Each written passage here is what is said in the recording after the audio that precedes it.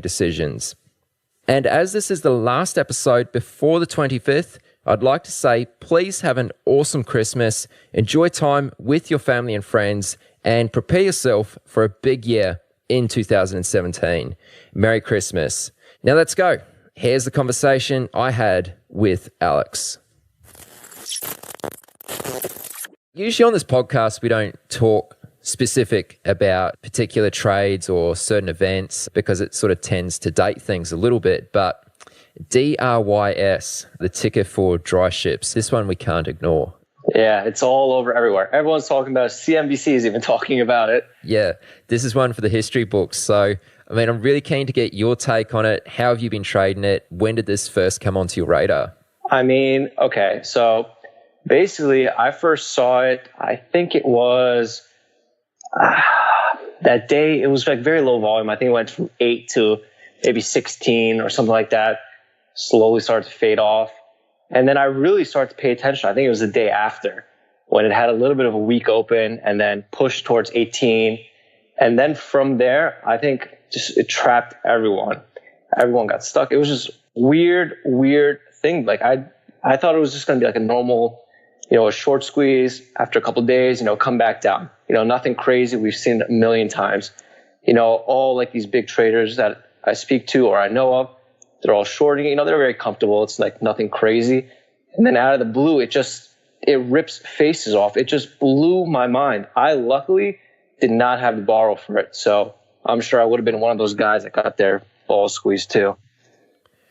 So why did that happen? Like, what was the driving force behind this? I mean, even to start off with, $8 to $16, that's a pretty big move in itself. Like, what was the driving force that led it to continue? Because, just to put things in perspective for people who might be unfamiliar with this or who haven't seen the chart, I think it was early November or even October, it was just trading at it was less than $1. It's a reverse split. It just keeps selling off and then reverse splitting. Right. And, it went from under $1 to over $100 within a matter of a couple of weeks? Yeah, not even a couple of weeks. I think it was Friday to what's today? Today is Wednesday. It hit 115 today, pre-market. Yeah, it's a ridiculous looking chart. What was the driving force? So what I think the driving force was the short sell restriction. I think was a big part of it. So the float is already low. I think it's less than a few million shares, whatever it is. And the problem with SSR is that once it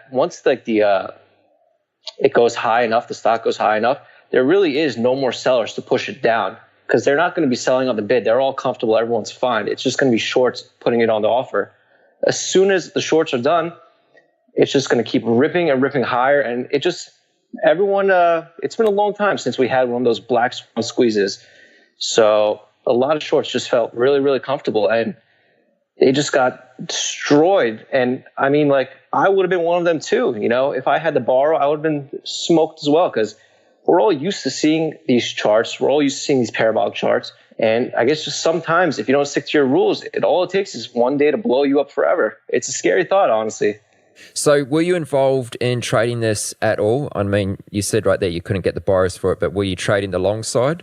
Yeah, I couldn't get the borrow, but I was trading the sympathy plays. I think it was EGLE was one of them. SINO was another one. TOPS was another one. So basically, the way these sympathy plays work is that they fuel off the main runner.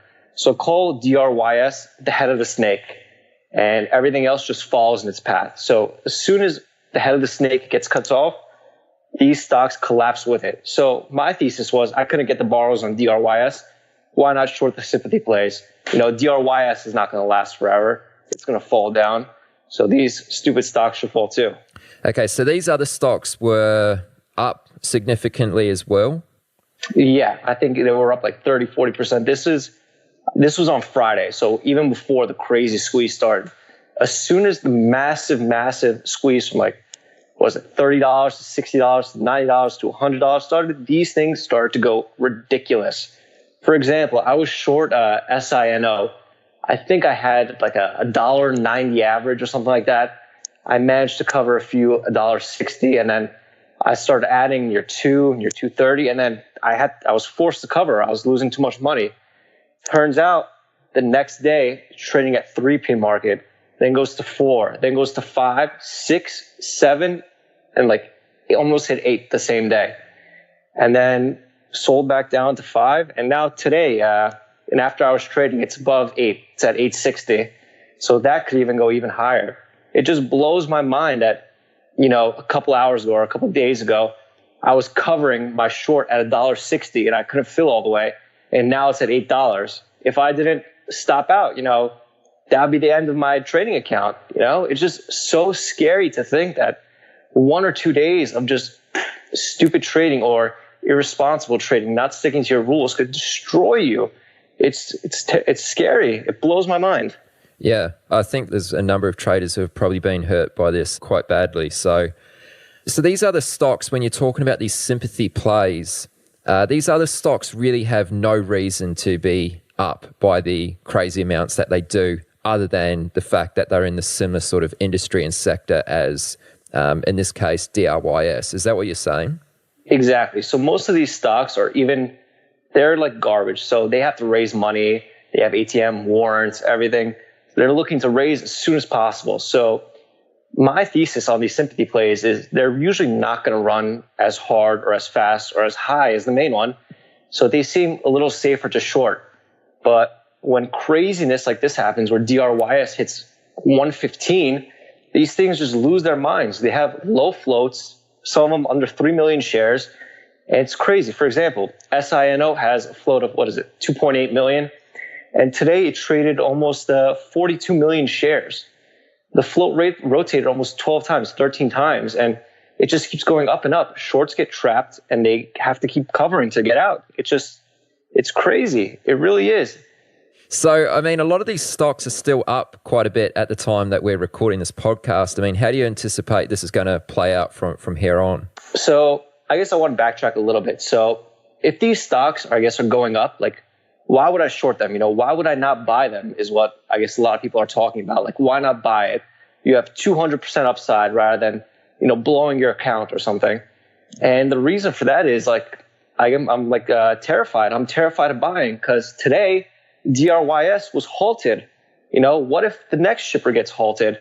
And I feel like I'll have that bad luck where the day I buy that stock, it's going to halt, so I avoid it. Okay.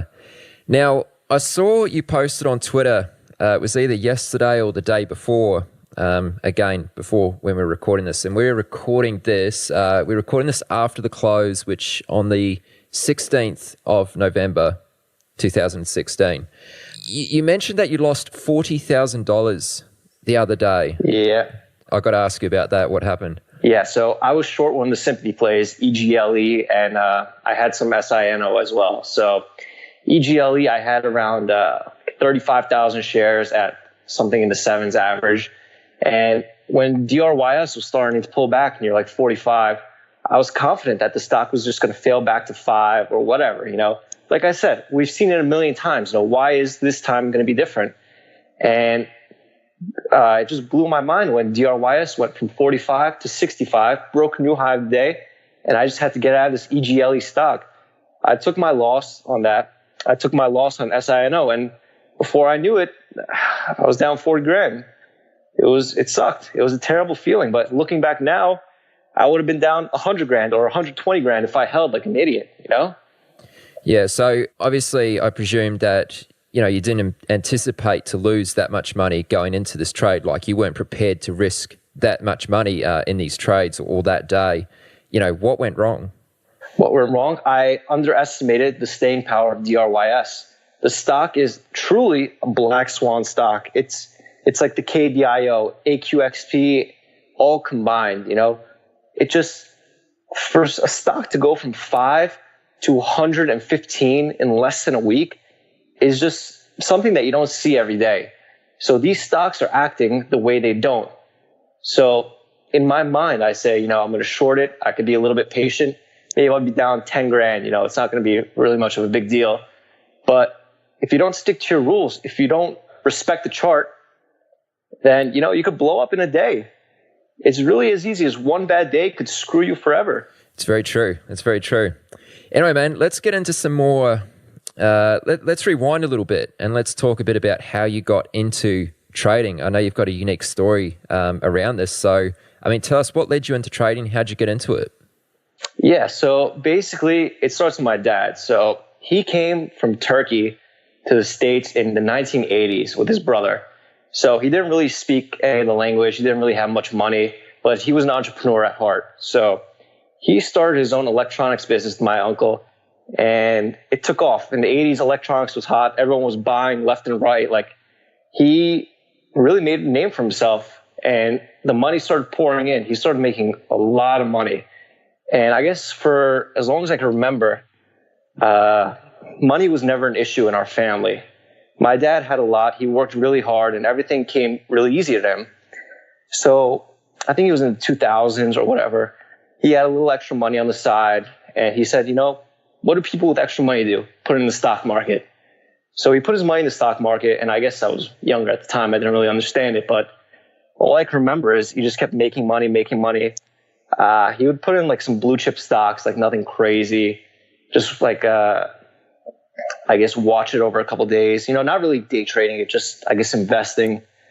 But long story short, 2008, 2009, whatever it was, when the whole economy went to shit, people weren't buying things anymore from the electronic stores, and quickly our lives changed. Everything changed immediately. From having a lot of money, we went to having almost no money instantly. It was just big change. I think I was 15 or 16 at the time, and I didn't really understand it because I was so used to like everything coming easy to my dad. And it's I guess it's just a crazy story. So when I turned, I think it was 16 or 17, I had like a pretty decent car. I bought like some rims for the car, nothing crazy. So I thought in my mind, you know, if my dad was making money in the stock market, you know, why can't I do the same? You know, we don't really have that much money anymore. I don't want to ask him for money. So I sold my wheels for, I think it was like $2,000. And I put it into like a TD account or an E-Trade account. And I just started like playing some stocks. I heard, I didn't find like much traction. I was mostly buying stocks and just losing. I was the guy buying at the top, and it was a terrible time. So I guess I was looking on like the online forums and whatnot, and I found like a penny stocking guru or whatever. So I subbed to him for like $100 or whatever it was. And I said, you know, if this guy could do it, why can't I? You know, what's stopping me? I'm sure I'm smarter than like most people. So long story short, I followed his trades and I lost a bunch of money. So I said, screw it. Trading's not for me. Whatever. I'm done with it. So I got a job at Starbucks. I started working a little bit more. And I said, you know, I'm a smart kid. Maybe the first time it didn't work. Let me research a little bit more and let's see what happens, you know. So I took the money I made from Starbucks. I put it into, I took the money from Starbucks. I bought a subscription for another chat room, and I learned about what shorting was. And this concept blew my mind. I said, you know, if I'm buying at the top and the stock is going down, what if I just short where I was going to buy and, you know, make some money? So there was a light bulb that went on in my head. So I found a broker that allows shorting, an offshore broker. And I put what money I had in there. And I think the first short trade I ever had was, I shorted 2,000 shares of VGGL at like $4. And within like 10 or 15 minutes, the stock went from $4 to $3.50, and I was up $1,000 instantly. And just, I can't explain to you the euphoria I felt. It was just, I was on top of the world. I felt like a king. I made $1,000 like from one trade, and I was hooked forever. I couldn't stop. Shorting became everything to me. What a story, man. So just backtracking a little bit, when you first opened up that trading account, did you blow up that first trading account, or did you just decide that you were losing too much and that it wasn't for you? The 2000 account, I blew it up. I blew it up after a couple trades. It was gone before I knew it. And was that the only account you've blown up to date? I've blown up a lot. I can't even count. So after that VGGL trade, I started to pick up traction, and then before you know it, I was doing stupid stuff again. You know, I was shorting anything that was up. You know, I had no rules. I said, this stock is up 20%. Let me short it. What's going to happen? You know? And after I started losing that money, I just kept, I kept working at Starbucks. I kept my job a little bit. I wasn't really making that much, but after blowing up like 5 or 6 accounts, these are small accounts, like say $1,000 or whatever. After blowing that up enough times, I said, what would work on the short side? What are all these big traders in this chat room doing that I'm not doing? Like, what am I missing? What is the golden road? What is whatever it is, what is the secret sauce of trading that I'm missing? And the thing is, I found, I guess the strategy that most people were using was they're shorting stocks that are trash, that don't really have any reason to be up. And long story short, that strategy worked a lot for me. And then I evolved that strategy into shorting the sympathy plays of running stocks. So mostly when these stocks run, like the sectors run, whether it's forklifts, Ebola, whatever it is, they usually have sympathy plays that other people are chasing or wanting to be that next big runner. Most of the time, I guess with smaller accounts, you don't really have to borrow for that big one. So I found that having to borrow for these sympathy plays was not only cheaper, it was also a little bit easier, So you said that you were trading accounts that were only a couple grand, and I think you even said maybe one was like $1,000. Like that's pretty tough going. Like how were you managing to trade with such a small account, and how did you get around the pattern day trader rule? Okay, so I use one of those offshore brokers that allows you to have like a $500 account minimum, and they give you 6 times leverage. So let's say you have a $1,000 account, they let you have $6,000 in buying power intraday. So that led to my blowing up happening even faster, because I was playing on margin, and just losers just start to add up and add up and add up until I said, screw it, I can't lose anymore. I'm sick of this. Screw Starbucks. I want a better life for myself. And now these offshore brokers, that in itself, it sounds very dodgy. Is it dodgy? Are there any risks of using a broker like this? I mean, I think so. I mean, the whole concept is sketchy anyway, but without these offshore brokers, I wouldn't be where I am today. I didn't have enough money to pass the pattern day trader rule. I didn't have enough money to open up like 3 accounts. I just had to pray that this thing wasn't really a scam. Whenever I complained and yelled at them 10 times, I eventually got my money, and the routing was terrible. Everything was terrible. This pattern day trader rule was such a stupid thing to me.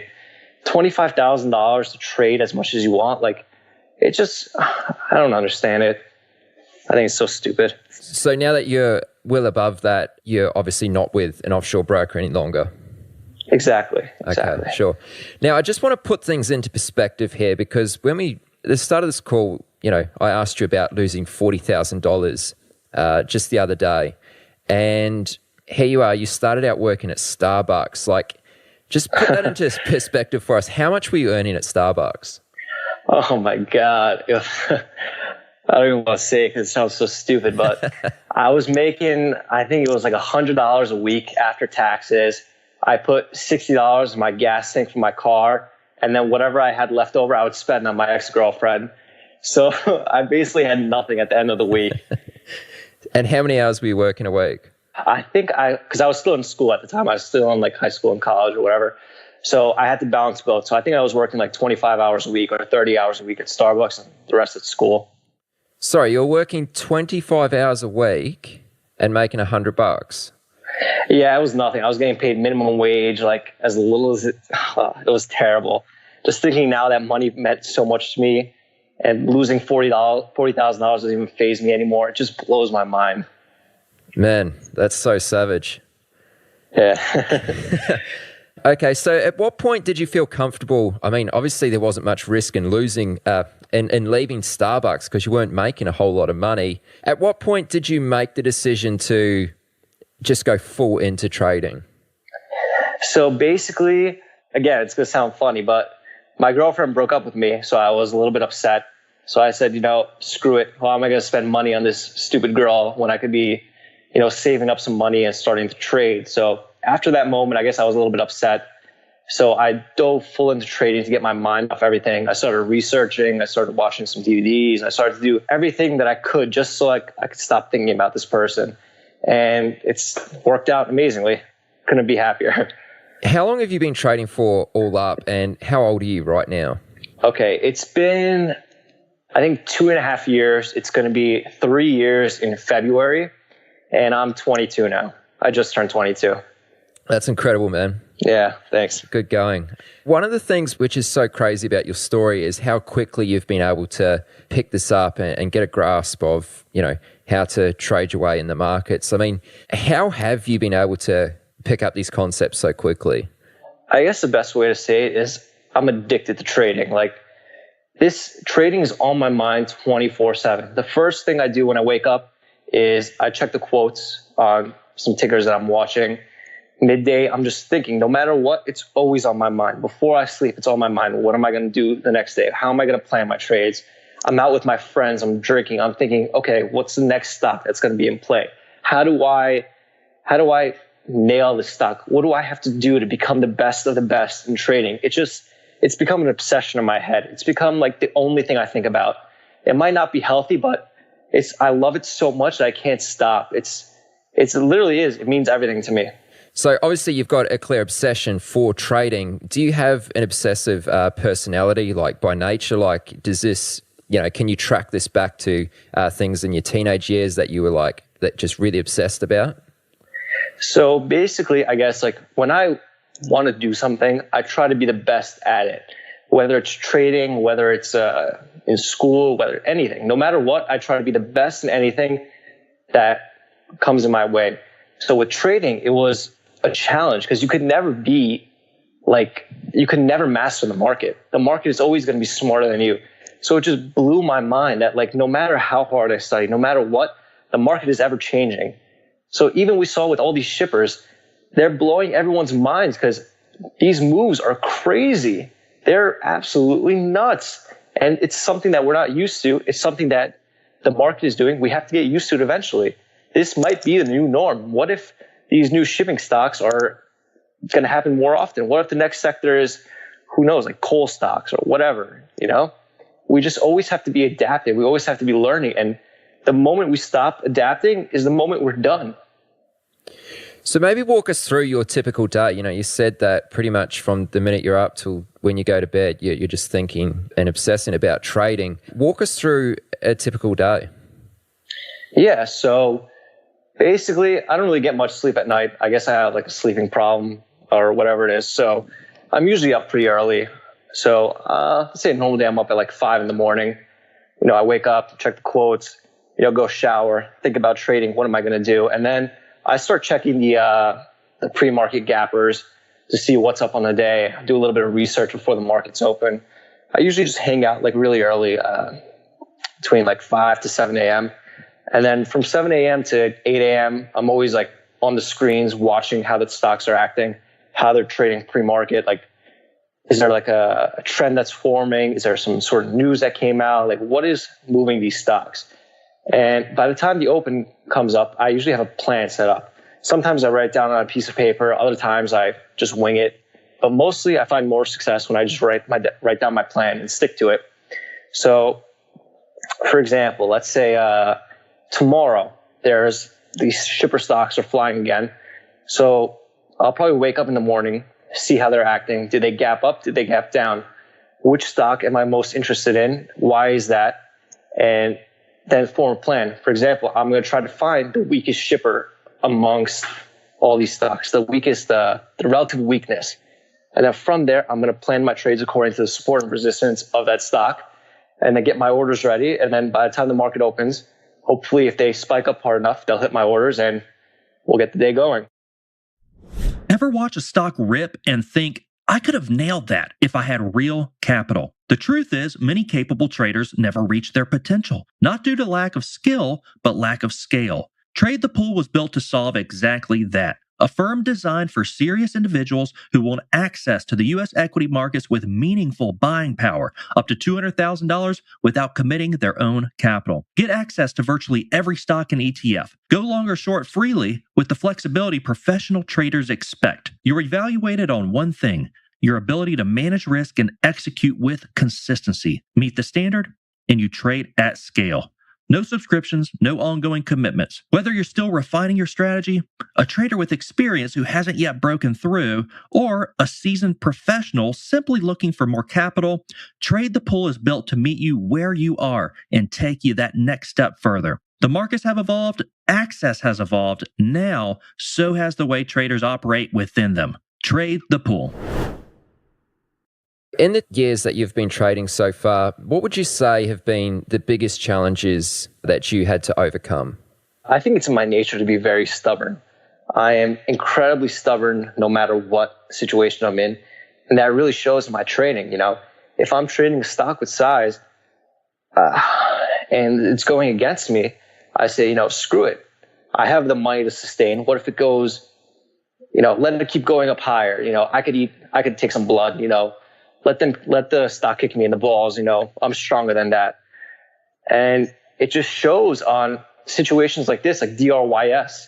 If you're short at, let's say, $30, you have 1,000 shares at $30 short, and it goes to 40. You say, I'm down 10 grand. No big deal. I could sustain that. What happens when it goes to 100 and you're down 70 grand? It's crazy. So that's something I struggle with now. I have to learn to cut my losers faster. I usually cut them too late. I usually cut them when the pain is too big and I'm just like, I can't deal with this anymore.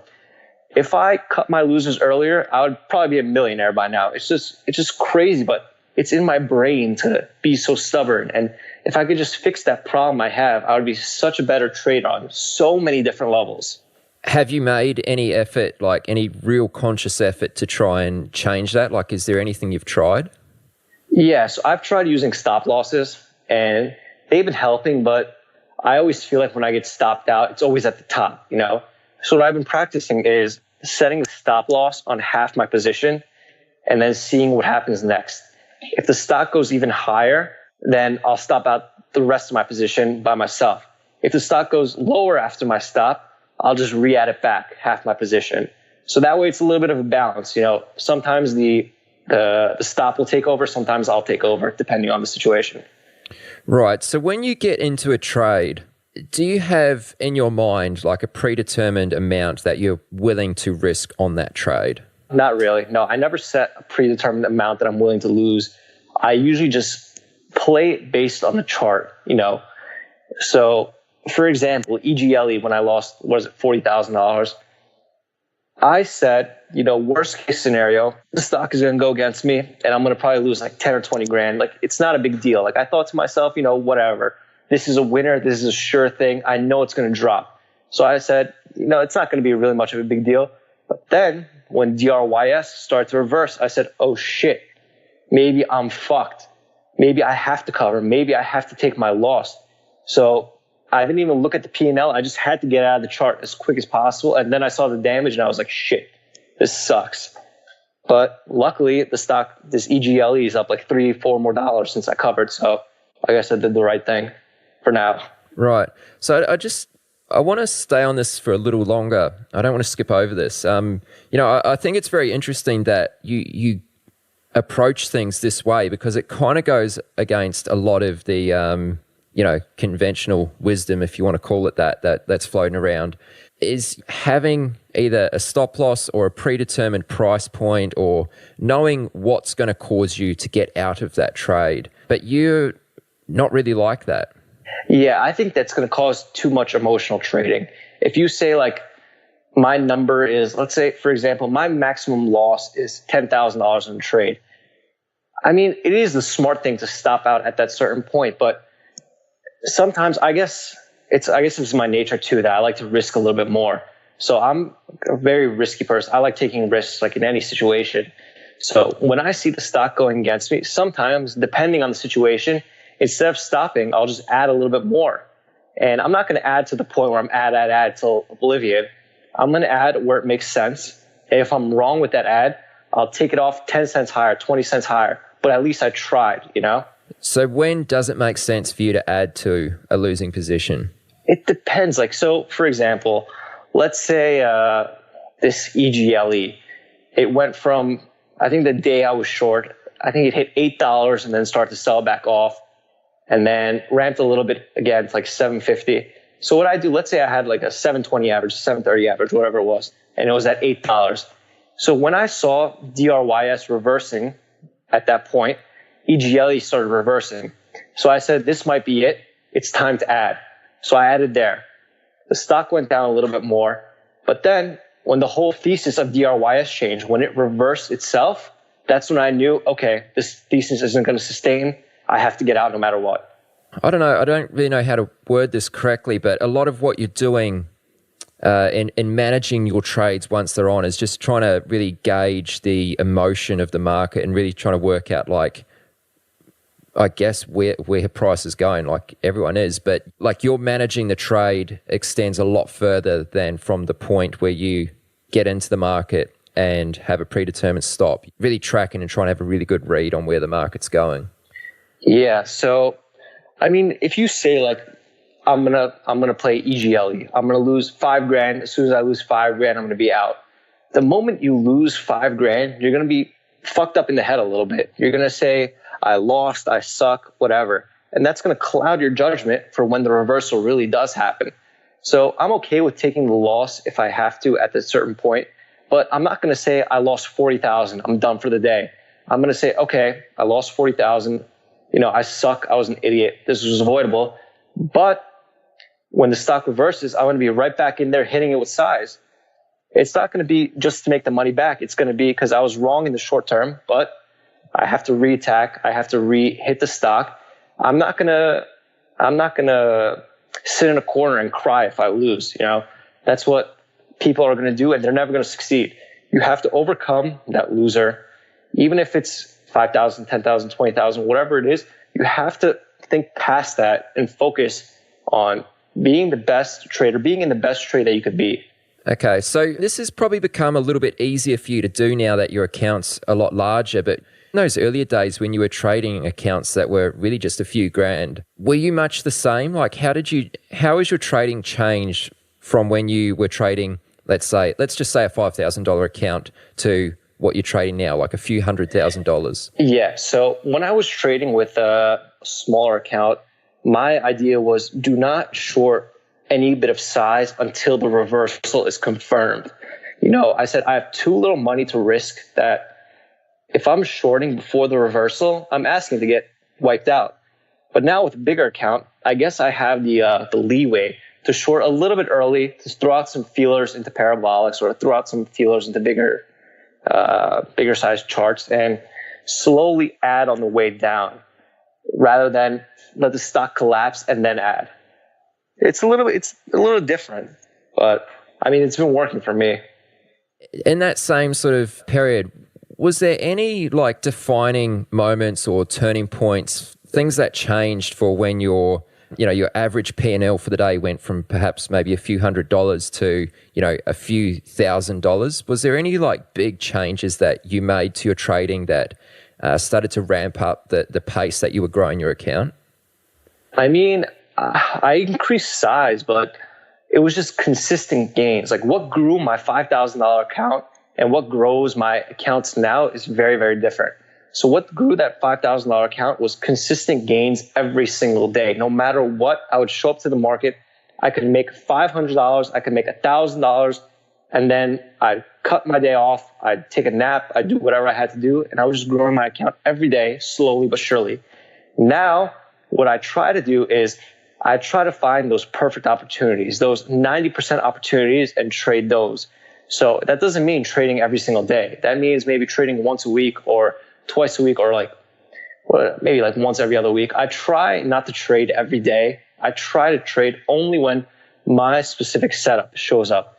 So for example, this week I've been trading every single day. I haven't left the computer because my setups are there.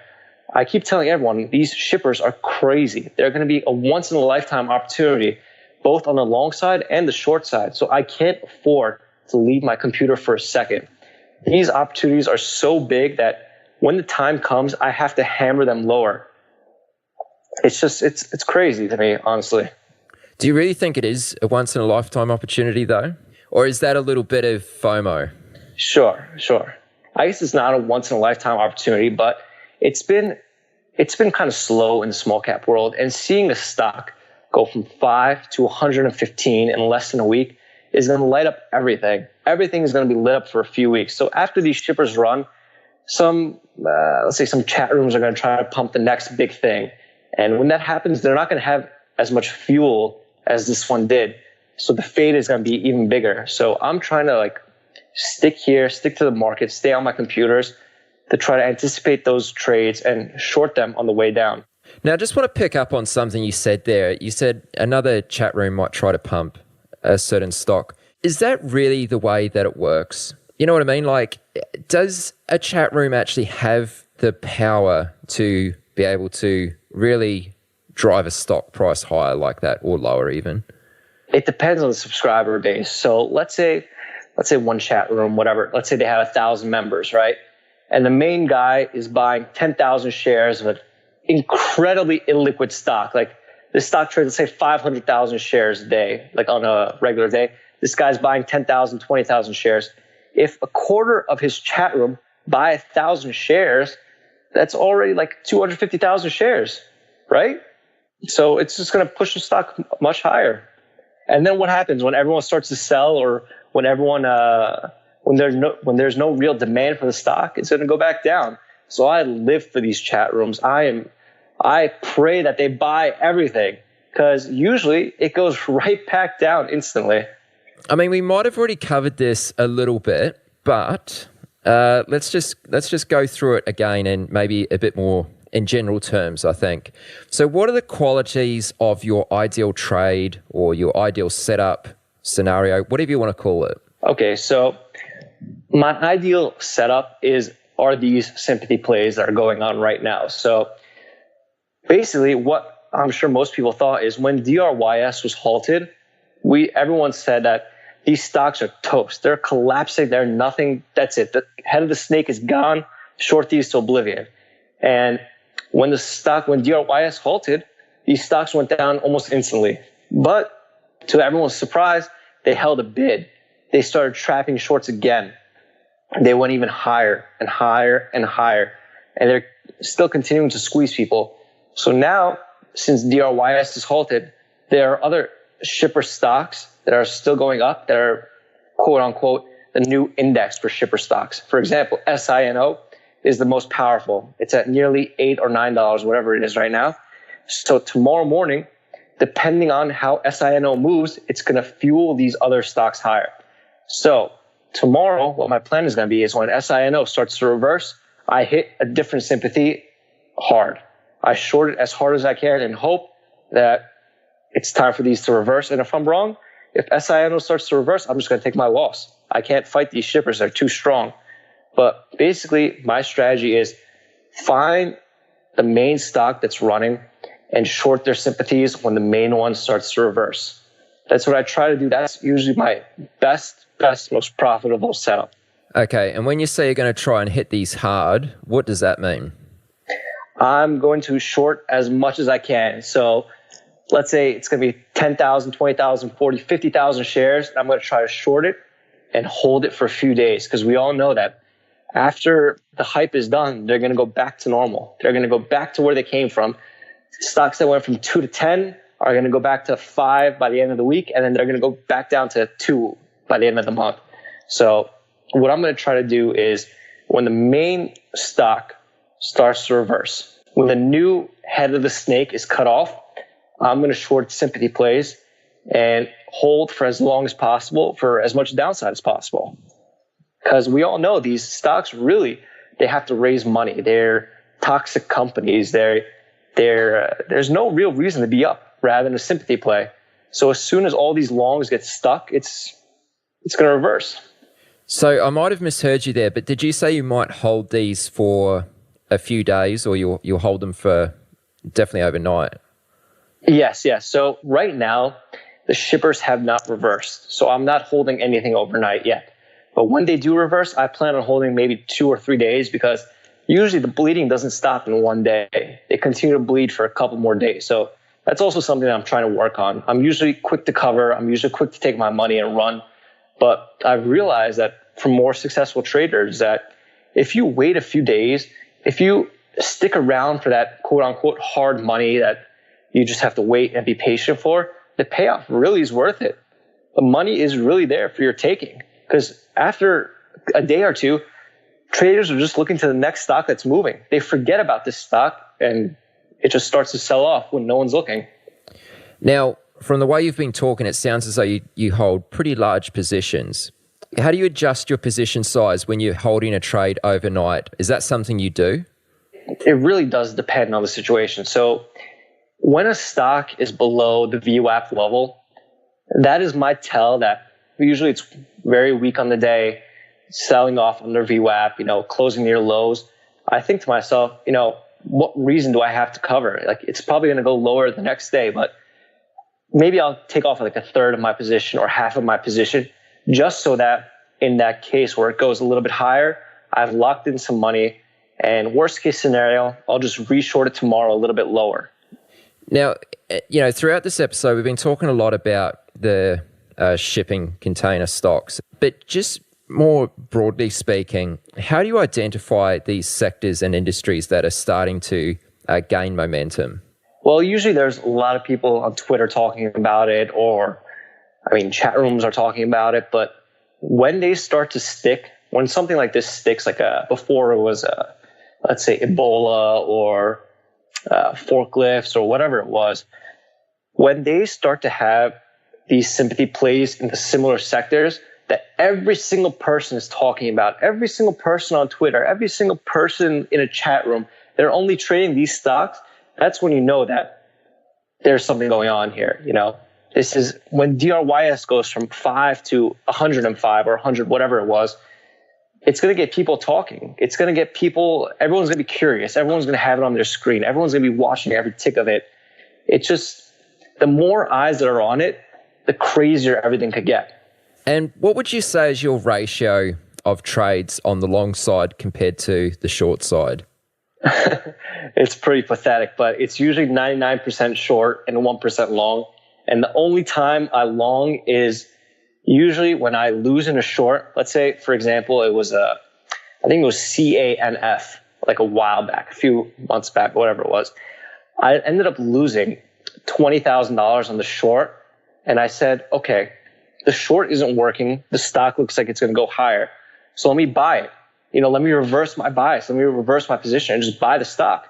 I ended up buying the stock with a bunch of size. I ended up selling for, I think it was a $50,000 win. So it ended up being a $30,000 win on the day after the $20,000 loss. So usually when I long, it's because my short position didn't work out.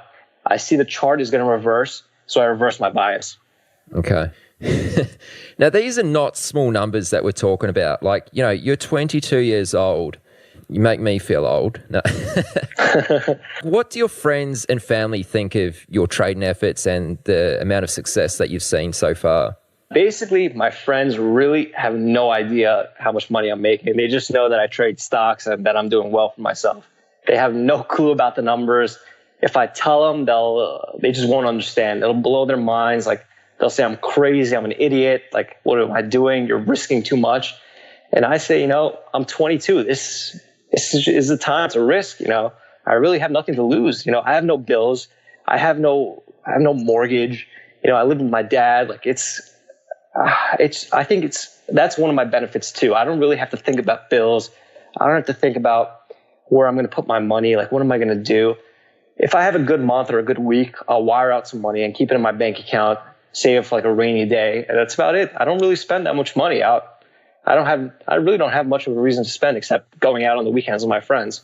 So why do you not share this sort of thing with your friends? I don't think they'll understand it. I don't know. I feel like maybe it might be a little bit of showing off, and I just don't think they'll really get it. They know that I trade stocks. They know that I short stocks, but I don't really get into like numbers too much unless I'm talking to someone from the trading community. Then I'm like an open book. I tell them everything. No matter what, send me a question about my numbers and I'll tell you, because they'll understand. They'll know what I'm going through. My friends really, they don't know the stock market, so they won't understand much of anything. Sure. And what do most of your friends do? One of my friends does real estate and jewelry. The other friend owns a hardware store. Another one is doing pre-med. He's going to be like a surgeon. The other one's going to be a physical therapist. So I guess they're eventually all going to be doing well for themselves. So. No, that's really cool, man. Outside of trading, I want to talk to you about this. You know, I think it was earlier this year in 2016, or maybe it was 2015. Anyway, doesn't really matter too much. You renovated a house and flipped it. So tell us a little bit about that. Like, why did you decide to do this? Yeah, so I think it was 2015, the Las Vegas Conference Traders for a Cause. I met a guy, Louis, Monaco trader on Twitter, and he made most of his fortune from not trading, but from real estate. So he trades just because he loves it, but most of his money is from real estate or venture capital or whatever else he does. So we met up at Vegas. We talked a little bit by the pool, and he said, you know, what are you doing? Like, what is your long-term plan? You know? And I said, you know, I have some money in the bank. It's just really chilling there. It's not really doing much. And he's like, have you ever thought of real estate? And I'm like, you know, like in the back of my head, I thought about it, but it sounds like a lot of work. Maybe it's not for me.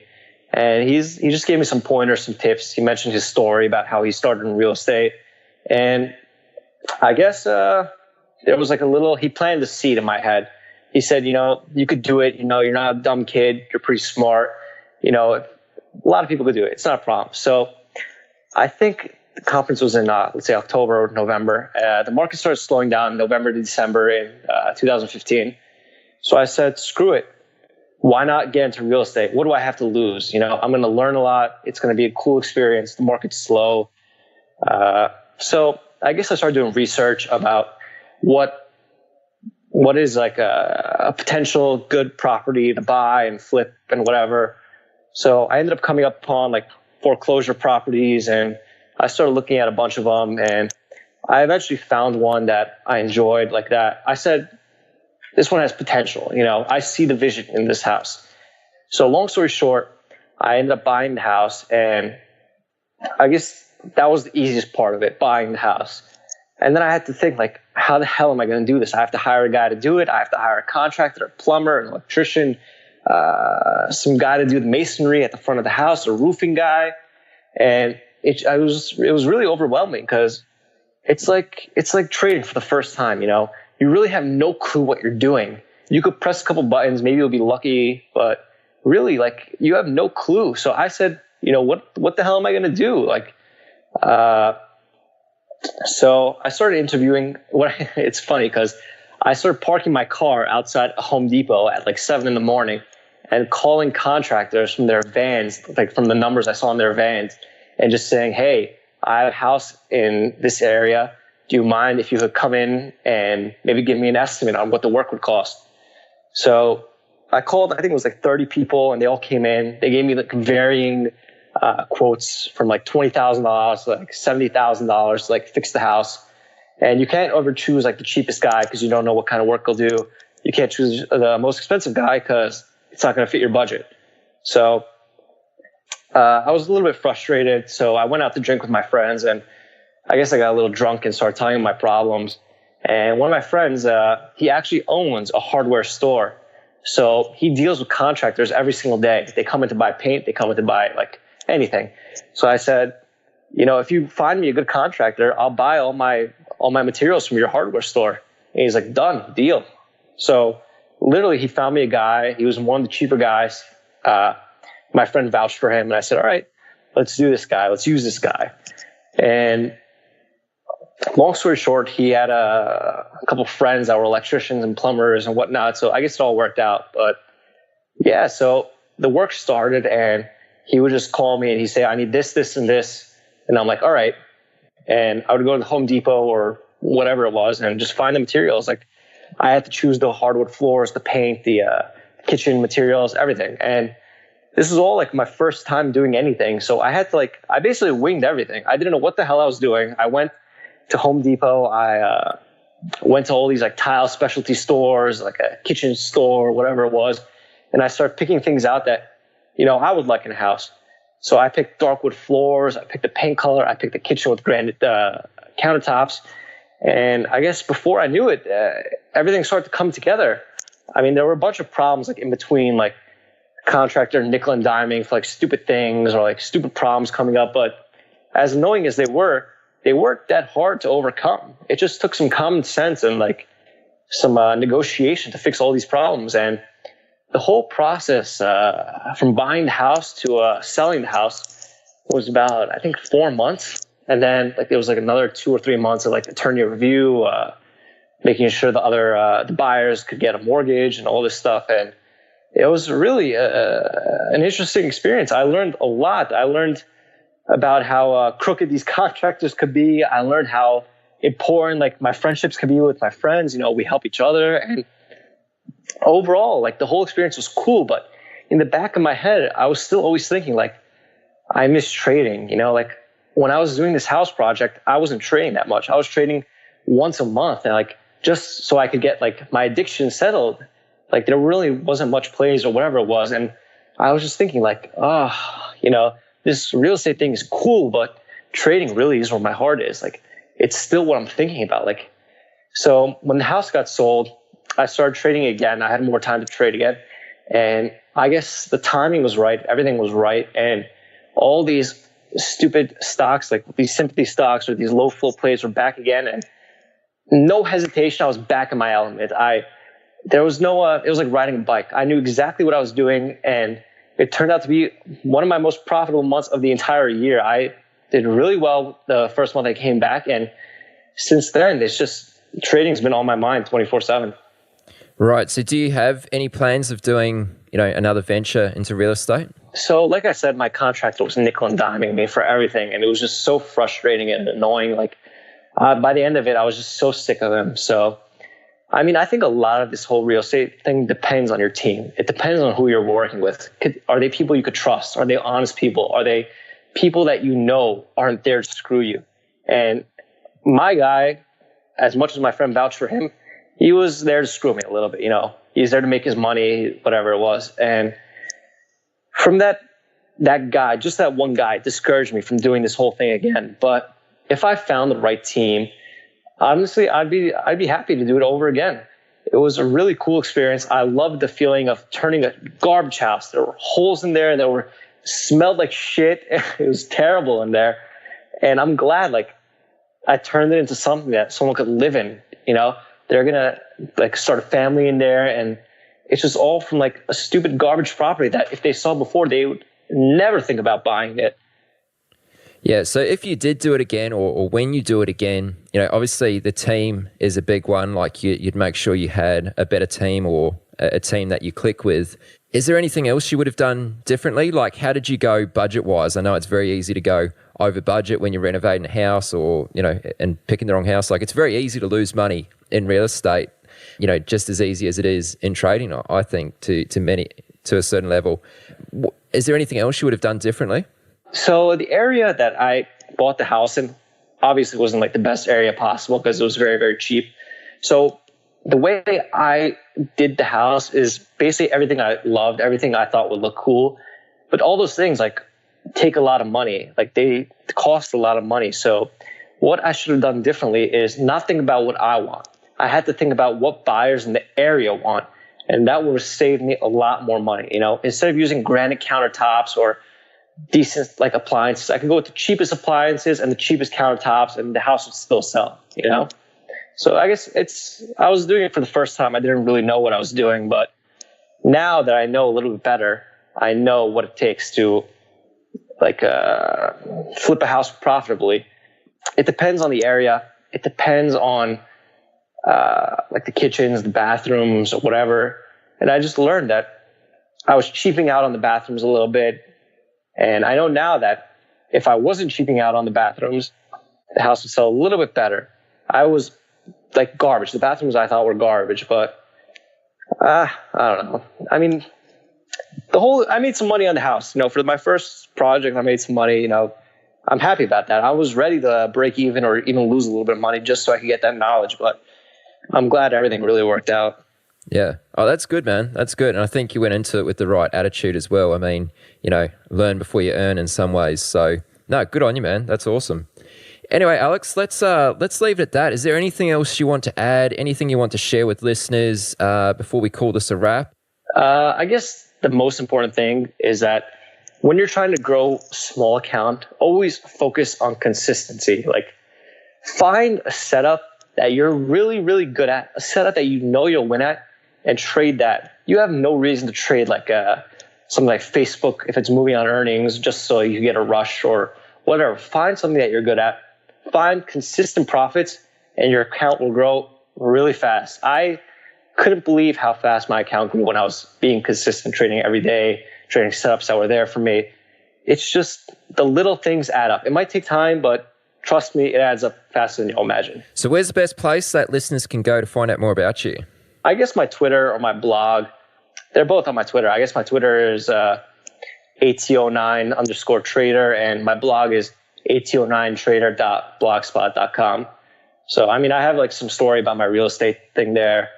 And I post on Twitter pretty regularly about some trades I'm in or some thoughts. So that's about it.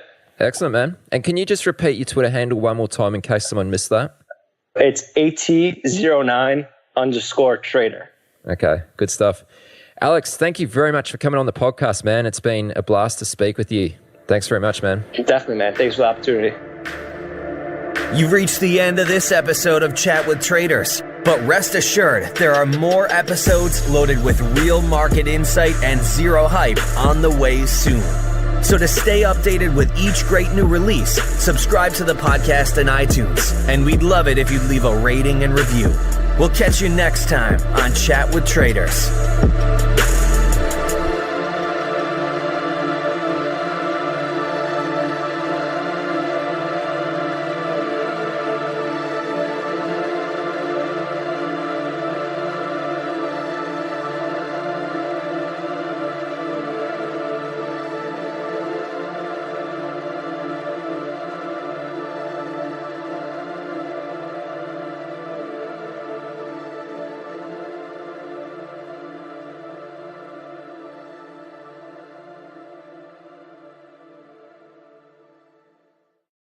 Spotify, it's Jay Shetty. Are you one of those media strategy people? Scrolling through spreadsheets, searching for an audience that pays twice as much attention to your ads than they do on social?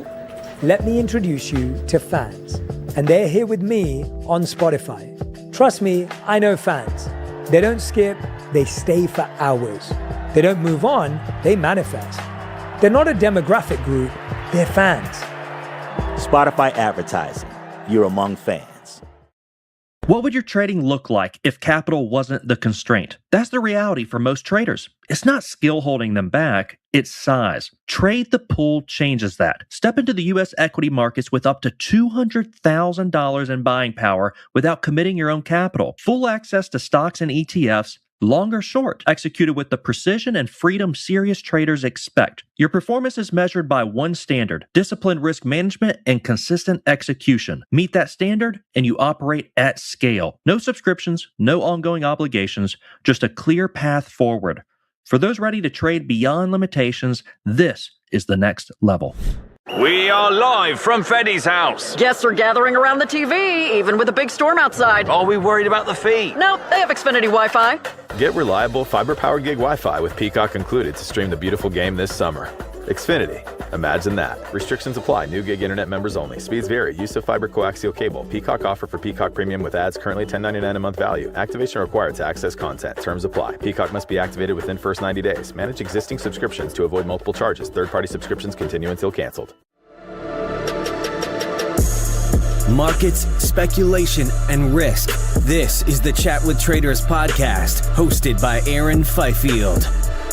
Hey team, what's going on? I really hope you had an incredible Christmas day, ate yourself silly, and had plenty of laughs.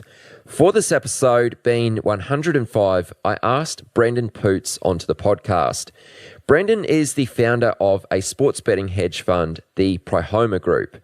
The main sports which Prihoma bet on include football, as in soccer, cricket, golf, and also horse racing and tennis.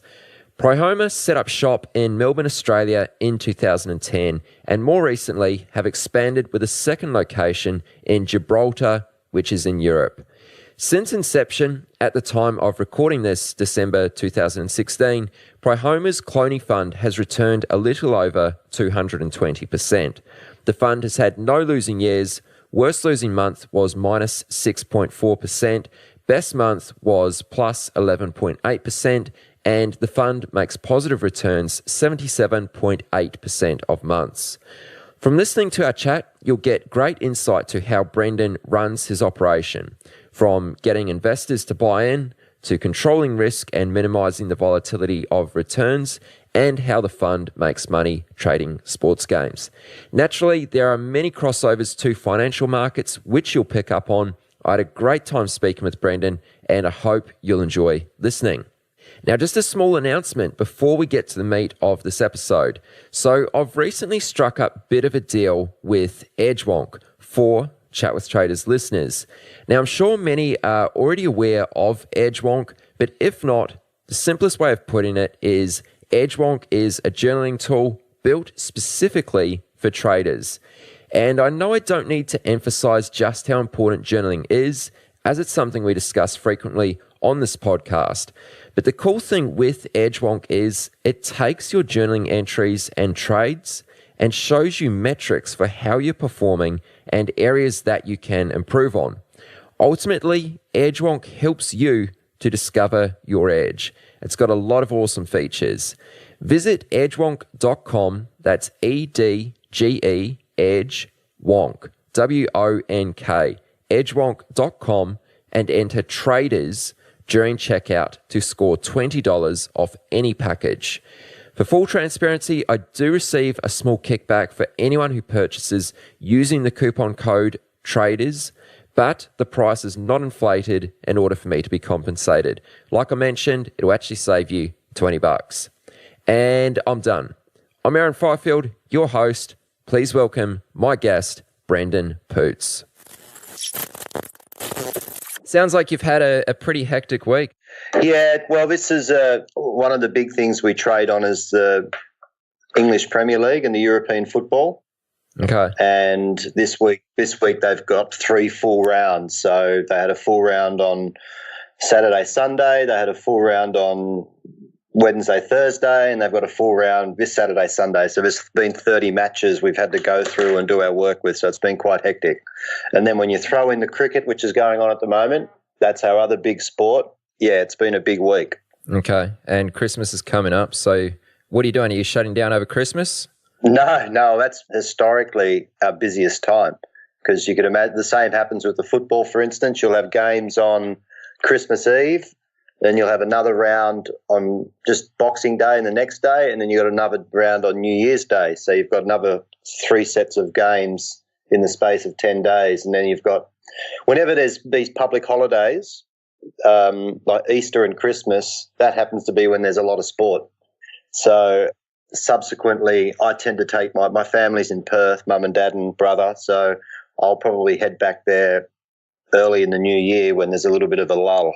Yeah, and when you get these big games happening around public holidays, does that bring more opportunity to make more money during those times, or not so much? Yes, no, absolutely. There's so much more money that's been traded that obviously one of the keys to our success so far has been making sure that our trade size per match is proportionate to the total volume that will be traded on the match. So you don't want to be putting a really big bet on a match where there's not a lot of liquidity, because effectively you're betting against yourself. Whereas when you have these really big matches, there's so much liquidity that it doesn't matter because basically if we have a big trade and it goes wrong, we need to be able to get out. So you want to be trading an amount which the market will tolerate and will let you get out if things go wrong. Which is why we don't do it. To give you an example, an English Premier League match, a typical English Premier League match will have somewhere between $10 and $20 million traded on the platforms that we use. Those same platforms in an AFL match will have 300,000. So if you have a $20,000 bet in an AFL match, you're effectively almost 10% of the pool, and then you can't get out. So the bigger match, so we tend to focus on the most liquid sports because A, we think we've got an edge there, and B, it allows us to stake accordingly. Okay.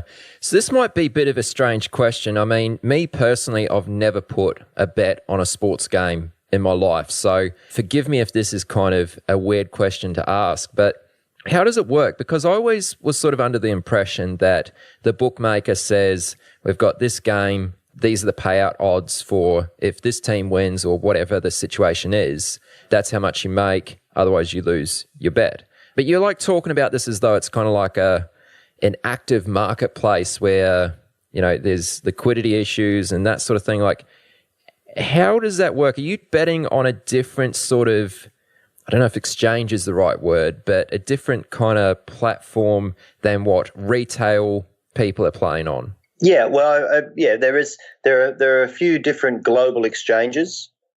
So they work in global sports betting exchanges, and they work exactly the same as your typical stock market exchange, which is buyers and sellers meet, and they facilitate that meeting.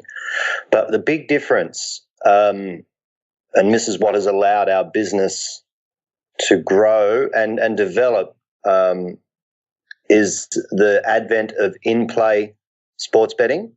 So whereas previously, and we're talking probably 15 to 20 years ago, sports betting used to be a binary outcome. And you're exactly right in the way you described it. You used to put a bet on, and then you'd have to wait till the end of the match for the result, and you'd either win or you lose. But with the advent of in-play betting, what happens now is that as soon as the match starts, you can still bet. And as a result of that, say, for instance, you've got a bet on a team that's, let's say it's $2 each of two teams. You'd never get that with the bookmakers because they have their commission in there.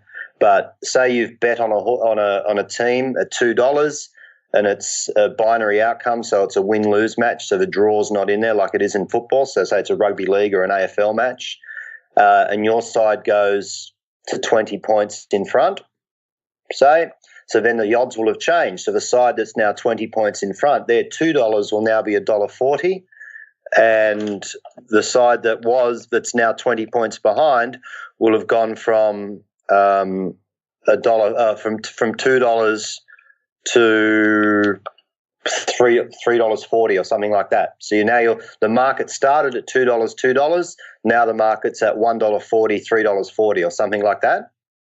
So what you can do, you can now bet on the other side at $3.40 a certain amount of your money to cover up. So then you've got, no matter who wins the match, you'll make a profit.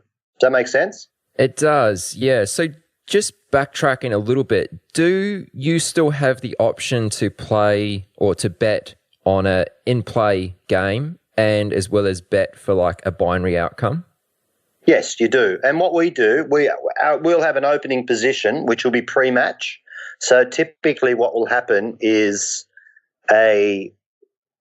matches on the weekend, for instance, the soccer in England, those markets will have already come up. So the market's there now and you can have a bet. And what tends to happen is the early markets are somewhat inefficient. But as you get towards kickoff, that's when all the money comes in and the markets sort of even themselves out a little bit.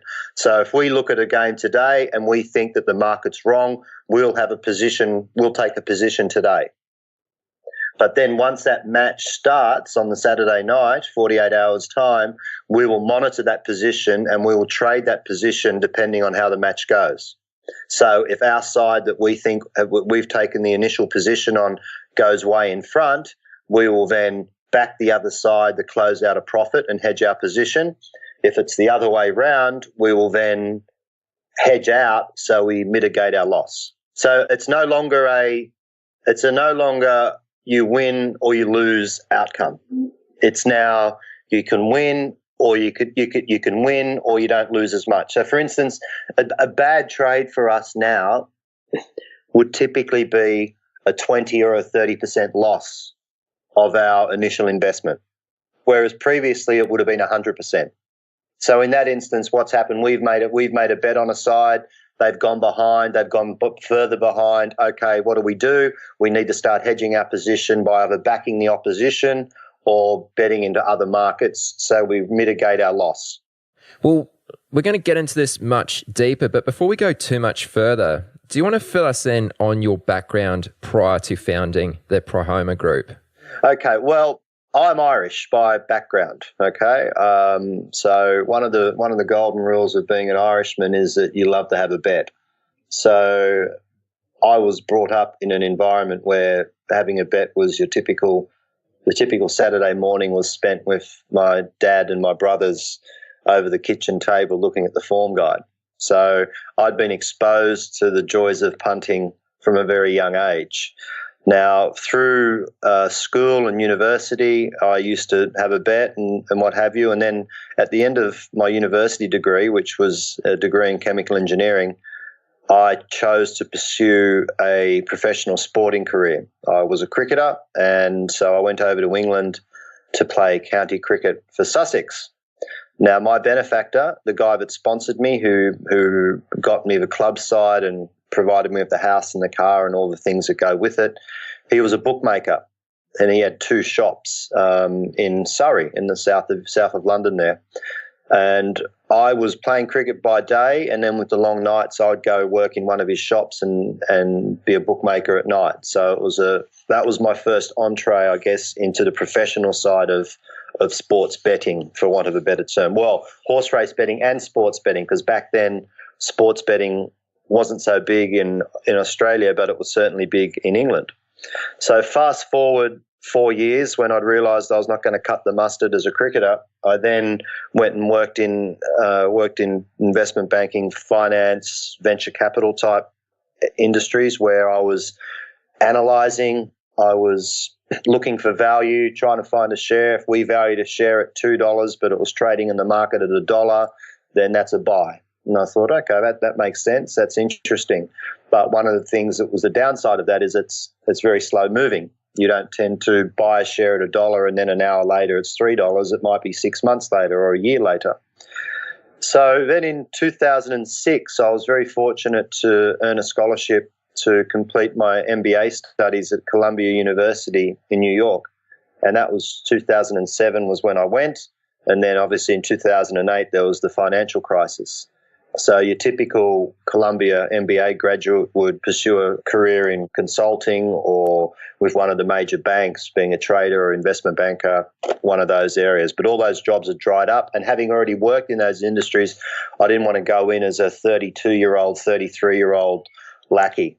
So what I decided to do was I thought, where would I want my money during the financial crisis? I thought, well, I want to have my own personal money somewhere which is liquid, somewhere which is non-correlated, and somewhere where I really knew what was going on. Obviously, the global financial crisis was catalyzed by ratings agencies manufacturing ratings of the mortgage-backed securities and a lot of other nefarious type activities. So I said, well, I know sport.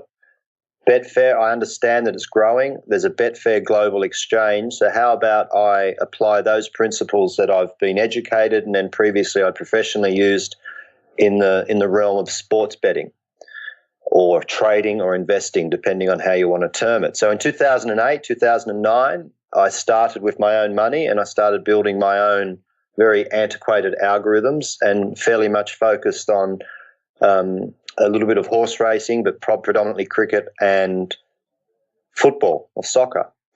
And then in 2010, I decided, well, I've done this now for a couple of years. I've got decent returns. I started speaking to some friends about it, and they said, yeah, we'd give you some money.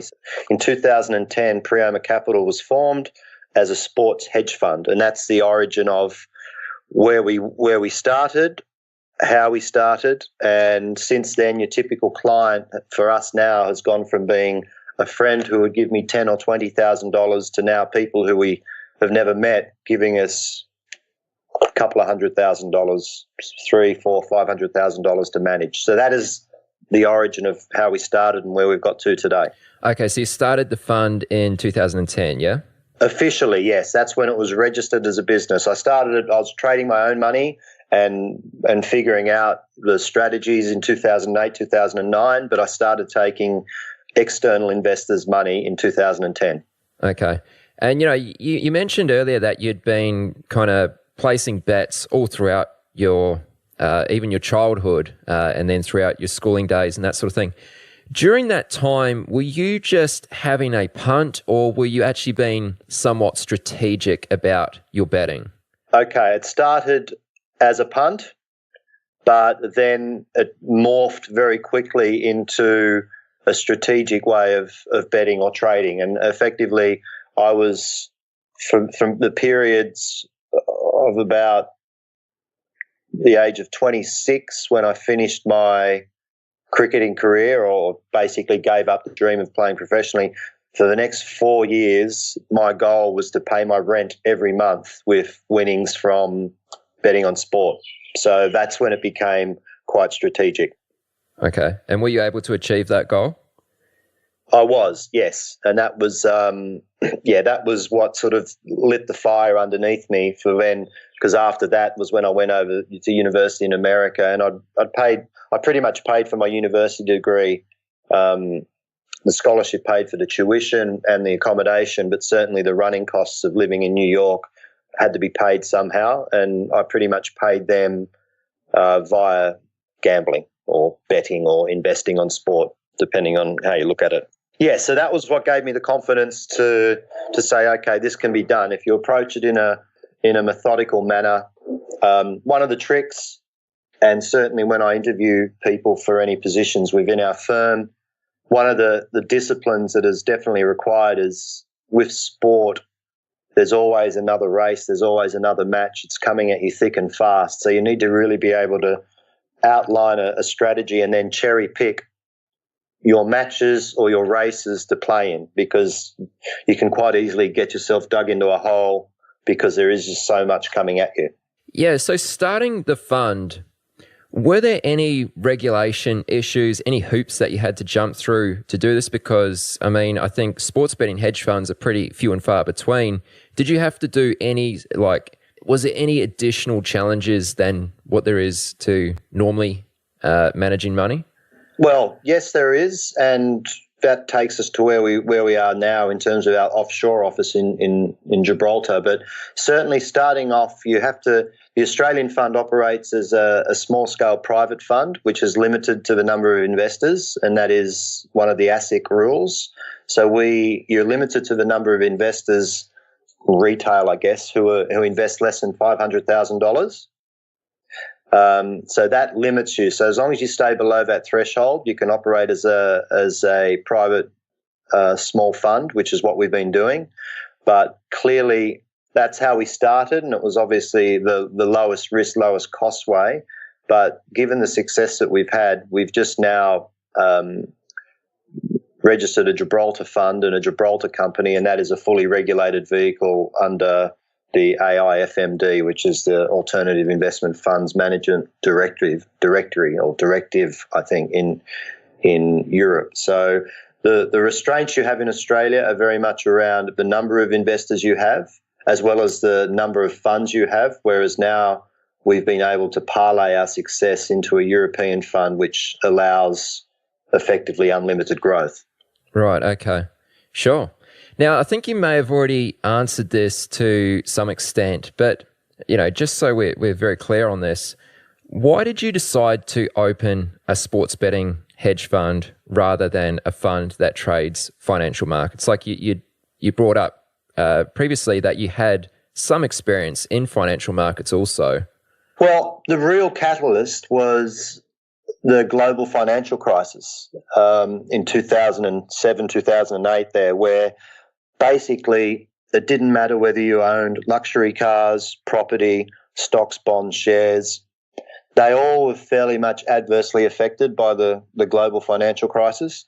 So the dream for a lot of investors, be it professional investors managing money or people who are investing money, is to find an uncorrelated asset class, one which is fairly much immune to every other asset class.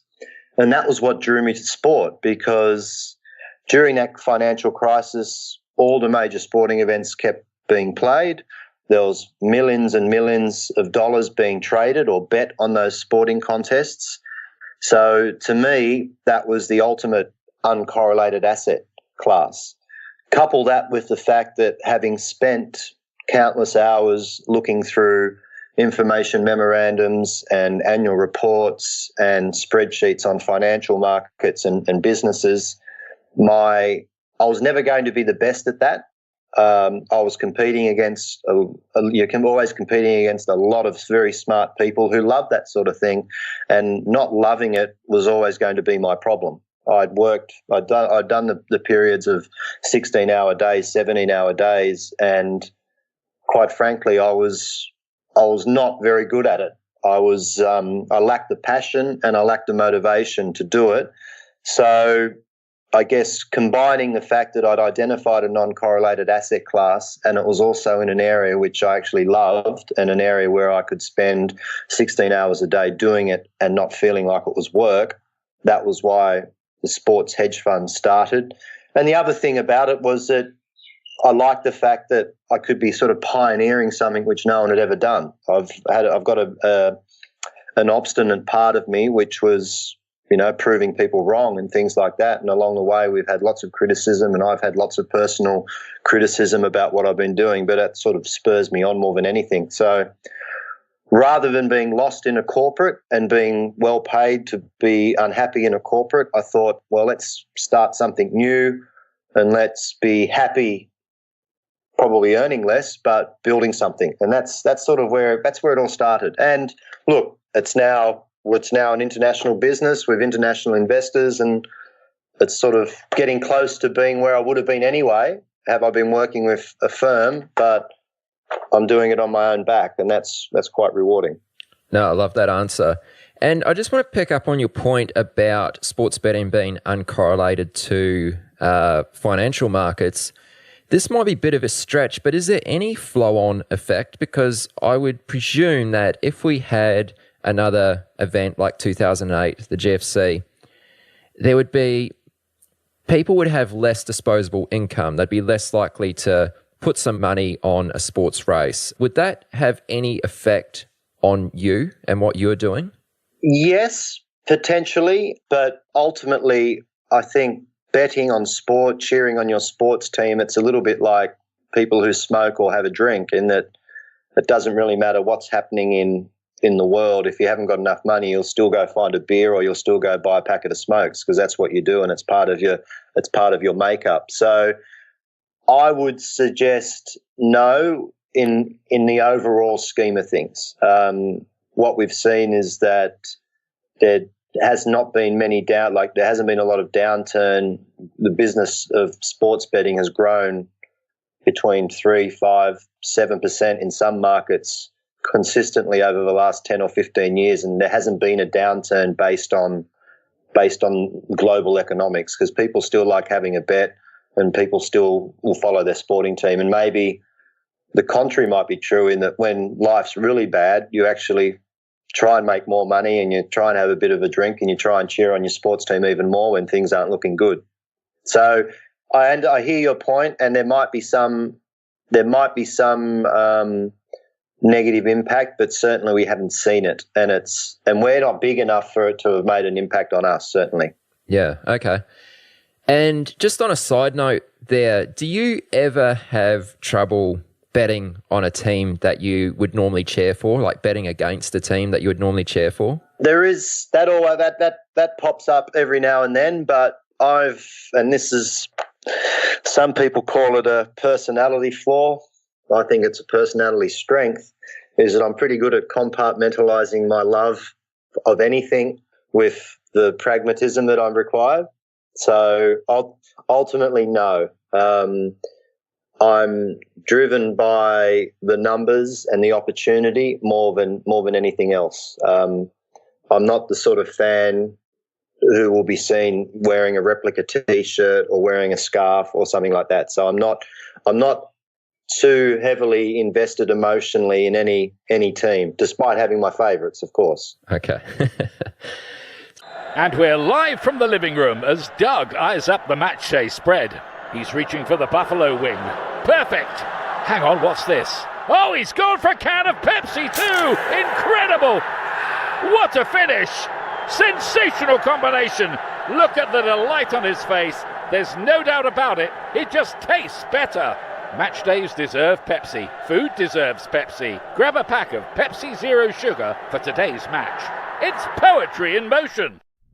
Ever watch a stock rip and think, I could have nailed that if I had real capital? The truth is, many capable traders never reach their potential, not due to lack of skill, but lack of scale. Trade the Pool was built to solve exactly that. A firm designed for serious individuals who want access to the U.S. equity markets with meaningful buying power, up to $200,000 without committing their own capital. Get access to virtually every stock and ETF. Go long or short freely with the flexibility professional traders expect. You're evaluated on one thing: your ability to manage risk and execute with consistency. Meet the standard, and you trade at scale.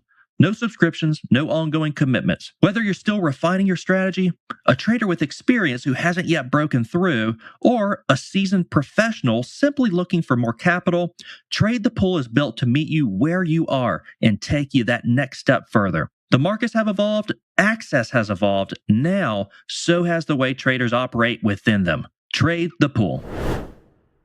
So you brought up earlier the fact that you did cop quite a bit of criticism for doing what you're doing, starting one of the very first sports betting hedge funds. Was it difficult for you to get investors, to buy into what you were doing? Because there is this kind of negative connotation around sports betting with most people anyway. I think most people who actually listen to this podcast will understand that there's a way that you can go about it in somewhat of a professional manner. But was it difficult to get investors to buy into what you were doing?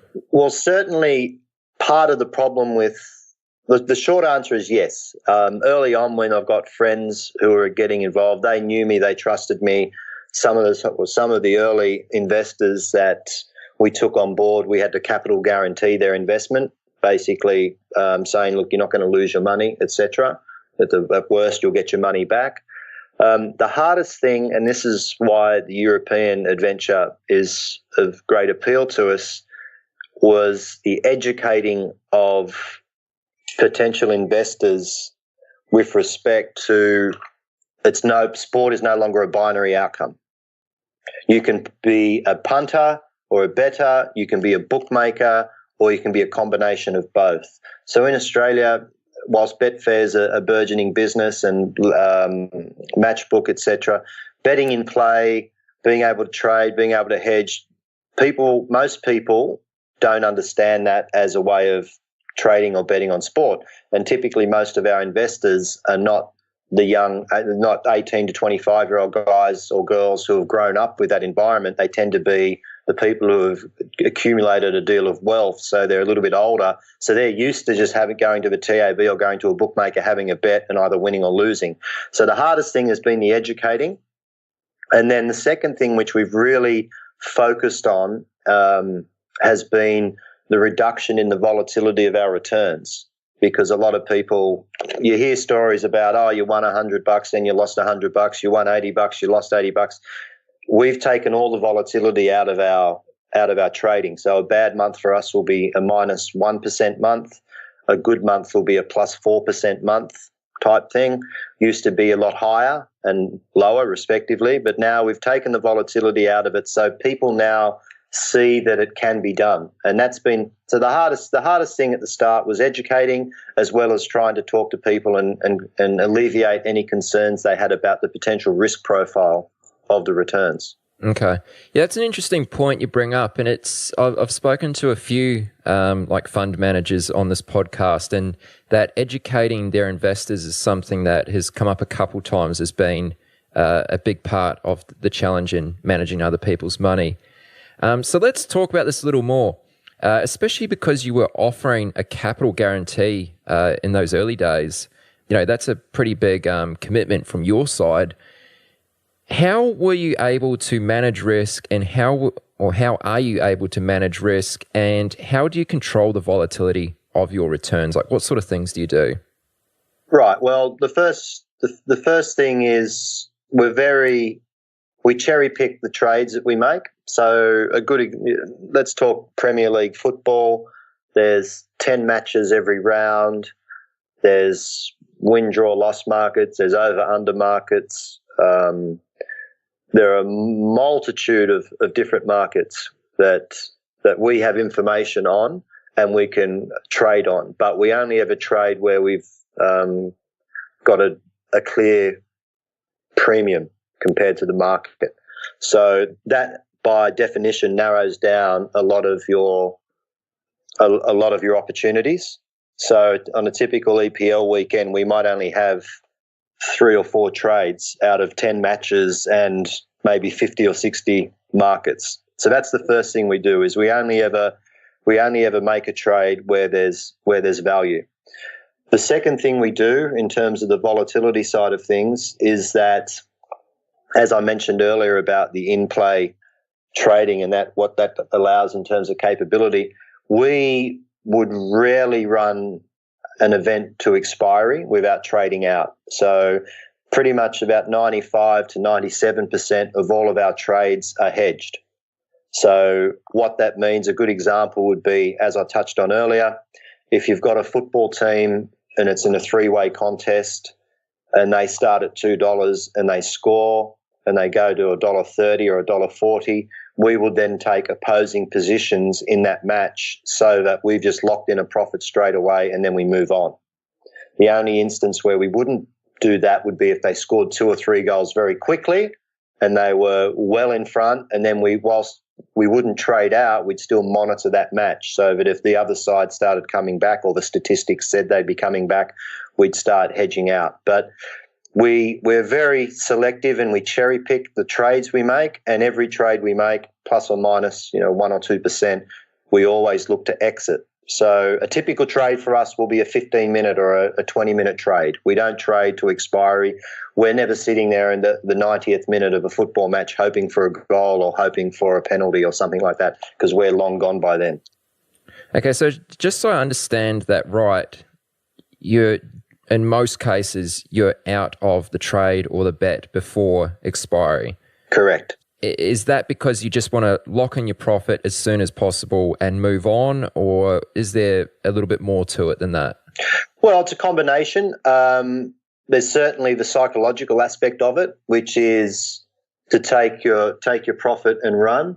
The other one is the data that we've built up through the algorithms and the statistical database. To give you an example of, in football, if a side scores and they go to $1.40 immediately, they're going to hover around $1.40 for the next 25, 30 minutes, depending on how the event's unfolding. So effectively, you've got risk sitting there, and you've got 30 minutes of risk with very little reward, because the market's not going in your favour. It will just keep ticking around the same spot. So it's a combination of the psychological love, I guess, of taking your profit and running, but also of the risk return of staying in a position longer than you need to.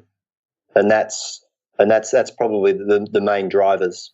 And while we're talking about risk here, besides taking a loss on a bet, are there any other risks inherent to sports betting, maybe along the lines of like a bookmaker going out of business, government regulations, injury of a player, any other risks like that? There are. I would say that all of our service providers, which are all very large regulated betting exchanges or bookmakers, so we're not dealing with small guys. We're dealing with people who we've got agreements in place, who will accept our bets, will accept our volume, and they're registered, regulated. They're highly scrutinised because they're generally listed. Most of them are listed bookmakers. So counterparty risk it's never non-existent, but I suspect it's fairly low. Government regulations, well, that's obviously a pain in the backside in Australia, because of the fact that they don't allow in-play betting. They only allow it via phone, whereas if you're in Europe, you can be betting on your computer and just betting in play without having to be on the phone. So those sorts of things, like we've got around that by having the office in Europe so we can execute our trades much more quickly. Now, injury to player, that's one of the things that we like about sports is that we find that it's much more transparent in terms of the information dissemination than certainly some other markets. So a lot of you only have to pick up the sporting pages and it's all over the pages whether there's a injury or whether there's injury clouds about people. So a lot of that information is out there. So most times we'll have taken that into account in terms of our pre-match trading analysis and pricing. Now, if one of those events happens in play, what we tend to find is that the market reaction to a player being injured is over-exaggerated. To give you an idea of basketball, we don't touch, but basketball, for instance, your main player is going to be touching the ball almost every play, so that can make a big impact. But if you look at football, as in soccer, for instance, losing a star player in the big sides, they're generally replaced by another star player, so the incremental degradation in performance expectation is not as great as one would imagine. So yes, injured players injured, they can affect things, but it certainly doesn't lead to a catastrophic loss. So if someone gets injured, the market doesn't turn completely on its head. So if you do get worried, you could then close that trade if you want. But what we've tended to find is that injuries to players tend to represent a market opportunity because the market overreacts. And are there any other risks which I may not have mentioned there?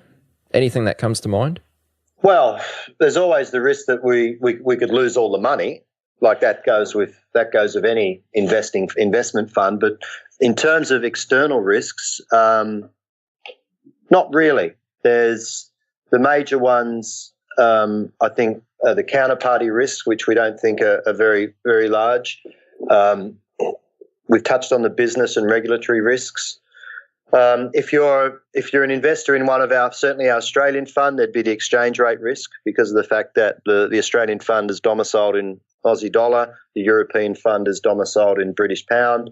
So there's those exchange rate risks, but certainly there's no market shock.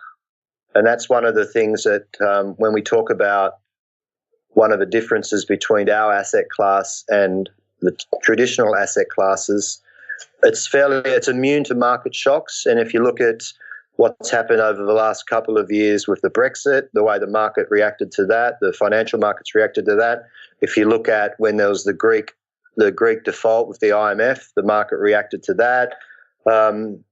When the Swiss franc was depegged against the euro, there was a lot of market shocks there, and there was a lot of businesses which were highly leveraged which went under because of that shock and that no one anticipating that event. So in that sense, there are no external risks which can violently upset the apple cart. Okay, no, that's an awesome answer. Now, how important is an understanding of the sport compared to just weighing up the probabilities and payout odds? I mean, maybe if we can just get into the strategy a little more. So, yeah, tell us a bit about that. Well, it's essential when it comes to our algorithm development. Now, what we've been very prudent with doing, and this has come as a false start from a previous bad experience, is that grabbing a smart mathematician or a smart statistician is not enough.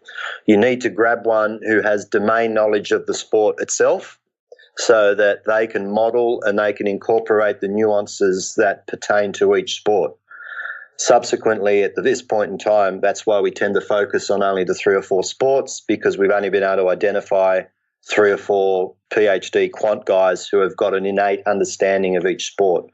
Now, from the trading perspective, the numbers, I would dare say that you don't have to know the sport to trade the numbers per se, but it helps. Obviously, one of the big things in any sport is momentum and momentum shifts. And if you're going to be trading a sport, you need to be able to understand and notice them and see them. So that helps a lot. But certainly it's an absolute prerequisite for our algorithm development that the analyst or the developer in charge of each sport understands the sport innately.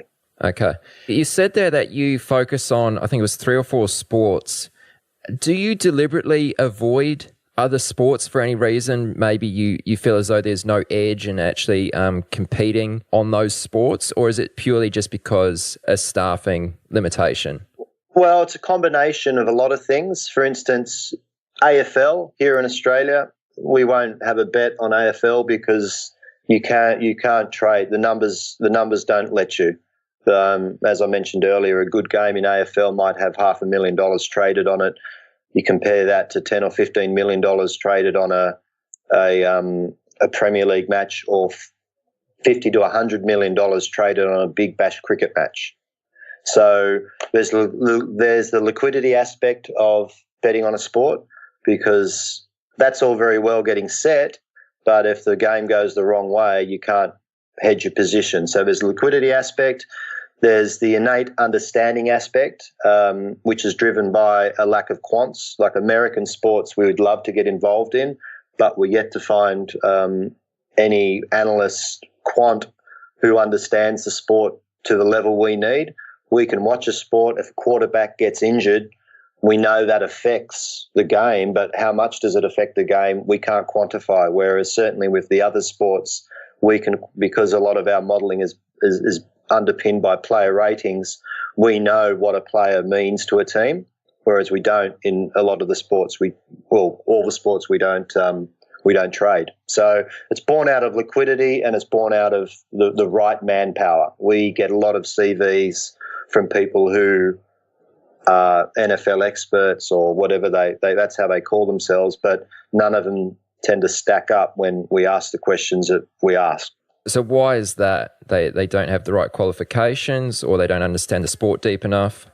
Yeah, well, there's a couple of things. Partly is that what we've done here is we've separated the analysis and the trading side of things. So our analysts don't trade, and our traders don't. They help with the analysis, but they certainly don't build the algorithms. They'll help with some input. So we've separated those two functions within the business. So a lot of the people that come to us, they're gamblers. They don't. And this, the other thing about American sport is that because America has been effectively a binary sports betting nation since eternity, you either win or you lose, they don't actually have the concept of trading. So a lot of the American people, or a lot of the people who tell us that they're specialists at America, they will be having binary bets, win and lose, and that brings with it long good runs and very long bad runs, which then takes our volatility up. So that's why we don't tend to find we haven't found anyone good that matches us as yet. Okay. So here you're talking about PhD quants, you're talking about statisticians. How much discretion do you use versus quantitative methods in regard to your bets? Okay. Well, first, certainly there's the typical work week, for instance, is, say we've got a weekend round of sport coming up, we'll have all the data and we'll have our prices by Tuesday or Wednesday morning. And then there's a discussion amongst the team about, all right, what's happening? You know, there's a big match this weekend, for instance, Liverpool versus Everton in the football. That's a Merseyside derby. Stay clear of that because there are so many qualitative factors in a Merseyside derby that's impossible to bet on. You know, these two sides hate each other. They've hated each other for hundreds of years, etc. So that aspect comes into in the previews during the week of what's been happening. Are there any external factors we need to take into account? How will that affect our price? And most of the time when there's an external factor like that, even if there's perceived value in the market based on our output, we'll steer clear of that event purely because of the unknowns of those qualitative factors. Now, once a match is in play, that's where the trading becomes, I guess, 80% algorithmically driven and 20% trader driven, market driven. So there's probably a 20-80 split of the trading once the match goes in play. Okay, so would you describe the way that you guys bet on sports as a strategy? Is that the right sort of way to frame it? Yeah, absolutely. We have a couple of strategies which we like, market strategies where we bet in a certain way on a certain market, and we just replicate that all the time. That's sort of our bread and butter trade. So that's definitely a strategy, and the way we approach it is a strategy as well. For us to get involved, we need at least a 25% premium on. So if we've priced something at $2, we need to get in $2.50 in the market for us to be interested, sort of thing. So yeah, it's all underpinned by a robust strategy which has been developed by trial and error back when I was playing with my own money, but has since been continuing to be optimized since the start of the fund. And do you guys do any work on actually validating those strategies before you start actually trading them? Yeah, absolutely. So the typical process of building an algorithm or building a sports data set, there's a certain element of that which will be trialing the trading strategies which I want to employ, or we want to employ, because it's instead of, I guess, the process is, all right, there's an opportunity in the golf market, in this type of market, it might be betting on the first round leader, or it might be betting against the first round leader. We have a strategy, a hypothetical strategy, and then once we built the database, we then back test that strategy against all previous results, and then that gives us an idea of where we should be headed and what we can expect. So yeah, it's all driven by that. Yep. Okay. And is it fairly easy to come by data for sports betting? Very easy. Well, the data is a commodity. The data itself is, if you wanted to build your own model on football or EPL or something, the historical data is very easy to come by. So, and if you want to get live data as it happens, you can purchase that, have that streamed straight into your own system. So that's very easy. The data itself is a commodity. It's very easy to get. The trick is understanding and developing a system which recognizes data which means something and data which is purely noise. And there's a lot of noise. And in terms of possession, if you look at possession, historically possession used to be in football, soccer, it used to be a good determinant on who would win. Leicester managed to win the championship last year, generally with 40% or less possession. So that's noise, and that's the sort of stuff you need to be able to wade your way through. Yeah, so I mean, it's much the same as data for financial markets as well. Correct. And how do you measure your performance as a fund? Like, how do you measure how successful, how well you're doing? Is there any way you measure this besides your bottom line? Yeah, we measure it. A couple of things.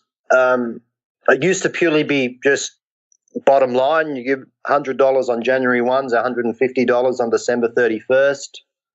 Okay, we've had a 50% year. That used to be as simple as that. But as we've developed the business and as our investor has become more experienced, more sophisticated, there's been other metrics which we've had to incorporate into the business as a way of testing ourselves, and volatility, number of negative months, obviously comparative returns to a couple of benchmarks have all come into it. So volatility is the big one. We've tried to, because it's a new asset class, because it's an asset class which may or may not be deemed an asset class by many investors, and rightly or wrongly it might be perceived as being slightly more risky than others, we've tried to really take out the volatility of our returns. So as a result of that, that's one of the key metrics by which we now gauge our own performance is typically number of negative months. So that's probably the more, because obviously if the less negative months you have, you're going to end up getting a good return anyway. So that's been one of the big things we've been focusing on. Okay. How do you measure the volatility of your returns? Is there any method to that? Well, there's the mathematical methods, if you like, in terms of just your standard deviations and number of negative months, average number of negative months, and things like that. And that tends to be quite rudimentary and basic in that sense. But certainly, when we talk drawdowns, we talk high water marks, things like that. We know where we've been, so we know that what our high points have been, and we know we don't want to drift too far below that. So it's a combination of all those. There's no one metric which drives it. It's effectively, we know how positive we've been. We know we don't want to get below a certain negative, so then we'll make sure that if we're tracking that way halfway through a month, we'll then revisit the algorithms, we'll revisit the trading strategies, and we're doing that all the time. So it's an ongoing moving target driven by number of negative months more than anything. Now, this question here I'm really keen to ask you. I'm not sure what you'll think of it, but we hear stories about races being fixed and sort of shady business in the sports betting field. Do you see anything like that? Is that something that still exists to this day? I would say yes is the answer to that. The short answer to that would be yes. Okay. And what sort of sports do these mostly happen in? Well, look, I think a lot of it's great news. It's a great news story when someone talks about match fixing and things like that. But I suspect what you'll find is, and this is certainly our experience, is a lot of the match fixing, a lot of the spot fixing, some of the nefarious activities. If you're looking at tennis, it's at the very lower levels of tennis where guys are scratching around for a living. The top guys in the ATP and the Grand Slams, they tend to be. It would take a lot of money for them, I would have thought, to be persuaded to ruin a legacy. Similar to the football in Europe, I noticed Luis Suarez this morning has just signed a new contract with Barcelona, and for someone to buy him out, they have to pay $250 million or something ridiculous like that. So the incentives are not there at the high levels of sport. They are there at the low levels of sport. Now, for us, the low levels don't really matter because we can't bet on those because the volumes are not big enough for us to trade anyway. So we tend to confine ourselves to the higher upper echelons at the highest level of sport where prudence and the way it's managed and run is at its highest. So yes, for sure, there's always going to be someone trying to make a quid out of it, but it tends to be in the lower levels, suburban levels, through to the futures tours on the tennis tour, which doesn't affect our business. Okay, yeah. So it's not something you've really got to worry about too much. No, and the other thing you need to point out there is that, as mentioned earlier, 97% of our trades don't depend on the outcome of the match. So we're immune to that as well. So we're not sitting there in the 90th minute and the goalkeeper lets one go through the legs and we've lost. We've traded for 15 minutes in the first or second half. We've made our money. We're out. The actual result doesn't matter. Okay, got it. Yeah. All right, Brendan, well, let's do one last question and then we'll close this out. What suggestions would you have for someone who is interested in sports betting and someone who's actually serious about it, not just interested in having a punt? Anything you'd like to pass on to them? Any final words? Yeah, well, look, as much as we bet on sport, we don't really bet on sport, if you understand that. Sport just happens to be, the market is a market, and sport just happens to be the vehicle by which we that's the vehicle we use, happens to be sport, but it's the same as any other market. In terms of sports betting, the things that the three things you really need if you want to have fun out of it or you want to do what we do out of it, the first one is to understand that there's always another race or there's always another event. So you don't need to be betting every sport. You don't need to be betting every event. You want to bet on something you actually know and understand, because this is one of the reasons why I got out of the financial markets per se was because if I'm buying a BHP share, that means someone's selling a BHP share. And if someone's selling it, they're probably going to know more than me. So I should be asking myself, why am I buying something someone smarter than me selling? So you want to be making sure that you bet or trade a sport you understand. You want to make sure that you're not being forced or you're not pressurizing yourself to have a bet, because there's always another event. And the other thing is, if you want to make money out of it, you probably got to do it in a very boring fashion. And a typical example for us is our maximum trade is generally it's up to 3% of funds under management, but it's typically only 1 or 1.5%. So we're not having typically if you've got $100, we're not having $50 on an event. We'd be having $2 or $3 on an event. So the money management side of it is very important, because you've always got another event coming up. You want to make sure you've got money to bet on that event if that event fits your criteria. So yeah, we approach it in a very boring fashion. So it's probably not going to inspire anyone to want to get involved. No, I think that's what you got to do to make money over the long haul anyway. Well, slow and steady. And that's how we people, and this is one of the things that when we speak to people who are interested, they tell us how they've hit these hot streaks, et cetera, and these tend to be Americans looking for jobs or people who specialize in American sports. And typically what we look at, we don't look to hit the home run, we look to get the first base, and we try and get the first base all the time. And if you do that, you end up waking up at the end of the month and you've had a good month. The home run is nice, but the home run is also hard to find. Yeah, and just to clarify, you mentioned in your answer there that you often risk 2 to 3% of your capital, your assets under management on a trade.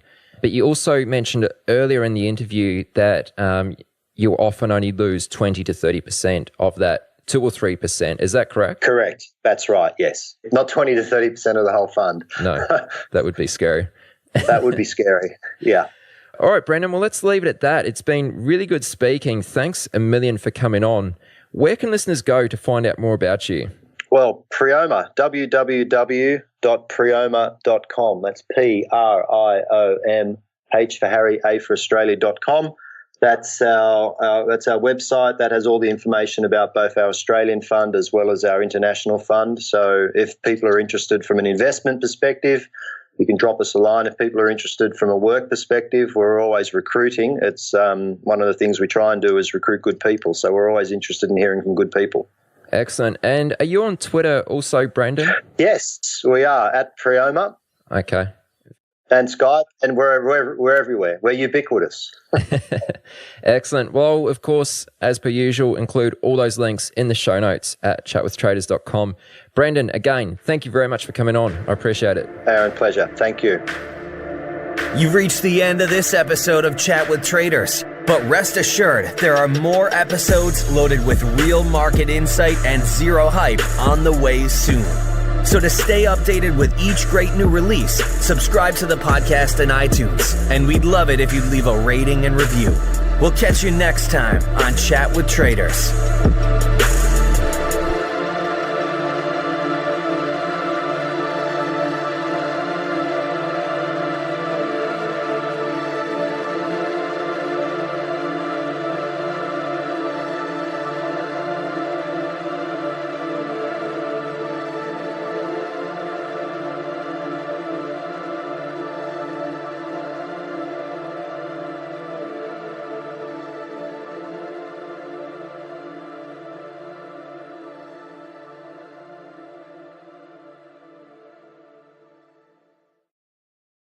What would your trading look like if capital wasn't the constraint? That's the reality for most traders. It's not skill holding them back, it's size. Trade the Pool changes that. Step into the U.S. equity markets with up to $200,000 in buying power without committing your own capital. Full access to stocks and ETFs, long or short, executed with the precision and freedom serious traders expect. Your performance is measured by one standard: disciplined risk management and consistent execution. Meet that standard and you operate at scale. No subscriptions, no ongoing obligations, just a clear path forward.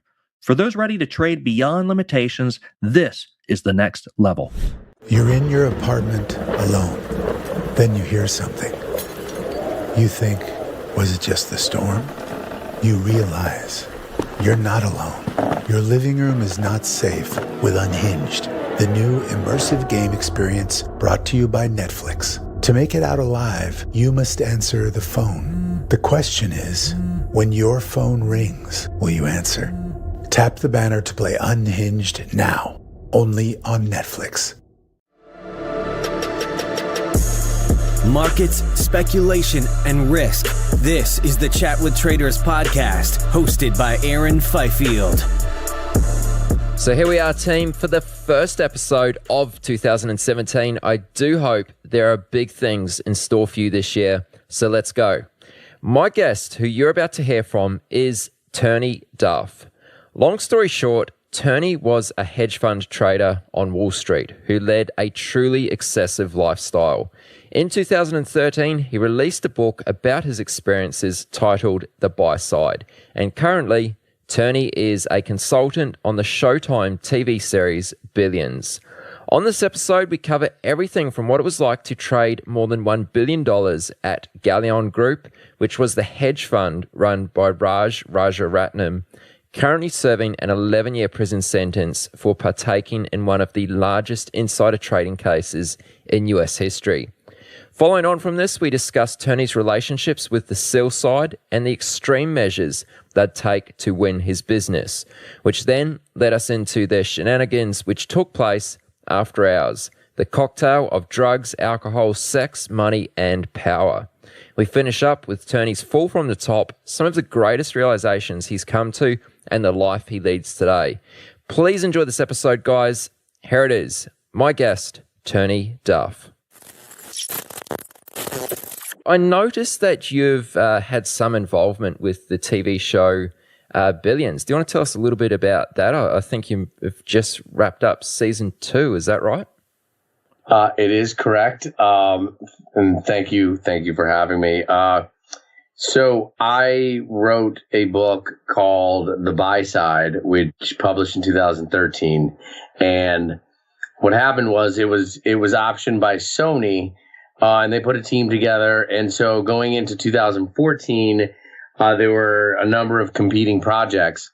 And apparently there was this show over at Showtime that was, about to be bought. And so then they announced it, and Sony kind of, dragged their feet a little bit and got lukewarm because they were nervous that there was already a Wall Street project out there. And so my book went away from the Hollywood side. And I don't know, maybe 6 months later, I got a phone call from the 2 executive producers, and they said, hey, we'd love for you to read the pilot, give us your thoughts or whatever. We're going to be shooting in a couple of weeks. Are you up for it? And I said, yeah, definitely. And so I read it twice in one weekend, went in there and basically just, gave them my opinions. And, it might have been, a hedge fund guy would have never said this, or this is how this might go down. And that's all I did. And, after we had a meeting, they said, we would love to hire you as a consultant on the show. And so for the last 2 seasons, basically what I do is they'll send me drafts of the episodes. I read them, give notes, send it back. And then when we're shooting, I go to set, 2 to 3 days for each episode whenever we're doing Wall Street or hedge fund stuff. And I sit there and, whether it's talking to Damian Lewis about what something actually means, or, any of the other actors or the director or whatever. And I'm there basically to try to make it as authentic as possible. That's very cool. I mean, that must be like your ideal job right now. You lived this crazy life in your 20s and 30s on Wall Street. You left Wall Street, said you didn't want to go back there, kind of put the nail in your own coffin to a certain extent in terms of a Wall Street career. And you wanted to get into writing and that sort of thing. So here you are working on the set of Billions. That's very cool. Yeah, I'm very grateful, and it's an amazing opportunity, because I'm working with people at the highest level. Paul Giamatti, Damian Lewis, the two showrunners, Brian Koppelman and David Levine, Showtime. So it's an amazing opportunity and experience, and just even going back to my Wall Street days. How there's value in everything you do, right? So it's not always about the paycheck. So in terms of an opportunity or a job, working on this show it's a home run for me because my expertise is I live the life, and I also get to partake in a very creative venture. So it's a phenomenal job for me. Yeah, that's excellent. I'm pleased it's worked out for you. Have you seen the show? I'm about halfway through the first season. Okay. So I'm slowly working my way through it, and I'm loving it. It's really cool. It's really cool. Thank you. Yeah. We just wrapped season 2, and that'll be out in February. Excellent, man. I'm looking forward to it. Now, as I kind of hinted just before, you have one hell of a story of spectacular excess, as you describe it. But so we can get a grasp on where you've come from, what was your upbringing like? Were you born into money, or did you have somewhat humble beginnings? All right. So I grew up in a small town in Maine in a house heated by a wood stove. I had 3 older sisters. Very, very, very naive. If you can imagine how backwards Maine was, in the 80s, this is pre-internet, pre-cell phone, it was pretty simple way of life. And I graduated high school, ended up going to Ohio University. And I was a journalism major, B student. I had 970 SATs. And so when I left for New York City in January of 1994, I had probably $1,400 in the bank. I was driving a giant U-Haul with a lobster on it that said America Moves from Maine. I had LL Bean boots and, J. Crew jacket and a baseball hat. And I was like, all right, let's do this. And I had no idea what I was getting myself into. And when I initially got to New York, I still wasn't even remotely interested or even aware of Wall Street. I thought I was going to get a job at, a magazine or newspaper or public relations. And, and this is no lie, it's no exaggeration. When I was driving the U-Haul down to New York City, my buddy and my roommate was telling me about a friend of his who got an interview at Goldman Sachs, and he was looking at me like I thought I would be impressed or something, and I literally thought that Goldman Sachs was a fancy department store. I had no clue. So yeah, not born into money. The one thing that I had over other people was an uncle who worked in the business, and when I initially called him, I was thinking I knew he had money, I knew he was successful, figured he must know some important people. So I called him up looking for him to help me get a job, not a job on Wall Street, but I wasn't able to articulate, what I wanted. And he hung up on me and said, I'll call you back in 10 minutes. And when he called me back, I had 10 interviews on Wall Street. Wow. Okay. So he got you these interviews on Wall Street for obviously a position on Wall Street, but you really wanted to get into journalism. Did you just think that this Wall Street thing would be a temporary gig until you got yourself set up as a journalist? No, I mean, look, I was 23, 24 years old. I really wasn't looking that far ahead. I knew from my bank account, I needed a job. You know what I mean?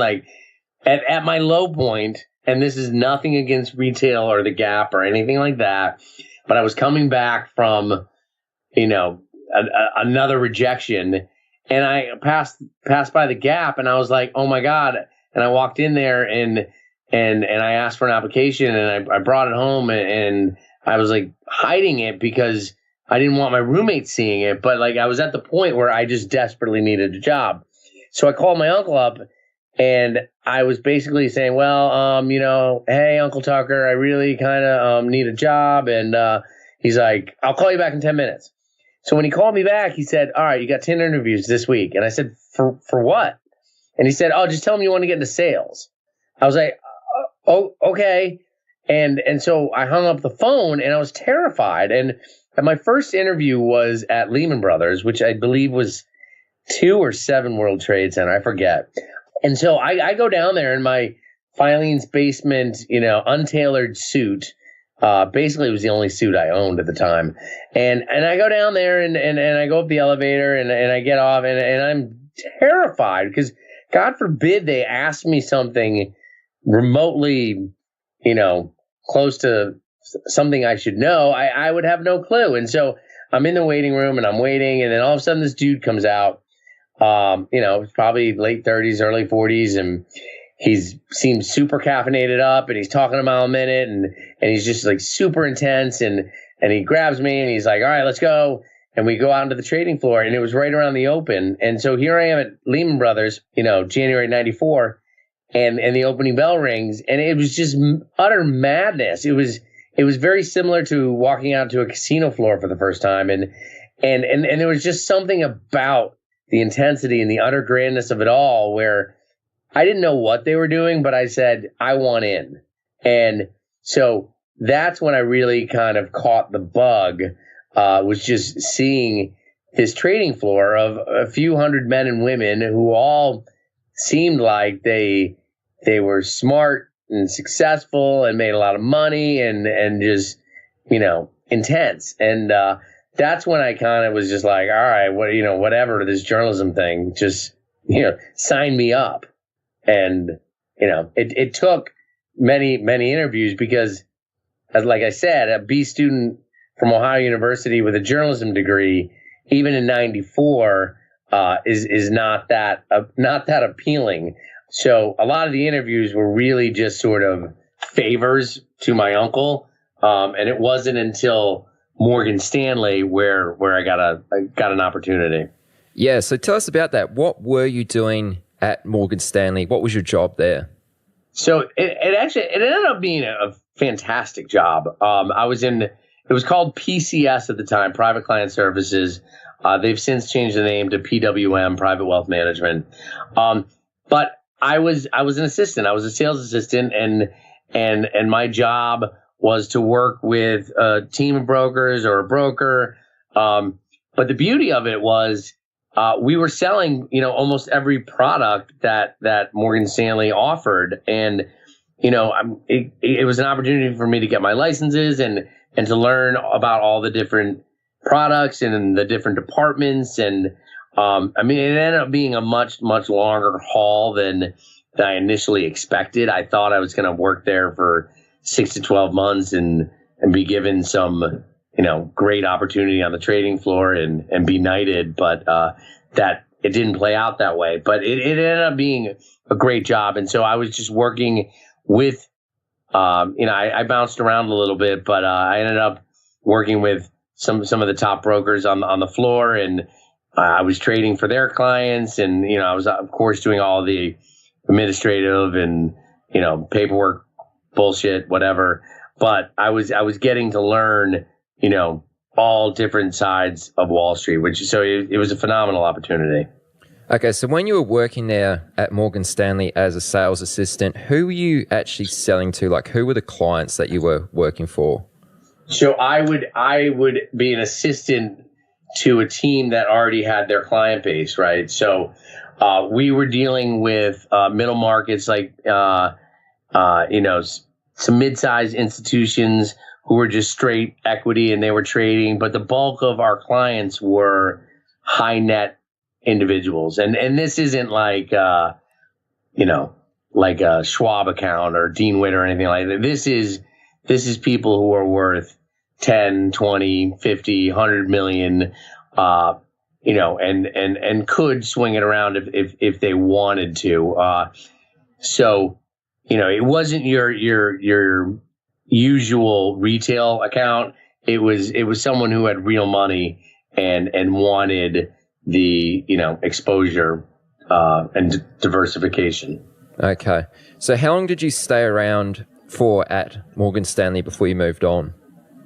I was there for 5 years, and I was literally at the point where I was ready to give up because I thought 5 years was way too long. At the time, I was 28, 29 years old, and I'm like, shit. I'm like, if I haven't made it by now, then I'm a loser, and I should pack my stuff and ship out. And it wasn't until like I had completely, almost given up that I ended up getting a call from the Galleon Group, which was at the time a up and coming hedge fund. And when I got the call, the only reason I got it was because I spent a number of years doing happy hour across the street, and there were some ex Morgan Stanley people there, and they needed a new assistant. And, again, super naive and not very aware of the world around me, but I hadn't been dealing with hedge funds. So when I was offered a job at a hedge fund, I was kind of like, whoa, like, what's a hedge fund? I mean, I knew, but I had no idea how big opportunity it was. And I was just like, all right, I'll go over, I'll check it out.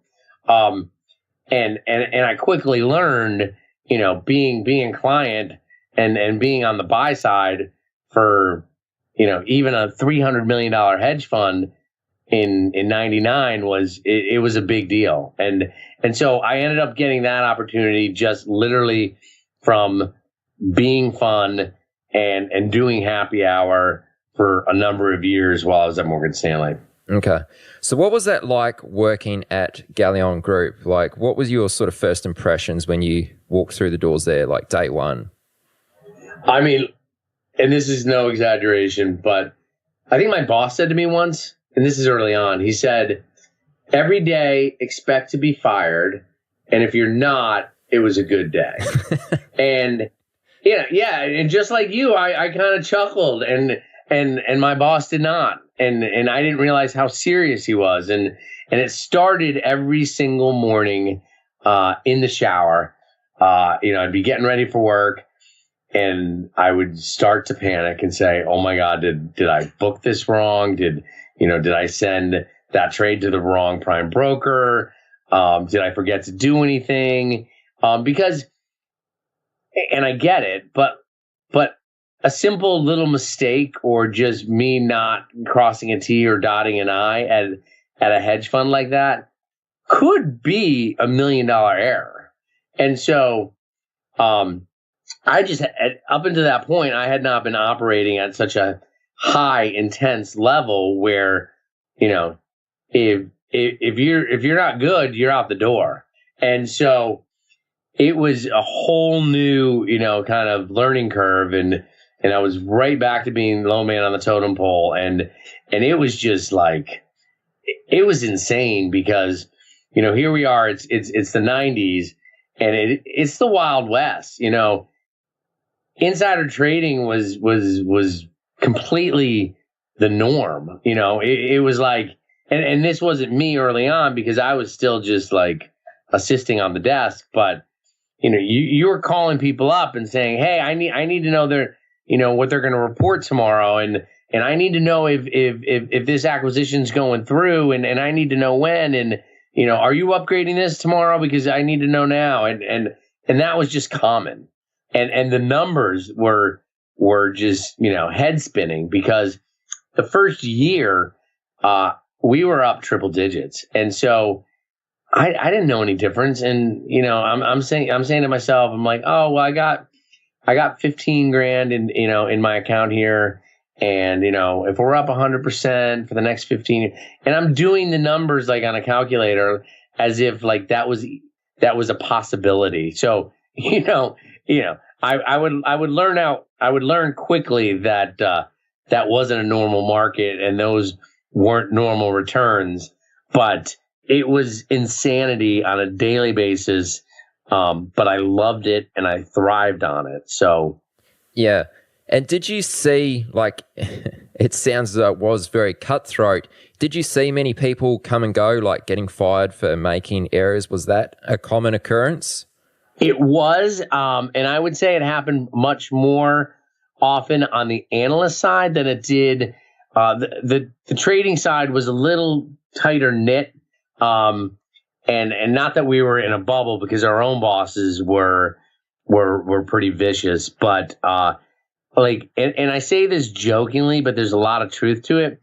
I would see a new analyst show up, and they'd go into one of the offices that wasn't occupied, and in my mind I'd be like, well, I'm not gonna take the time to get to know them.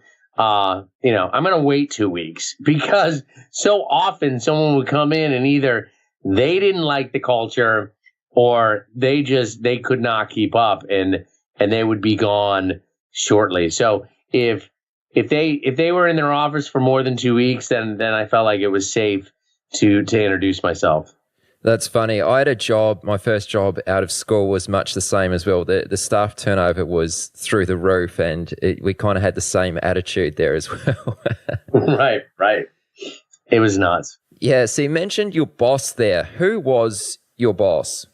For a small place, it was like I had, anybody who was a partner was technically my boss. But the guy who ran the trading desk, his name was Gary Rosenbach. And he was, I guess you would call him, he was number 2 behind Rajaratnam.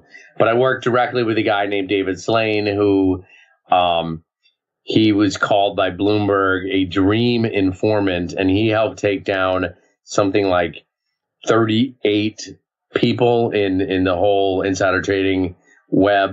That wasn't until, much later. But, number 1 was Rajaratnam. He's currently serving time. I think it was the largest sentencing in the history of Wall Street for insider trading.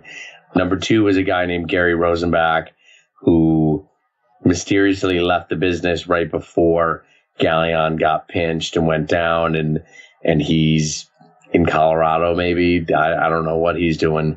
And David Slane is trading his own money. He was number 3. He cooperated and avoided doing prison time, but in some respects, I would say he's still serving, because there's some reputational damage that happens, if you end up cooperating. And, number 4 was a guy named Christian Sood, who was the healthcare PM. And I ended up leaving Galleon with him to start a hedge fund called Argus. And he's currently, I believe, running money under some multi-billion-dollar hedge fund. But I haven't kept tabs on him. Okay.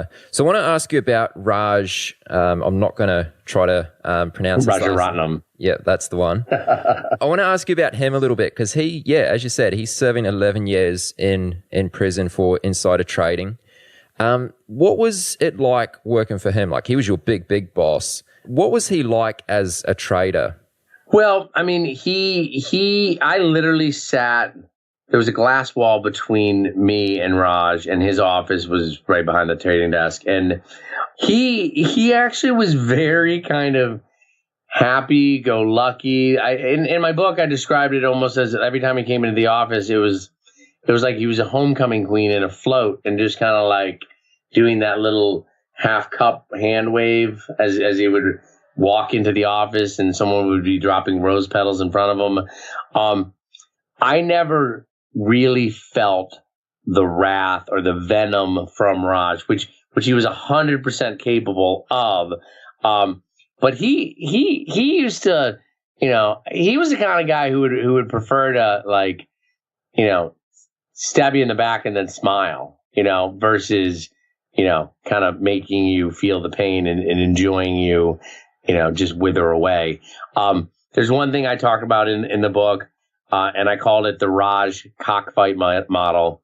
And I suspect that many other hedge fund guys, or people who are successful in business, I mean, Donald Trump could be accused of this, but what he would do is he would find two people who are essentially peers, equal skill, equal level. Maybe they have the same title. And what he would do is he would do it himself, but he would create this rivalry between two like individuals in the firm. And then he would like to sit back and he would watch them scratch each other's eyes out until, one was a bloody mess on the floor and got swept out and the other one survived. But what it would do is it would create such competition and such grit between the two that he would maximize what he would get out of both employees until one was done. Sounds very intense. Yeah, I mean, they tried to do that with me and one of the other traders, but she and I, she was the one who got me the job, and we just maintained communication after work, in private, on the phone, and would share with each other what they were saying about the other one, and so I was able to avoid it, but I saw it happen over and over and over again, and it would get vicious, but Raj would end up making a lot of money. This episode is brought to you by Accenture. When your advertising operations fall out of sync, everything else follows. Spotify and Accenture are working together to reinvent the rhythm of ad sales, using automation, analytics, and smarter workflows to simplify campaign delivery and access better data across the business. The result? Less time spent on operations, more time connecting brands with the moments and fandoms that matter most. Learn more at accenture.com/Spotify. Ever watch a stock rip and think, I could have nailed that if I had real capital? The truth is, many capable traders never reach their potential, not due to lack of skill, but lack of scale. Trade the Pool was built to solve exactly that. A firm designed for serious individuals who want access to the U.S. equity markets with meaningful buying power, up to $200,000 without committing their own capital. Get access to virtually every stock and ETF. Go long or short freely with the flexibility professional traders expect. You're evaluated on one thing: your ability to manage risk and execute with consistency. Meet the standard, and you trade at scale. No subscriptions, no ongoing commitments. Whether you're still refining your strategy, a trader with experience who hasn't yet broken through, or a seasoned professional simply looking for more capital, Trade the Pool is built to meet you where you are and take you that next step further. The markets have evolved, access has evolved, now so has the way traders operate within them. Trade the Pool. So when did Raj eventually get caught out for insider trading? Ironically, it was on the day of my last drink and drug, but he got arrested on October 16th, 2009, and then was sentenced in, it was right around Occupy Wall Street, October of 11, and then I think he went away in December of 12, something like that. Okay, and what led to him being caught out? Well, I mean, I have my own theory. If you look at, kind of all of the documents, supposedly the Galleon case was opened in 2006 or 2007, so that doesn't quite line up with my theory, but I believe that it's probably a combination. With everything that happened with the financial collapse, and then no one going to prison and no one, really kind of getting any consequences. I felt like in 2008, 2009, they said, well, someone's got to go down, and the next best headline is insider trading and hedge fund guys. Meanwhile, hedge funds had nothing to do with the bailout, right? Or, or CDOs, or what I mean, mortgage-backed. Hedge funds didn't create them, and hedge funds didn't get bailed out. But so I believe it was part of a desire to get the headlines against Wall Street. So the more scandals and insider trading rings that they could bring down would appease the public a little bit more and make Main Street feel a little bit more comfortable that Wall Street was being policed. So I think it was kind of a combination of really bad timing after the financial collapse, and it was the easiest fruit to pick off. Sure. And you yourself have said in the past that you operated in a grey area yourself. Were you ever investigated or get caught up in this mess?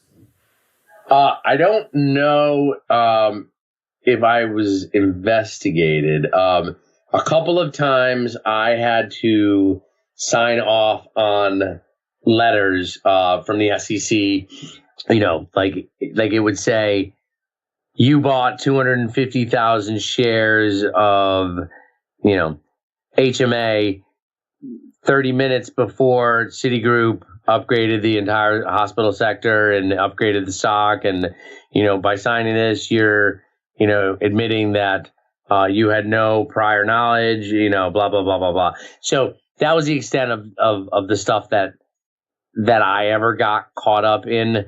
But it's impossible to know, whose names were being floated around. And with all of the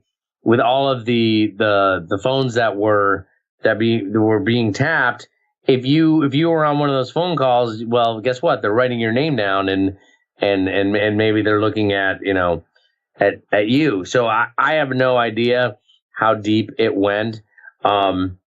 Whether this is fortunate or unfortunate, I don't know. But when I left Galleon, I was still operating in a gray area, but drugs and alcohol ended up consuming my life much more than trying to figure out what Apple's earnings are going to be next week. I very easily could have got caught up more than I did. But I was all about the party and that's the path I chose. Absolutely. And we're going to get right into that very shortly. Before we do though, I just want to have a couple questions about you as a trader. So you started at Galleon Group as another assistant. How did you sort of come to be a trader and a portfolio manager there? And how did you perform as a trader? It was kind of like they would give you a shot, and if you were good, they would just keep on letting you go. So I did start as an assistant, but it quickly turned into, I was the number 2 guy on the healthcare portfolio, and we were trading. It was over $1 billion, and so I had a lot of responsibility, and so it was a great gig. And about a year and a half into my time at Galleon, the guy to my right, the head trader for the healthcare portfolio, said, "Hey, I'm leaving. I'm starting my own hedge fund. You can come with me if you want, but why don't you stay here and see how they treat you?"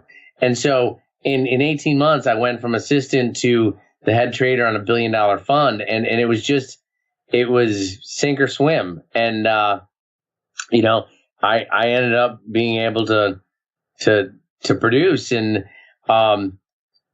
Galleon at the time and eventually on to Argus, we ran kind of a hybrid.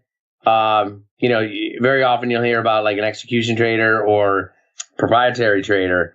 But we would do both. Obviously I was executing everything for our PMs and our analysts, but if I saw an opportunity to make some money, I would do it. And back then it was really about information, and it was much easier to to get ahead, and I was good at gathering information. I was good at making new relationships, and one of the things I learned there, that I took with me, I was able to kind of take emotion out of it, and so I used to keep a little notebook, right, where whether I was talking to an analyst or somebody over the phone, or I came to my own conclusion or came with my own thesis, when I was able to do that void of any emotion, I would write it down on, in a notebook. And, like, let's say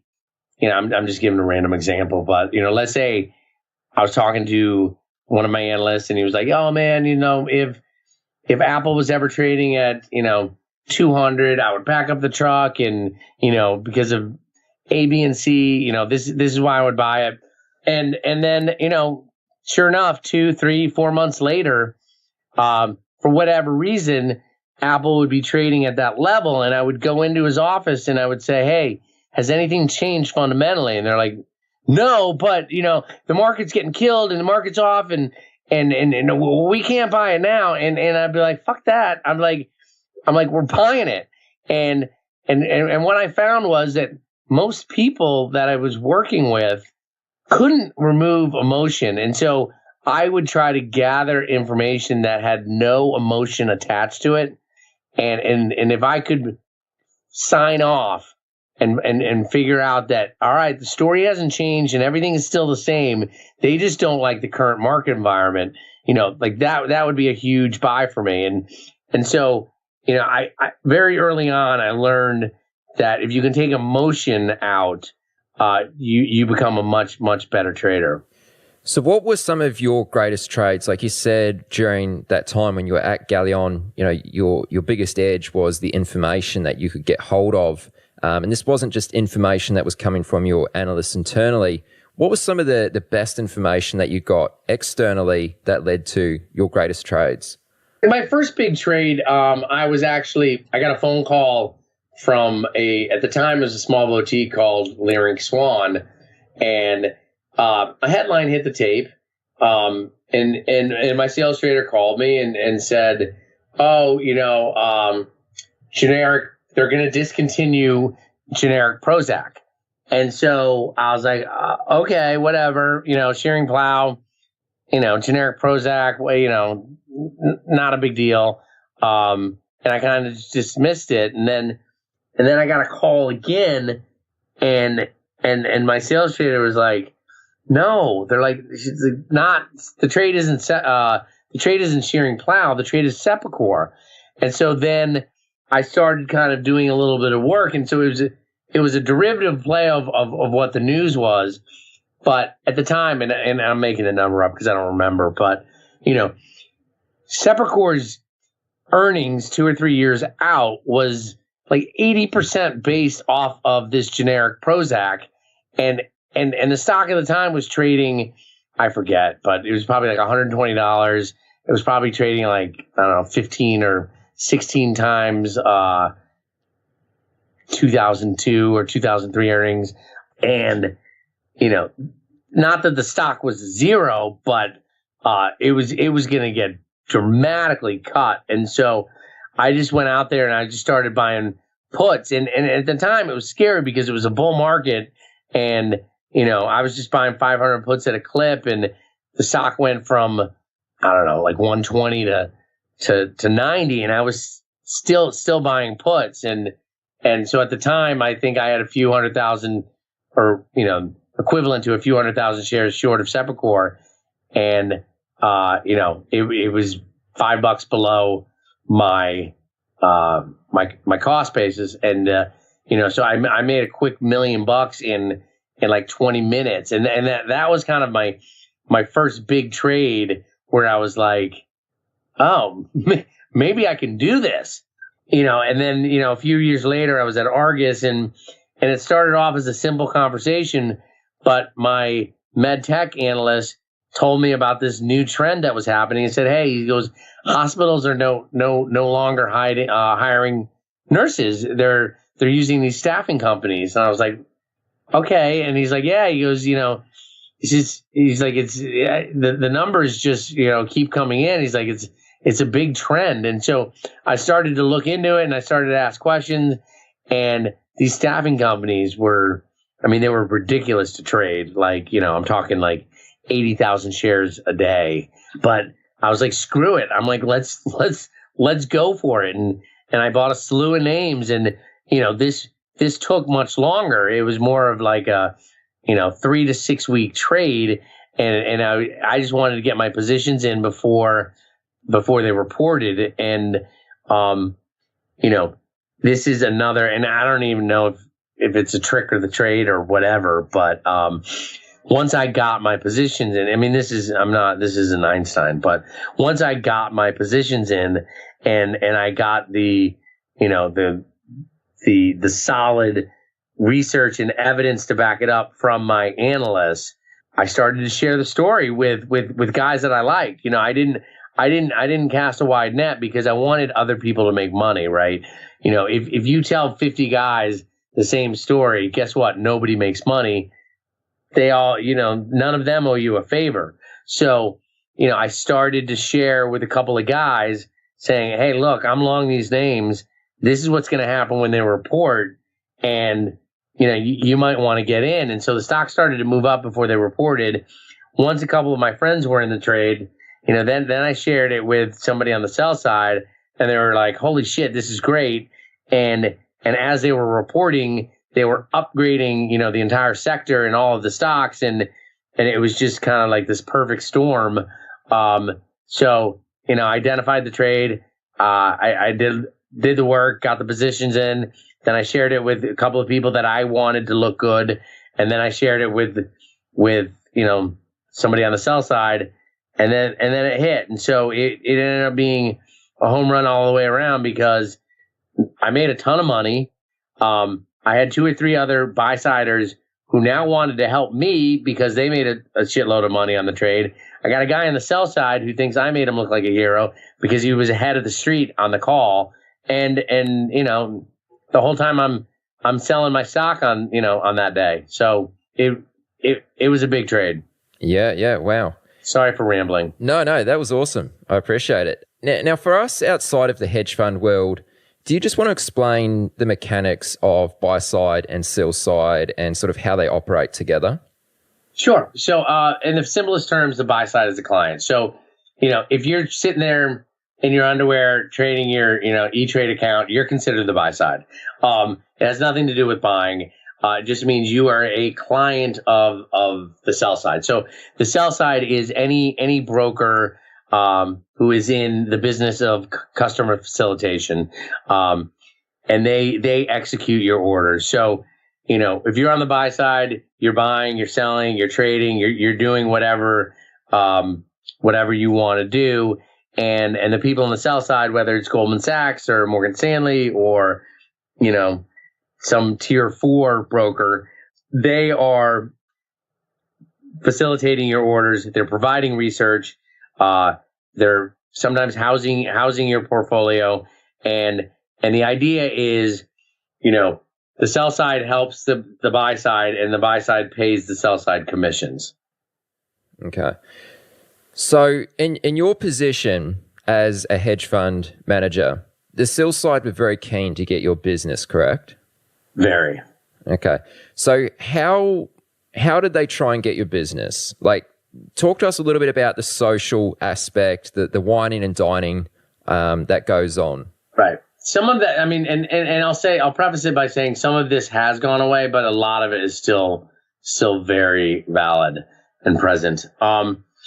So in, let's say 2003, I'm 33 years old, and I'm the head trader of a $1.4 billion portfolio, and I am trading in commissions about $50 to $60 million a year.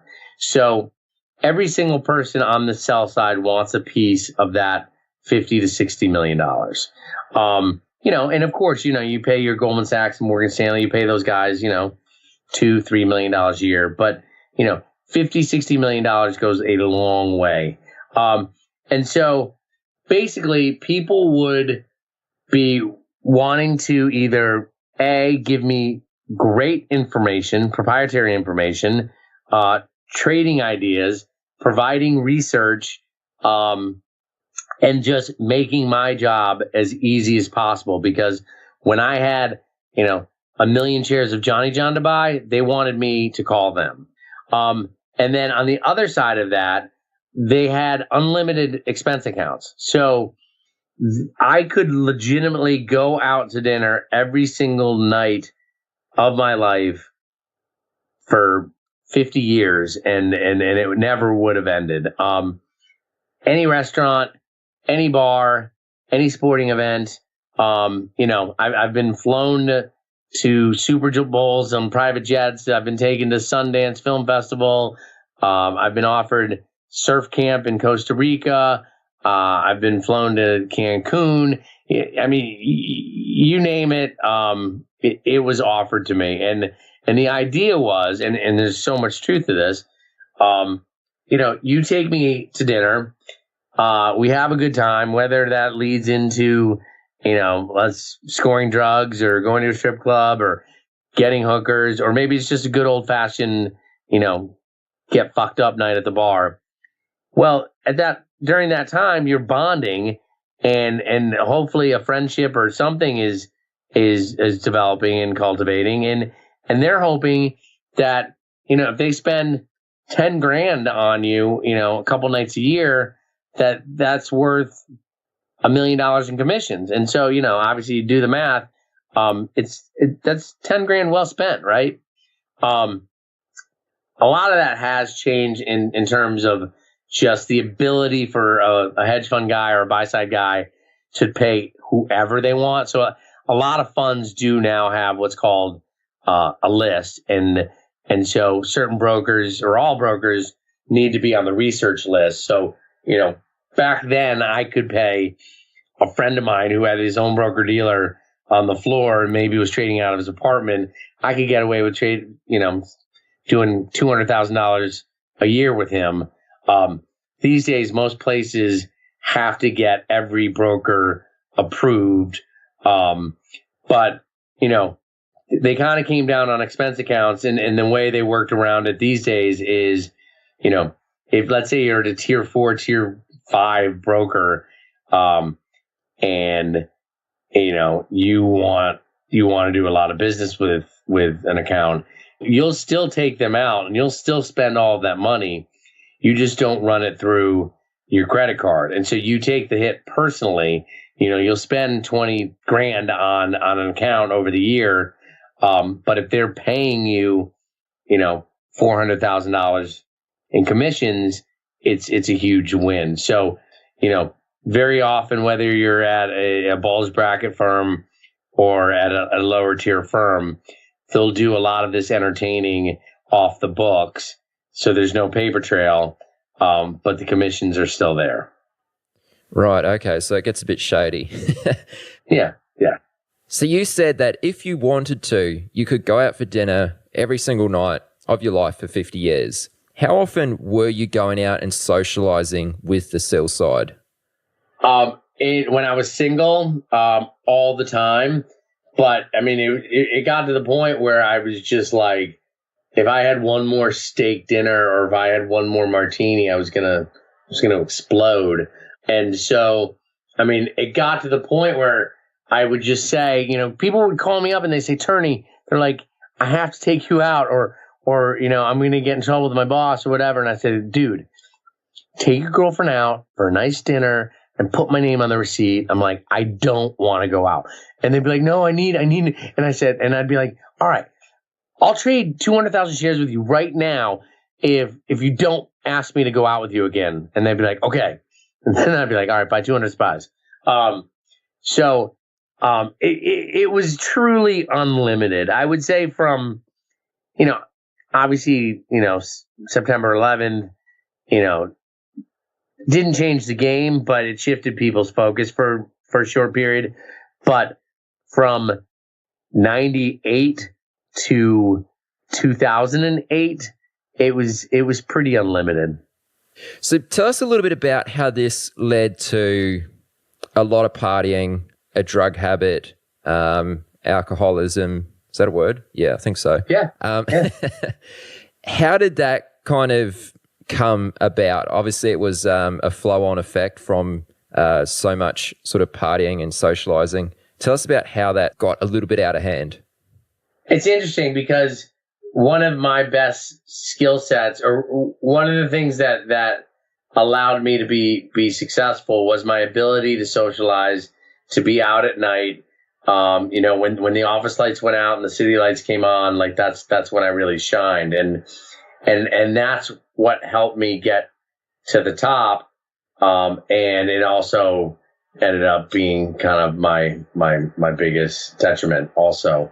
I was always, party guy. I was always, fun and tried to be the life of the party. And, I never ever thought I would do cocaine. And first time it was offered to me, I wasn't even sure what to do with it. And I went to the bathroom and I was like, do I do the whole thing? Or, oh my God, are they going to know I didn't do any? And I was freaking out, and I went back out there and handed it back off, and I didn't touch it. But 6 months later, I'd gotten a big bonus, so my bank account had changed. I got a new job title. I was running around with a faster group, and it didn't seem so menacing anymore. And it felt like it was part of the culture. And so I tried it. And the first time I did it, I was like, oh my God, like this is the greatest thing I have ever done in my entire life. And on my way from the bar back to the rooftop, I said, okay, this is probably going to be a problem at some point because I feel so good. But I can't worry about that now. And at first it was a slow progression. It was, I was still drinking 4 or 5 times a week, but, I was, cocaine only showed up every once in a while. And then it kind of turned into once a month. And then shortly thereafter, it was once a week. And then soon as I got the direct phone number of a dealer, that's kind of when the wheels started to come off. And, it would take another 2 years or so for me to completely blow myself up. But I kind of look at it as like this giant cocktail. It was drugs, it was sex, it was money, it was alcohol, it was power. And it was kind of all mixed into one. And, I've been very careful to say, like, Wall Street or my job, like, none of that made me an addict or an alcoholic. I believe I was kind of born this way, but all of that fed into this undying need to be adored. And, I kind of suffer from the disease of more, and bigger is better. And once I got a taste of cocaine, it was like I had found this thing that I'd been looking for my entire life. And it eventually got out of hand, and I could not stop. So if I heard you right or understood you correctly, it took you about 2 years from the first time you tried cocaine until you were pretty much using it each and every day. Is that right? I would say about 2 years before I was using it weekly. And then it was somewhere between like year 3 and 4 where it kind of became daily. Right. And do you have any idea how much you were spending on any given week on drugs, alcohol, and hookers? Well, so the cocaine I would usually make people from the South Side give to me. So, like some broker I would call up and say, hey, dude, meet me at 415. And that was code for, because 420 is synonymous with weed, I decided that 415 meant cocaine. So I would be like, meet me at 415 on the corner of 54th and Park. And so the coke, it wasn't always free, but because I also, used the dealer, but the coke was probably $200 to $300 a week, only because I was getting a lot of free coke. But the hookers were before I started dating my girlfriend and she got pregnant. The hookers were probably started happening, I don't know, maybe once a week. So that could run anywhere from $400 to $2,000, right? But it was also the things I was doing, on cocaine or drunk or being out or hookers involved or whatever. Like if I was messed up and I decided that we needed to get a helicopter and fly to Atlantic City, like we would do it.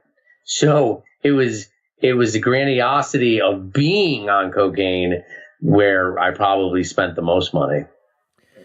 That's pretty crazy. Yeah. Man. So what was your most memorable, and I should probably use that word lightly, but what was your most memorable night? Oh, God. I mean, like, good night or bad night? I mean, let's hear both. I don't, I mean, it's a shame because, like, good night, I'll give the nod, I'll say, even though it wasn't, but it was a great night initially. My 34th birthday party, so October 2003, and I talk a little bit about this in the book, but I hired a band called Naughty by Nature, a couple of other bands, and they performed, and it was just this insane night of 500 of my closest friends, drugs all over the place, out in the open, and just a night that never ended. And that was before I'd kind of gone into the black hole of addiction. So I was still having fun. That was a pretty big night. I would say, one of the most memorable bad nights was obviously not a night at all. It was, more like 5 a.m, but I'd been up for 3 days straight. And I'd called in sick so many times that if I called in sick again, I'd be fired. But if I showed up for work in the state that I was in, I would be fired. And this was October of 2006. So I ended up getting the brilliant idea that if I had been mugged, that they wouldn't expect me to work. So I proceeded to slam my body into a puddle on the pavement numerous times until I'm bleeding and bruised and my suit is ripped and I'm soaking wet. And I limped into the hedge fund, and I could barely speak. And I just said, I was mugged. And I turned around and walked out. And, needless to say, I was in my first rehab, 48 hours later. Did anyone see you throwing yourself into that puddle? I don't think so, but it's possible. Okay. That would have been awkward. Yeah. Just to put things into perspective here, how much money were you making on an annual basis by the time you reached your 34th birthday? My biggest year was 1.9. And I had a couple of 7-figure years. But from when I started at Galleon, which was, let's say, middle of 99, until 2007, or 2008, I made $10 million, I would say, over like a 7-year period.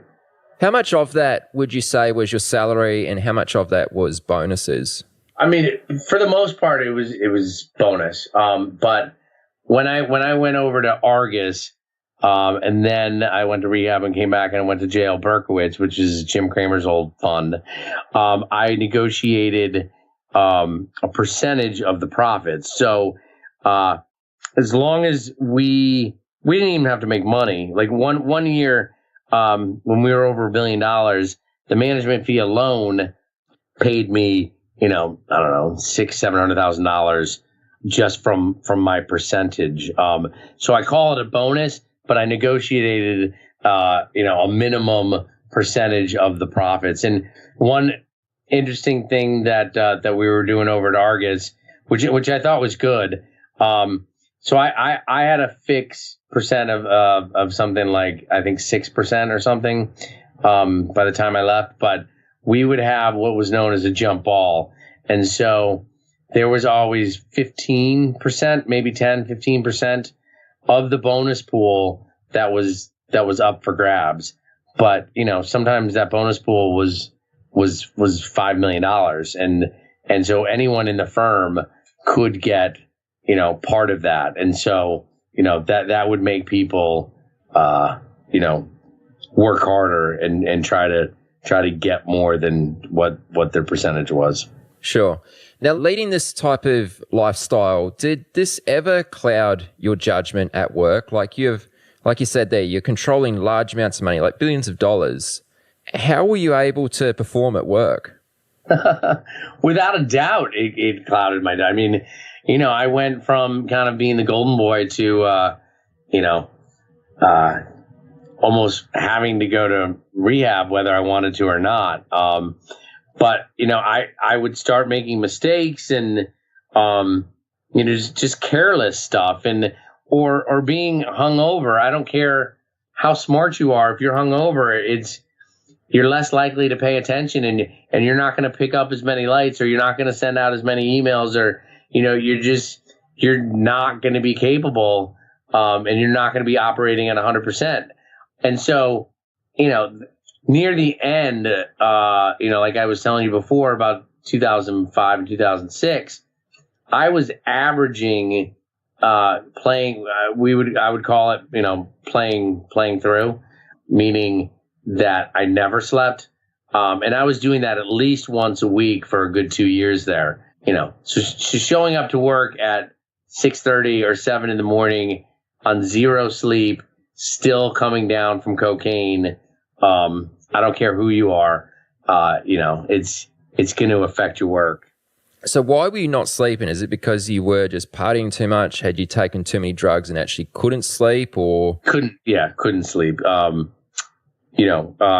Coke. I mean, if I just drank or smoked weed, like I could fall asleep, no problem. But, you're doing cocaine. There was two things would happen. A, I couldn't sleep, and B, I had to do more. I couldn't stop. And so, it was just this vicious cycle.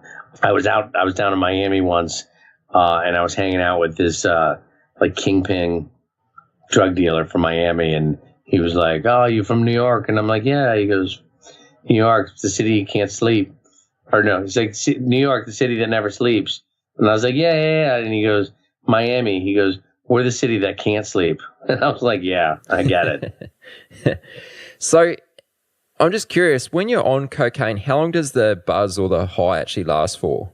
Initially, it was longer, but near the end, it was like your first line of the night would be fantastic, and you'd feel good for 15, 20 minutes, and then you would spend the next 12 hours chasing that high, and be completely miserable. So you do a line of cocaine, you feel fantastic for 15, 20 minutes, and then you keep snorting more and more and more and more because you're trying to get back to that original feeling, and you never quite do. And it's pretty miserable. And were you taking more every 15 minutes or so? Yeah, sometimes faster, sometimes, I mean, depending, sometimes you're trying to ration, like you're trying to make it through the night, it depends, but, more often than not, I would have a mound of cocaine and it would just be, probably every 15, 20 minutes I'm snorting. That's full on. So when do you stop? Like you said, you just keep wanting to take more and more and more. When do you stop? Like literally when you run out, or when it's time to go to work? Right. The first couple of years, I could actually come home, put the remaining Coke in my sock drawer. It would be hard to fall asleep, but I'd eventually fall asleep. And then there became a day where I was unable to stop until it was all gone. And, I'd put it in the sock drawer, and then I'd go lie in bed and stare at the ceiling and be like, I got to go to sleep. And then I'd just be like, screw it. And I'd get up and I'd go and be like, all right, let's have one more. And I'd just, tap out a nice little line and do it. And then I'd try to go back to bed, which was insane because I was never going to fall asleep. And, there would be times where it'd be 4 a.m. and I'd be like, oh my God, I'm never going to be able to work tomorrow. And I would go to the toilet and I would flush the rest of the Coke in the toilet and it'd be gone. And then like an hour later, I'm like calling or texting my dealer. I'm like, I need you to come back. And I mean, it was not healthy. At what point did you realize that something had to change? Like this was not sustainable? I mean, like I said, the first time I did it, I kind of knew that there was an issue, but I always thought I'd be able to fix it. So it wasn't until, things were just kind of falling apart, because I had a couple of big years financially when I was still using almost every day. But, I started making mistakes at work and people were no longer, impressed with me. And, got to the point where, my girlfriend was not so sure she wanted me around anymore. And we had a daughter and, it was just kind of like, I woke up one day and realized like, this is not who I am. And this is not, how I'm supposed to act. And I thought I could kind of fix it on my own, but, it would take a lot more pain and saga in order for me to eventually clean it up. So how did you go about fixing up this mess? Like, I think you mentioned earlier that you had a couple stints in rehab. Can you tell us a little bit about that? Yeah. So, I ended up going to rehab twice, which, was good for the time being, but I never really learned how to be honest with myself. And the thing that the mistake I kept making was I truly believed it and I kept believing the lie, but I really thought it was going to be different the next time. So I'd blow myself up and I would be like, oh my God, I'm never doing that again. And oh my God, I'm such an asshole. And I'd be like, all right, I'm done. And then 12 hours later, I would say, okay, well, I'm gonna just do a little coke tonight, and I'm gonna stop at midnight. And I really believed it when I would call the dealer, but it never happened. So, what's your life like today? I am living in the middle of Long Island, so I'm 40 miles outside of the city, and I live 2 miles from my daughter. I see her every day, and I try to get some writing done every day. And, all my life is very simple. I'm paying $1,300 a month for rent. I barely get by every month, but I manage to do it. And I'm just trying to stay sober. I'm trying to write, and I'm trying to be the best dad, friend, and son that I can be. And, interestingly enough, I've never been happier. You made a lot of money during your stint on Wall Street. I think you said you made about $10 million. Where is that today? I wish I knew. So, let's say I made $10 million, just for sake. We'll say, I lost 3 of it just from 3 or 4 from taxes. I was the owner of a fast food or a casual dining concept called Fat Burger for the state of New Jersey. So I put $1 million in that. That ended up being a 0. I bought a house in 2007 at the height of the real estate bubble. I bought that for $2.1 million. Put another $500,000 into it. I ended up selling that for $1.2 million. So I ended up, taking a bath on that. In my early 30s, I was living in a 2,700 square foot apartment, paying $9,300 a month in rent. I lived like that for a couple of years. So it was a combination of some bad investments. A house, an apartment that I bought, and living like an asshole for many years, and the money just went. Yeah, sure. And you say that you're pretty much never been happier than you are right now.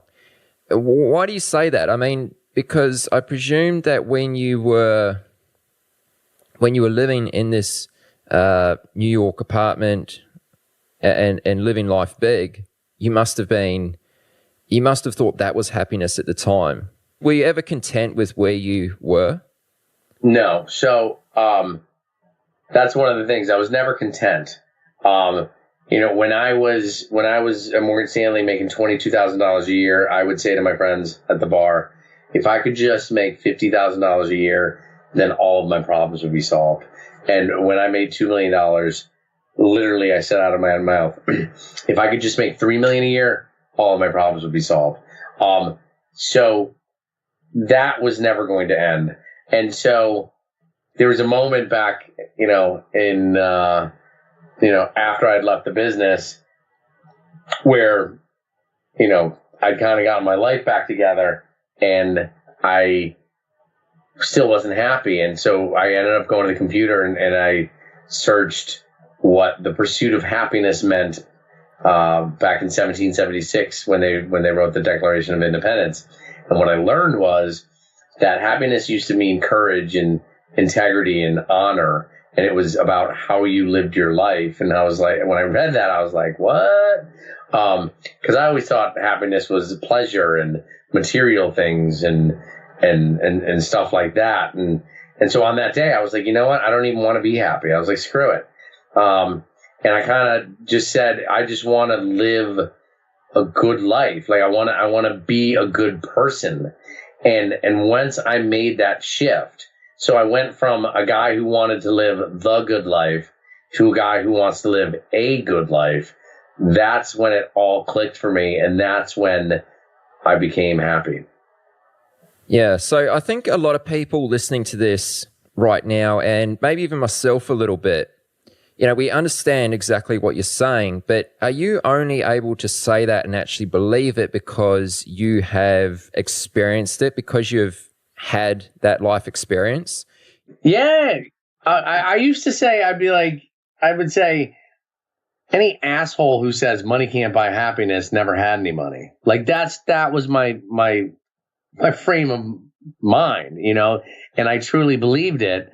And so it's so cliche and you probably hear it all the time.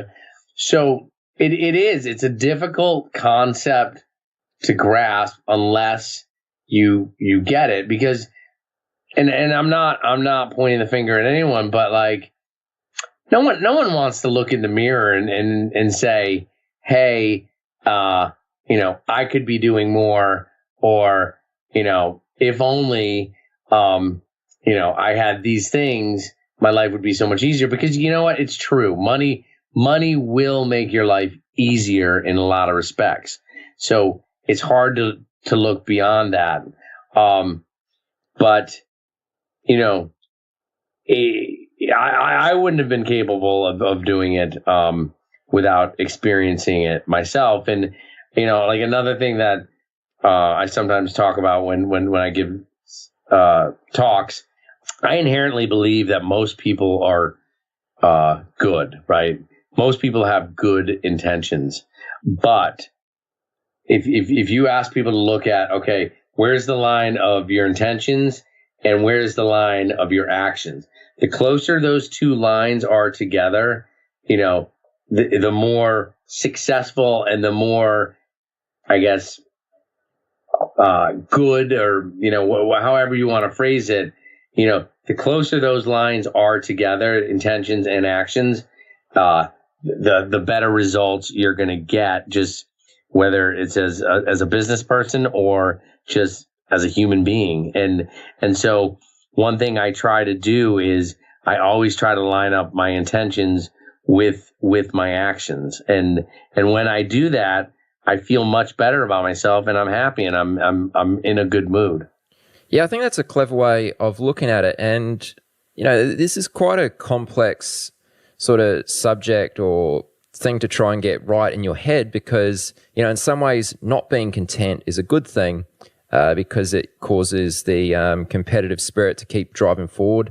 But it can also be somewhat self-destructive in some ways as well, like you've experienced. So, I think it's really cool to get your thoughts on this. Tony, let's leave it at that. Thank you very much for coming on the podcast, man. I appreciate it. Thank you. Guys listening, if you want to pick up a copy of Tony's book or just take a closer look at it, it's called Buy Side, A Wall Street Trader's Tale of Spectacular Excess. You can find that at chatwithtraders.com/buyside. No dashes, all one word, of course. Tony, where else is the best place that listeners can go to find out a bit more about you? You can buy the book on Amazon, but if you're looking for more, I have a website, which is TurneyDuff.com, TURNEYDUFF.com. I'm on Twitter, TurneyDuff. I'm on Facebook, TurneyDuff. So that's pretty much it. Excellent. Very good, man. Well, I will be sure to include all those links in the show notes at chatwithtraders.com. And for a direct link to Turney's book on Amazon, chatwithtraders.com/buy side. Thank you, Turney. Thank you, Aaron. Have a great day. Have a great holiday. You've reached the end of this episode of Chat with Traders. But rest assured, there are more episodes loaded with real market insight and zero hype on the way soon. So to stay updated with each great new release, subscribe to the podcast in iTunes. And we'd love it if you'd leave a rating and review. We'll catch you next time on Chat with Traders.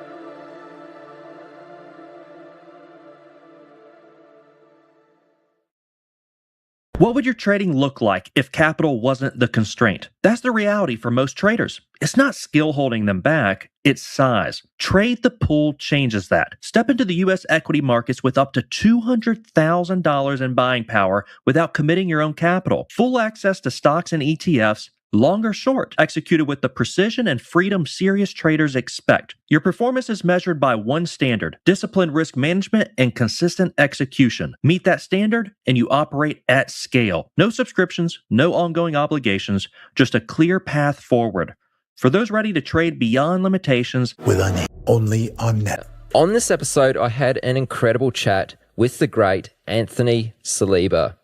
Anthony is an options trader of 40 years. For his first 13 years in the field, he was a market maker on the CBOE floor, where he made about $8 to $9 million before 30 years old, and that was during the 80s. At which point, he was one of the traders featured in Jack Schwager's first Market Wizards book. Since then, Anthony's continued to scale up, making big moves, both through trading and various business ventures. We spoke for close to 2 hours about his experience on the floor, a trader education company that he operated, some of the non-cliche traits of great traders, longevity, and how he's grown wealth as a parallel entrepreneur, amongst lots of other things too. Now, on a side note, I'd like to let you know Anthony has a new book on the way, which will be released January 30th, 2017. The book is titled Managing Expectations, Driving Profitable Options Trading Outcomes Through Knowledge, Discipline, and Risk Management. You can find it now on Amazon by going to chatwithtraders.com/expectations.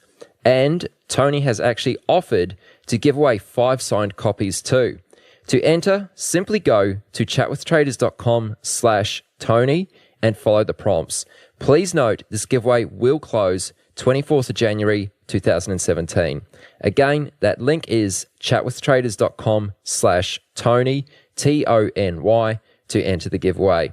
Hope you dig this episode. Anthony is a major boss. Enjoy, team. After learning about you, I checked out your popularity with some of the people that I know that are trading. And you actually interviewed a friend of ours, Derek Wong, earlier. Oh, you know Derek, right? Yeah, yeah, he's a client and also fellow Chicagoan living in Beijing. So, oh, that's very cool. I had a lot of fun talking with Derek. I sort of am trying to keep in touch with him a bit. Brilliant guy.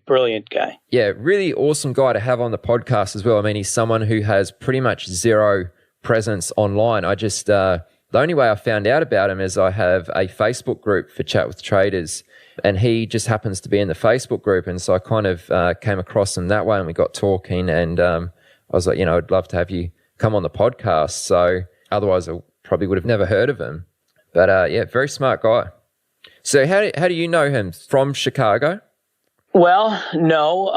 About a year ago, a mutual friend introduced us. He needed some help. Being a futures trader, he needed help in options trading. So our company has been working with his company as they get ready to launch a few more options products in the Chinese market. And he led the charge for the first 6 months. We did some programs for him and his desk, and then he kind of handed it off to some other individuals that are looking to grow their sales trading business and their client business. So it's been a good relationship, and Derek was Johnny on the spot for everything. Really took a lot of care in the relationship, and he was on vacation last week, but I would say we talk to him every week, keep abreast of what's going on. So right, yeah, that actually makes a lot of sense, because he was talking about how options are something that's coming into China very soon, or hopefully soon. So yeah, that makes sense that you guys would connect over that. And that's a good reason. I mean, that's one of the reasons why I wrote this book. I mean, there's a lot of options books. Heck, I wrote my first options book 16 years ago, but we wanted to do something that we could translate and cater to the Chinese market, and that's what we're doing with managing expectations. So it kind of fit right in, meeting with Derek in our current business. Ah, right. Okay, so it's already got a Chinese translated version on the way. Mm-hmm. Mm-hmm. It's translated, and we're just basically the editors are cleaning up some of the vernacular, and the whole package will be available before the Chinese New Year. So it's interesting. It's kind of exciting. It's a whole another chapter. This is really, Aaron, it's the last frontier, right? Options in China. I mean, they have 120 million retail investors. It could be huge. Yeah, that's a big market. And I read that you also spent some time in Australia helping out the ASX exchange here. I did, and I love your accent, because I lived there for 2 years, and I have to say the Aussies were the nicest people to us Yanks that you could imagine. Now, it was a different time. It was 20 years ago, but from what I understand, that hasn't changed a lot. It was so fantastic. I lived at the Rocks in the Sydney Harbor, and I dealt with the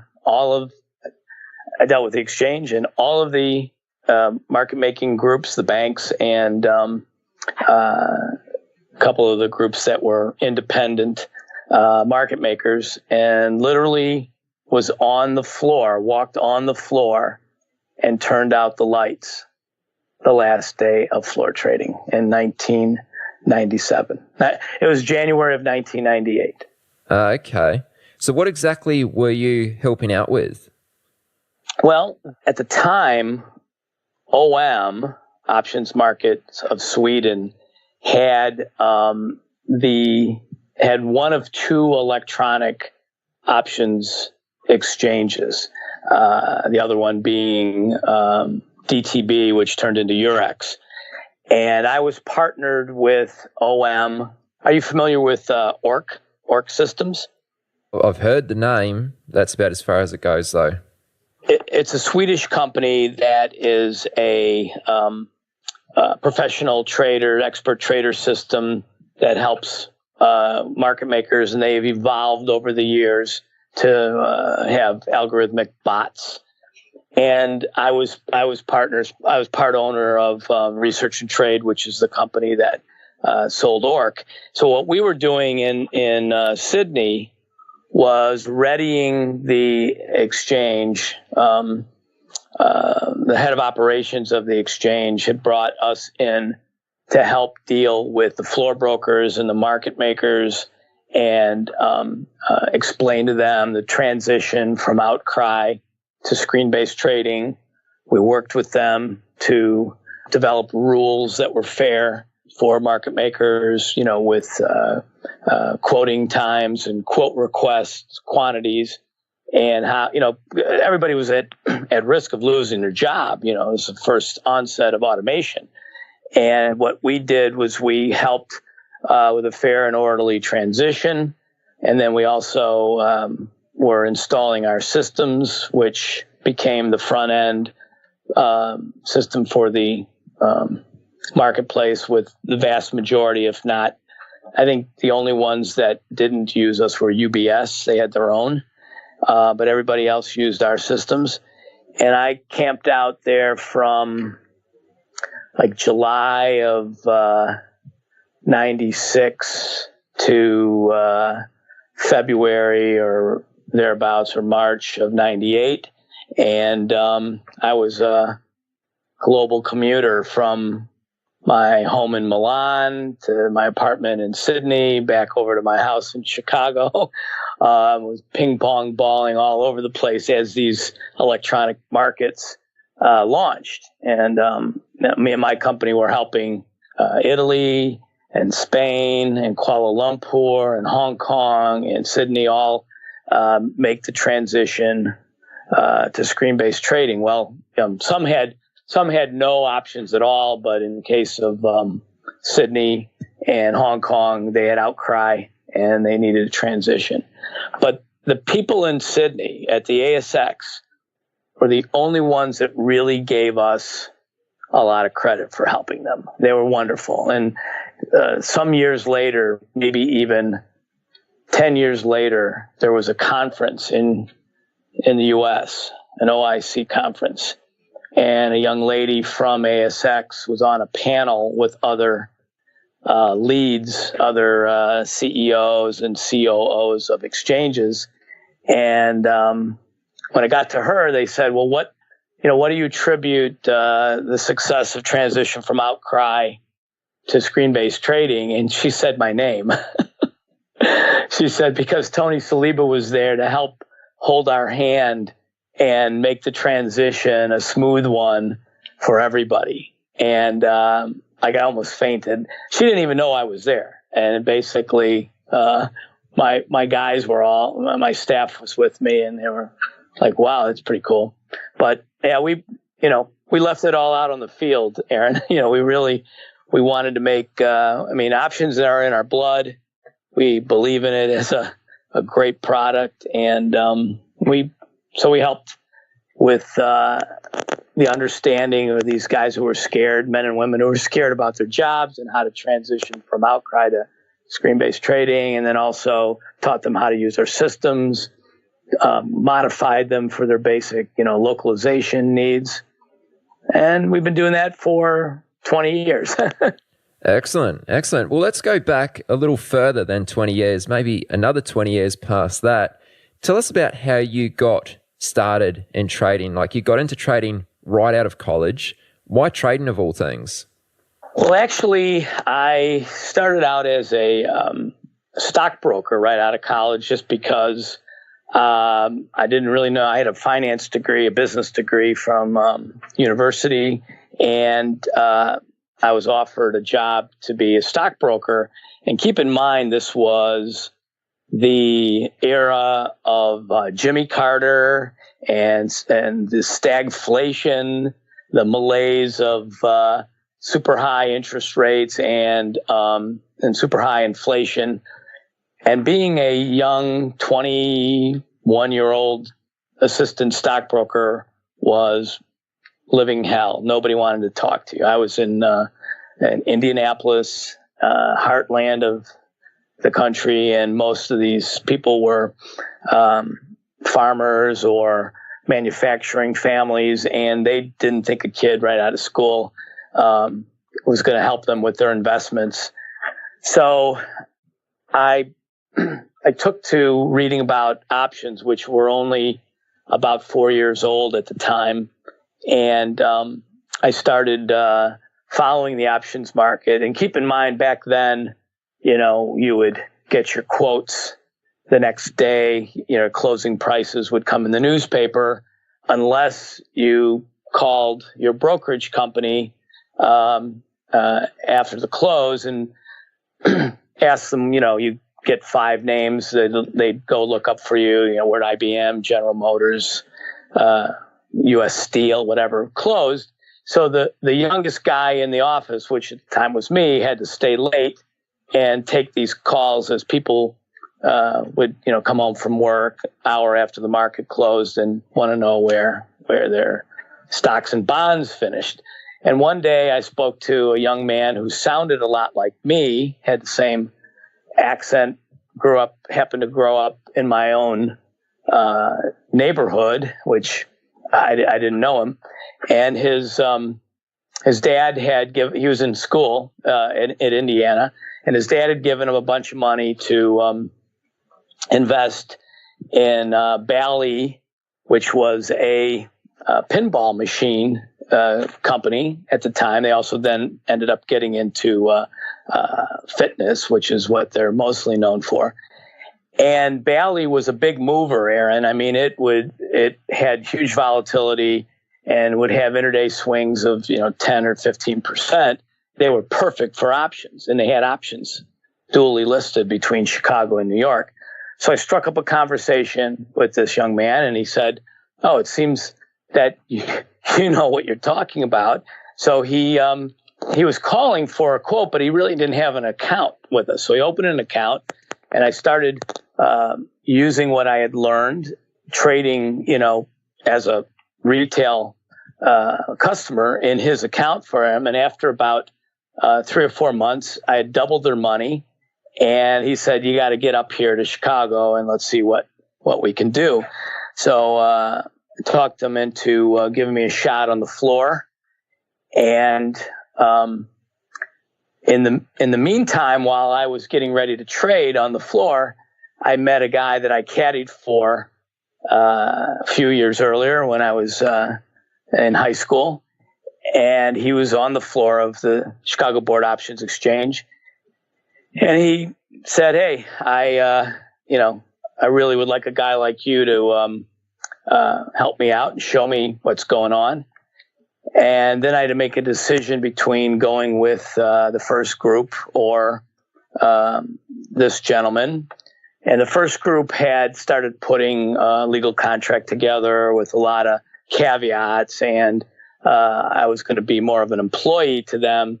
So I said, "Well, thanks, but no thanks. This guy's giving me a 50-50 deal." I went with the other guy, and within 3 years, I made him like over $500,000 and bought him out. That was in 1981 then. And it just came naturally. Well, let's put it this way. I studied a lot. This is in the days before computers. We had an online mainframe that we could plug our phone receiver into. They had those old-fashioned couplers that made humming and whirring sound to them. And we would get a printout on a Texas Instruments keyboard with a heat-sensitive printer, and we would get our theoretical values, which at the time a lot of people really weren't aware of what those meant or how to use theoretical pricing. And what I did, Aaron, is I would print out a block of values. Imagine a 3-dimensional block of paper cube of time, price, and volatility. So what I did was I focused on a handful of spreads, and I would go out 6 or 9 months in time, up and down 20% in price, and up and down about 30% of the volatility. I was trading Teledyne at the time, which was a very high-priced stock and made wild swings. It was at the time a proxy for the market. IBM, Teledyne, Honeywell, Hewlett-Packard. There was a handful of individual stocks that people would buy and sell based on their market sentiment because the S&P 500 weren't futures yet on them, and there was no tradable index at the time. So people would rush to the floor and buy options or sell options on 6 or 10 big moving stocks as a proxy for the whole marketplace. And Teledyne was one of them. So I would come to the crowd every morning, having studied all night long the various relationships between these spreads and how they would potentially move based on price movement and volatility movement. And then over time, I had all these prices. And it's somewhat of a tie-in to what we're still doing today, because a lot of people who trade options lose track of the relationship between options and various spreads. And what I was able to do was trade much bigger than my peers, because I was able to package my position into spreads that would allow me to eliminate 90% of the position and the risk that went along with that position by having finite spreads. You can imagine vertical spreads or butterfly spreads or calendar spreads, and then some variations on those themes, diagonals and some very light ratio spreads. And over the years, it became second nature to me to be able to walk into any crowd and sort of size that up. But as the personal computer became a thing, if you will, in 1984, I hired my first programmer and built a program that would allow me to do my risk management in the same fashion, automatically, programmatically through the software, so I could carry bigger and bigger positions and reduce my risk much faster, since I did it electronically on this. And that's how I got into the software business then, through that.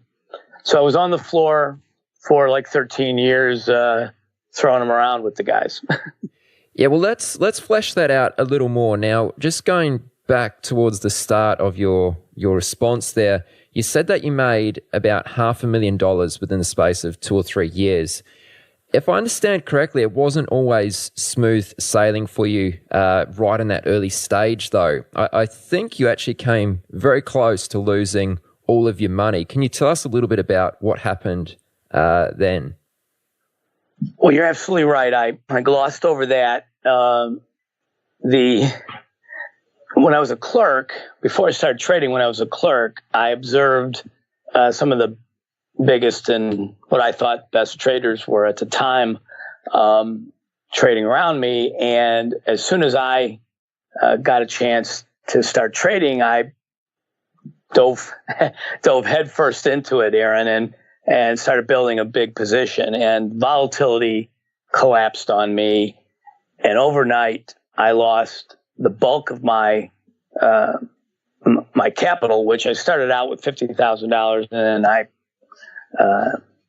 found myself 4 or 5 weeks into trading with only $15,000 in my account. And I was the subject of Market Wizards chapter. Jack Schwager, now a friend of mine, wrote about this. But there happened to be a plane crash that Friday afternoon where a lot of people died. And as I said to Jack, I felt like I would have rather switched places with one of those people. That's how bad I felt. And my partner at the time, who didn't know a lot about trading, but he did know about something about banking. And he said, well, pull your horns in, trade smaller, and just see what you can do with a tiny fraction of the style of trading that you were doing. So I left the rough and tumble crowd of Teledyne and went over to a much more mundane crowd of Boeing, and learned how to be more regimented in my trading and was just trading one lots at a time and was able to target. I had a goal of making about $200 or $300 a day. And I figured, okay, this would pay my seat lease, pay my bills, give my partner his half, and not a bad living for a 23-year-old who, got to wrap up work at 3 o'clock in the afternoon. So I honed my skills over a few months of being very regimented. And I was a wrestler in high school and then also a cross-country runner. And if you know anything about these two sports, you have to be very disciplined. Not that all sports aren't discipline needed on all sports, but particularly in wrestling and your diet and training for cross-country and being alone for a long period of time. So I really brought out the discipline aspect of my nature. And then one day I was standing in the crowd in Teledyne, which was across the floor where I had been trading the first 5 weeks and not the next 3 months. Got really busy and I ran over there just to see what was going on. And before I knew it, I was trading in the style that I had practiced for 3 or 4 months in Boeing, very regimented, but very small, one lot at a time. And I said, whoa, I can do this in this crowd too. And I was able to chip away at my deficit and started making $1,000 a day and then $2,000 a day. And before too long, I was able to, I got back to even. And, I had a string of many months, over 70 months in a row, where I made 6 figures a month or more.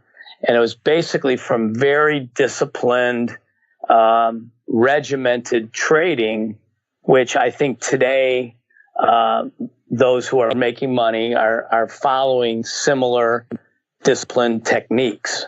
And punting is something that is anathema to me, but chipping away and having a small target, which becomes a medium target or a larger target every day or every week or every month, is really what I ended up doing and still try to instill today.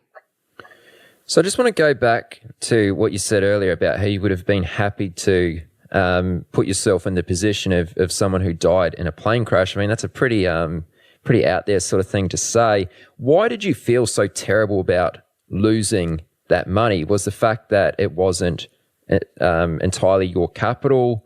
Was it you felt like you'd failed in some way? Was there anything more to it than the fact that you just lost the money? Well, first of all, it didn't happen overnight. It had been 5 weeks of losing. It had been 5 weeks coming. And that Friday was a culmination of more than 50% of my trading capital's gone.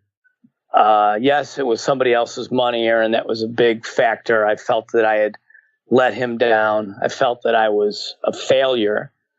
And I was devastated in that I didn't think there was any way back. And I really felt that, given where I started with, at the time, $50,000, which was a reasonable sum to start with, and now having barely 15 grand, how was I ever going to make it work? So I was devastated in that I felt I had failed, but also it was the man's name was Julian Good. It was Julian's money, and I felt really, really bad about that. And I remember walking off the floor and hearing about this massive disaster, and I just said, if I could do anything and if I could do anything good for somebody right now, I would switch places with one of those poor victims. And I think that was probably the depths of it. It wasn't like a rebound the next day or anything. It was not a V. It was more of a trough that lasted for a while before I shook myself out of it. But a lot of introspection and realizing it wasn't as easy as I thought. So it took a lot of energy, a lot of wherewithal to bring myself to carry on at the time. And I looked around and I thought, well, look, if I can make it in this business, I mean, I'm the son of a carpenter. My dad would come home with, swollen hands and cuts and, sore back and shoulder. I'm thinking, this is a much better living than he went through. So I still have a chance. And I literally sat down with my partner, and that's when he said to me, look, I know bankers who get overextended. They pull in their loans and don't lend as much to new candidates. They just lend smaller until they make a little bit of it back. And I think you should probably try to trade smaller and chip away. So he did bring something to the table in that regard, that he was able to talk some sense into me and get me back on the right track. Trading at Schwab is now powered by Ameritrade, unlocking the power of Thinkorswim, the award-winning trading platforms loaded with features that let you dive deeper into the market. Visualize your trades in a new light on Thinkorswim desktop with robust charting and analysis tools, all while you uncover new opportunities with up-to-the-minute market news and insights. Thinkorswim is available on desktop, web, and mobile to meet you where you are. It's built by the trading obsessed to help you trade brilliantly. Learn more at schwab.com/trading. Ever watch a stock rip and think, I could have nailed that if I had real capital? The truth is, many capable traders never reach their potential, not due to lack of skill, but lack of scale. Trade the Pool was built to solve exactly that. A firm designed for serious individuals who want access to the U.S. equity markets with meaningful buying power, up to $200,000 without committing their own capital. Get access to virtually every stock and ETF. Go long or short freely with the flexibility professional traders expect. You're evaluated on one thing: your ability to manage risk and execute with consistency. Meet the standard, and you trade at scale.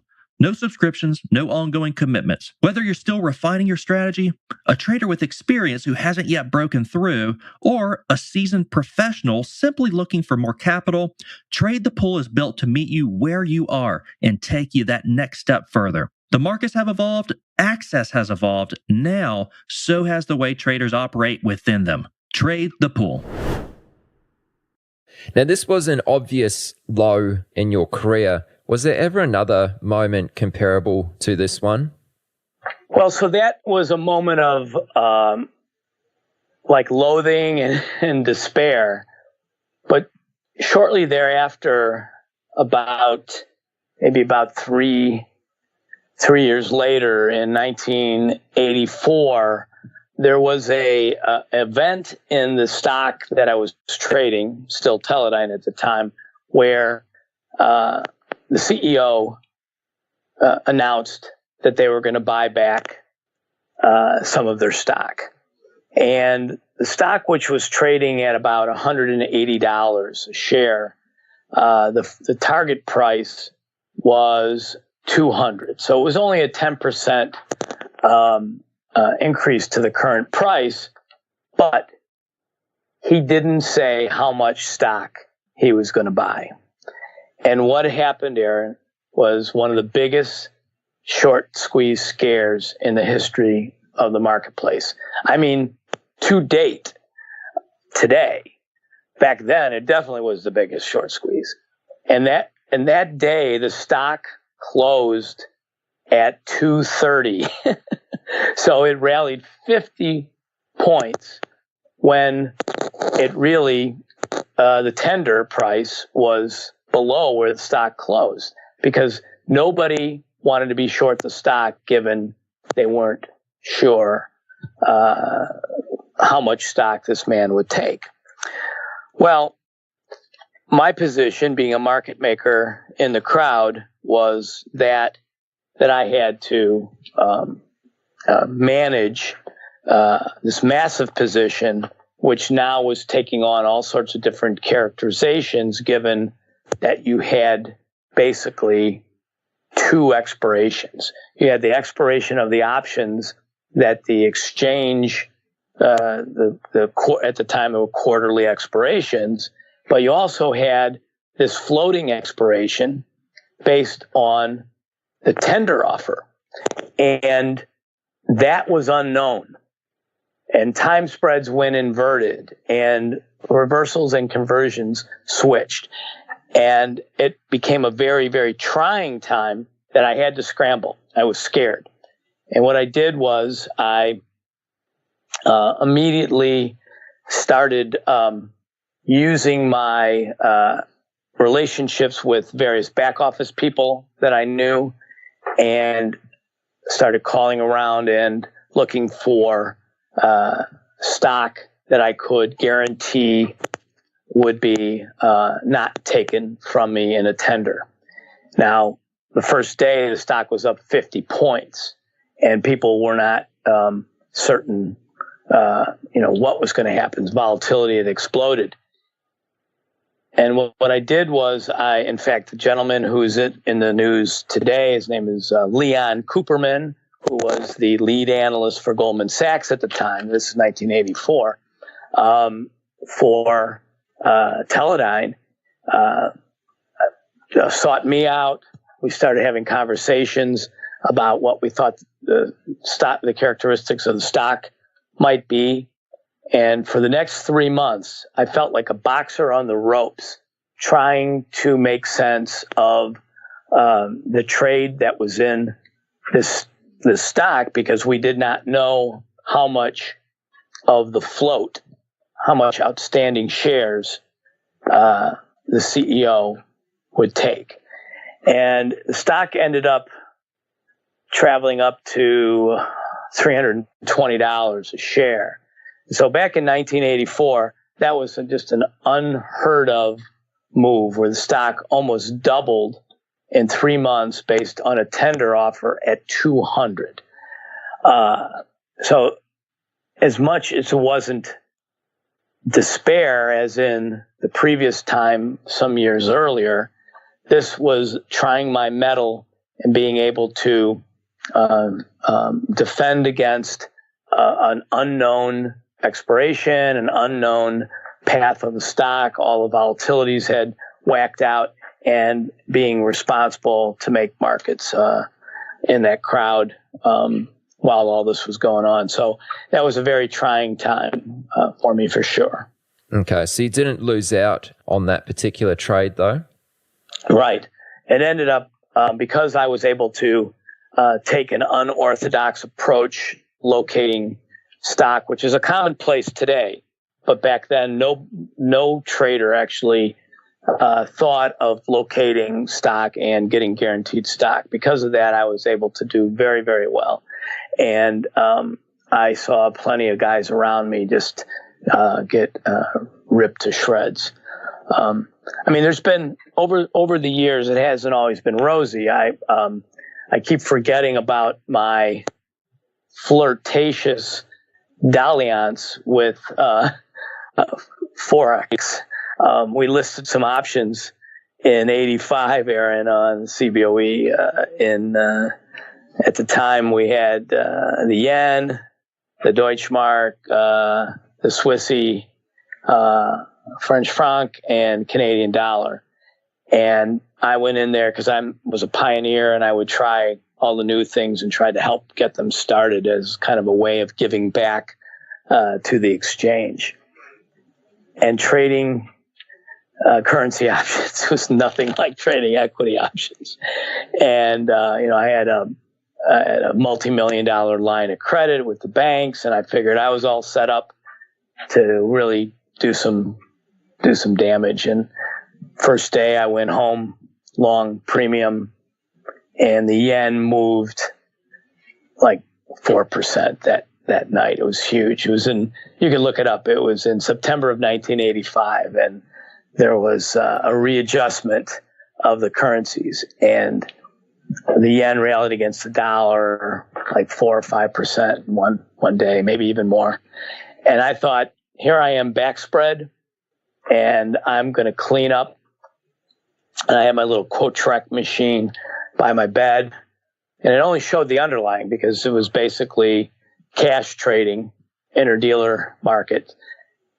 And the next morning when we opened the options, they had crushed the volatility, and my back spread lost me money. And I was like, whoa, how does this stuff work? And it was literally talk about being on the ropes. This was not only death-defying, it was day and night because the currency never stopped trading. The only respite you had was at 4 o'clock Central on Friday afternoon, and you really only had 48 hours before it started trading again. And it was. I did that for 2 years. I lost a lot of money. I mean, I'm one not to give up, but eventually I'd throw in the towel. I probably lost about $2 million in those 2 years, plus all my time. But I learned a lot, and I met some great people. It just was so different. So different. Right. So just continuing on your path, I'm not sure if this was in the interview you did with Jack for Market Wizards or if it was in another interview, but I understand that you'd accumulated about $8 or $9 million by the time you were about 30 years old.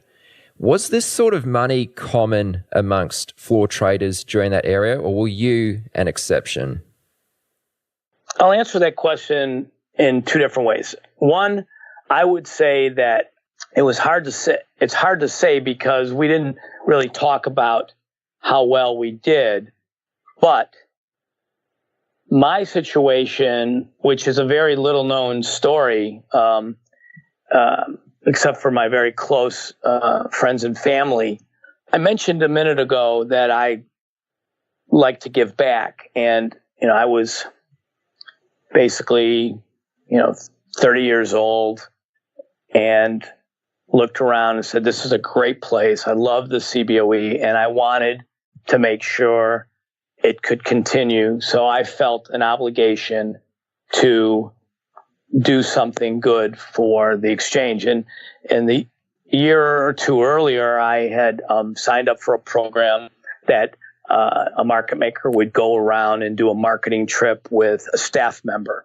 And, you were on the road for 3 days or maybe 4 days, and you'd go to some small town or a group of small towns in certain areas where people were interested in options and trading options. And you'd go to a Schwab office or a Fidelity office and answer their questions.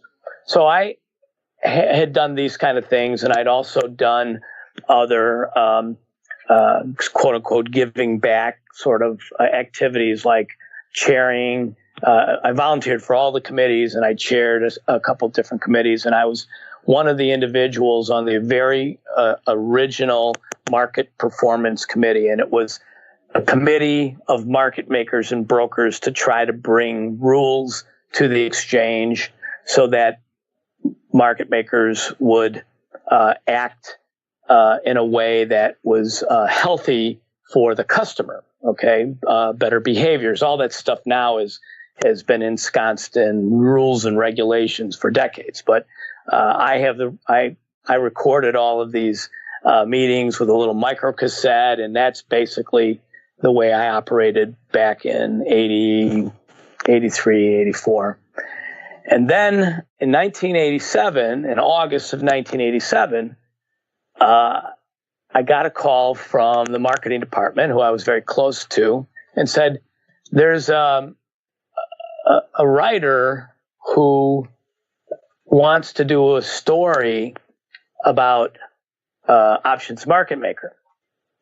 And his name is Edmund Andrews. And Edmund contacted me, and we could not come up with a date where he was in Washington, where he would be able to come into Chicago to interview me, that I wasn't traveling. And mid-August turned into late September, and we settled on October 20th.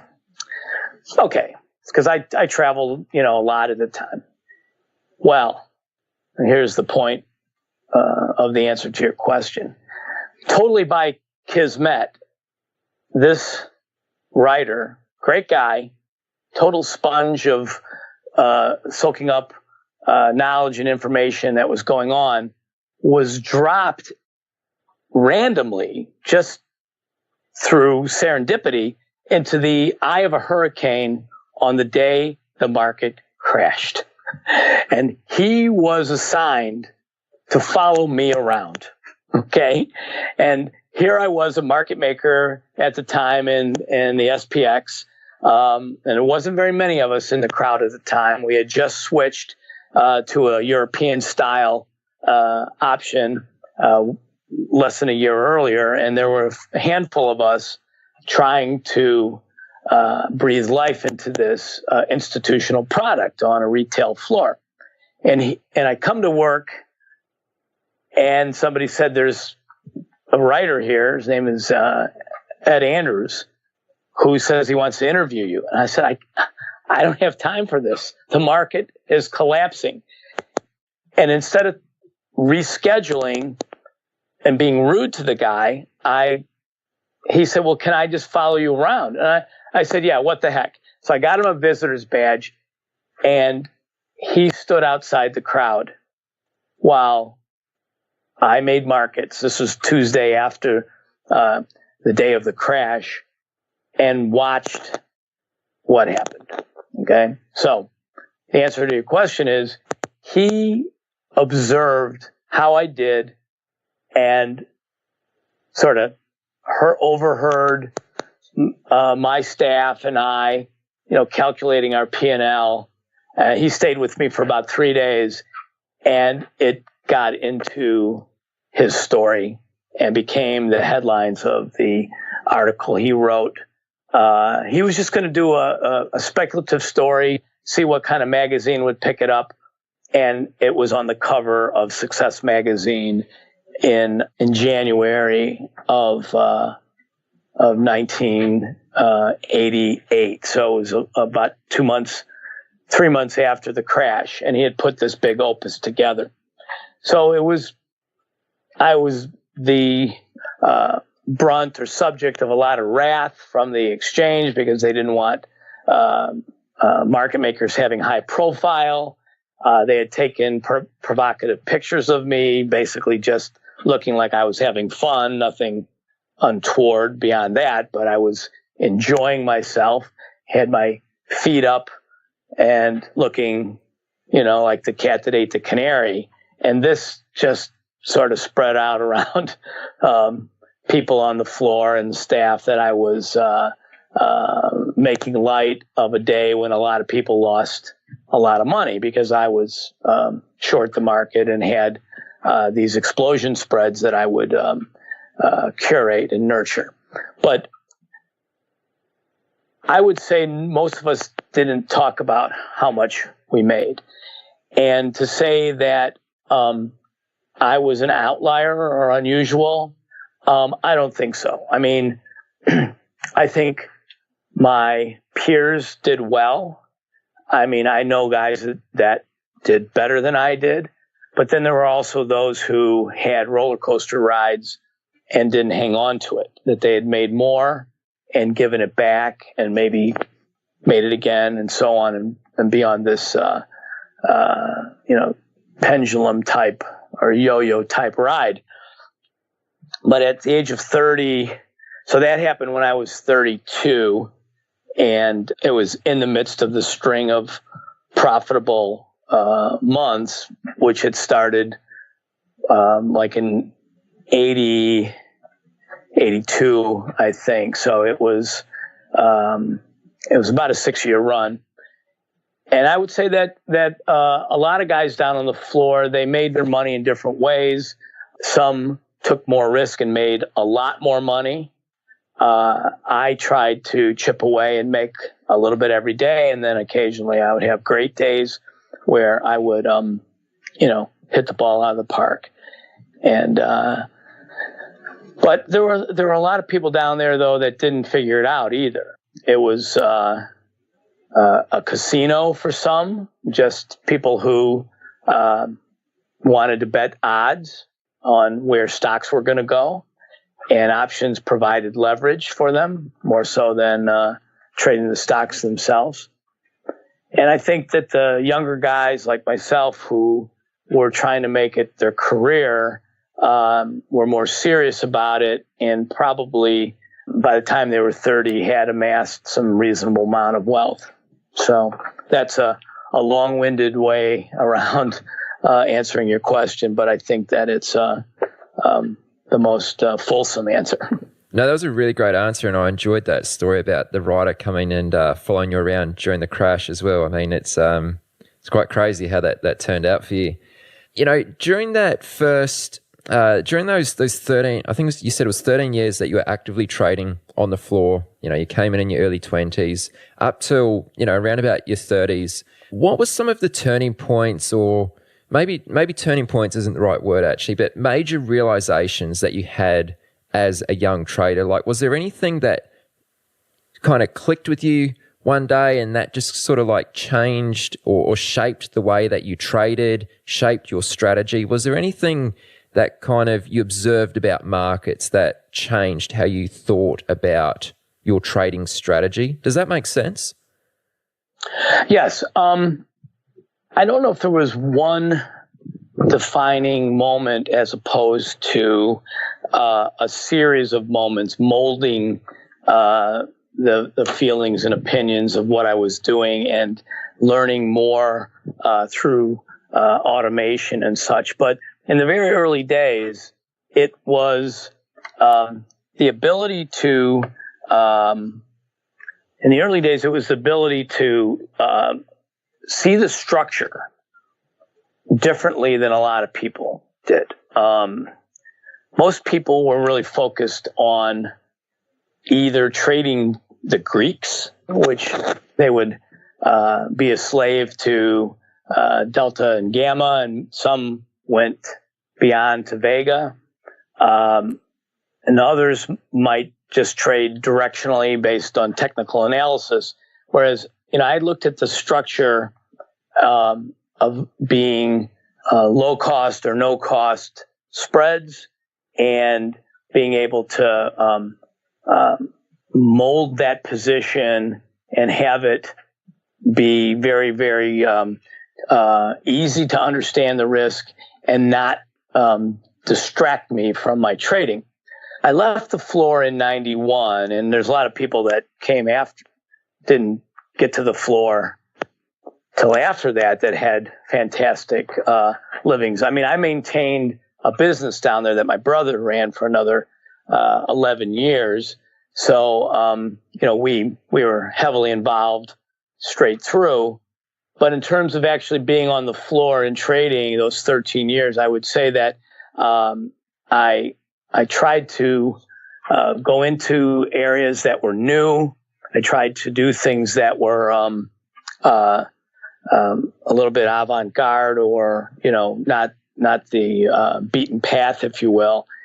And I studied. I can't say that I'm not a quant guy, and I'm not a particularly. I wasn't very good at math in school, but I could do the math fast enough in my head, and I'm very disciplined. So I would teach myself these relationships, and I always had that in my kit bag that I could lean on. And then over the years, I learned a lot more about theory and about automation, and got more into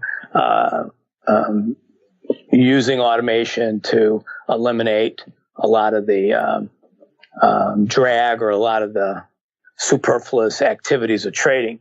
So I don't think there was any one defining moment or one singular process, but I would say that when I die, the gravestone would say necessity was the mother of invention. And I think that I always looked at what the problem was and tried to figure out how could I solve it. So in the case of the story I told you about the tender offer, and everybody was having extreme pain about short covering, I went to the source to control short stock. When the market collapsed, I mean, I had the benefit of owning a lot of really far out of the money puts, but I bought them because nobody else wanted to buy them. And I was buying them from retail brokers who were just selling them for the premium. And then I was able to parlay off of that into spreads that paid for them. And when the market came unhinged, I had some bullets, as they would say. So each stage of my life, I would say necessity has been the mother of invention. And that's to a great degree how I improved my trading and improved my view of the trading environment. And that's what we're doing today now with China. So, we see there's a lot of smart people in China. There's a lot of systems in China already. There's a lot of approaches that people are trying to say this is the easiest way to get there. But I don't think that's the case. My youngest brother happens to be the head risk manager for Goldman Sachs in the area of options trading. And last year, when the market literally came unglued in August 2015, I remember it because it was on my anniversary, and he called me and he said, AJ, I've got a line outside my door of 30-somethings who are blowing up, and they could really use a dose of relative pricing because they don't know how to make heads or tails of their positions because volatilities have just gone off the charts. And these events happen maybe once or twice a year, but when they happen, they can be devastating for a lot of people. And it's been that understanding of the option structure that, I coined a phrase when that tender offer happened, Aaron, staying spread is staying alive. And spreads have been the fastest growing segment of the listed options market because you can identify the risk and because you can depend upon it. And as my brother was saying to me last year, he said, there's just too many people who depend upon systems to tell them where they are, and they don't have that extra set of tools to fall back on when the you-know-what hits the fan. So I think it's been a molding structure, and basically whatever the necessity was, I would try to figure out a solution for it. After you left the floor, like you mentioned a little earlier, I'm not sure if this was directly the next step, but you started an education program teaching traders. Can you tell us a little bit about what this operation looked like and maybe your reasons for actually starting this program? That's a great question, Aaron. You don't know how funny that is, actually, the reason. Well, so it's 1988, and I had about 23 or 25 traders trading for me on the floor, and each of them I would have to work with personally and teach them what I thought they should be doing, and I was getting tired of it. So I asked, I had a very small IT department, if you will, 3 guys who were just out of college, and they knew how to program in DOS. And I said, I need to find out a way to automate what I do. There's got to be a media package we can find or put together that would allow me to stop having to do this one-on-one. I mean, it's so tiresome now because the 20-some guys that were on the floor represented maybe 50 guys that had gone through the program and had been above average. So we were experimenting with video and the early nascent computer programs. And I met some guys that were building a simulator for gaming purposes, but they didn't know anything about options. I mean, they were working with a guy who thought he knew something about options, but he didn't. And I decided that I would invest some money and help these guys build a simulator that would also help me with my needs. Well, as you know about software development, they call it a rubber calendar because things always take longer than you think and they cost more than you expect. And when I was done, the number was pretty big, and I said, shoot, I got to find a way to monetize this. And I figured very basically, if I had this need and had to go through this to develop my own solution, there has to be others out there that could utilize this solution. And lo and behold, the German market was about a year away from launching an options market. And I packed up my stuff, literally a metric ton of hardware, because it was all voice activated. You would train your voice.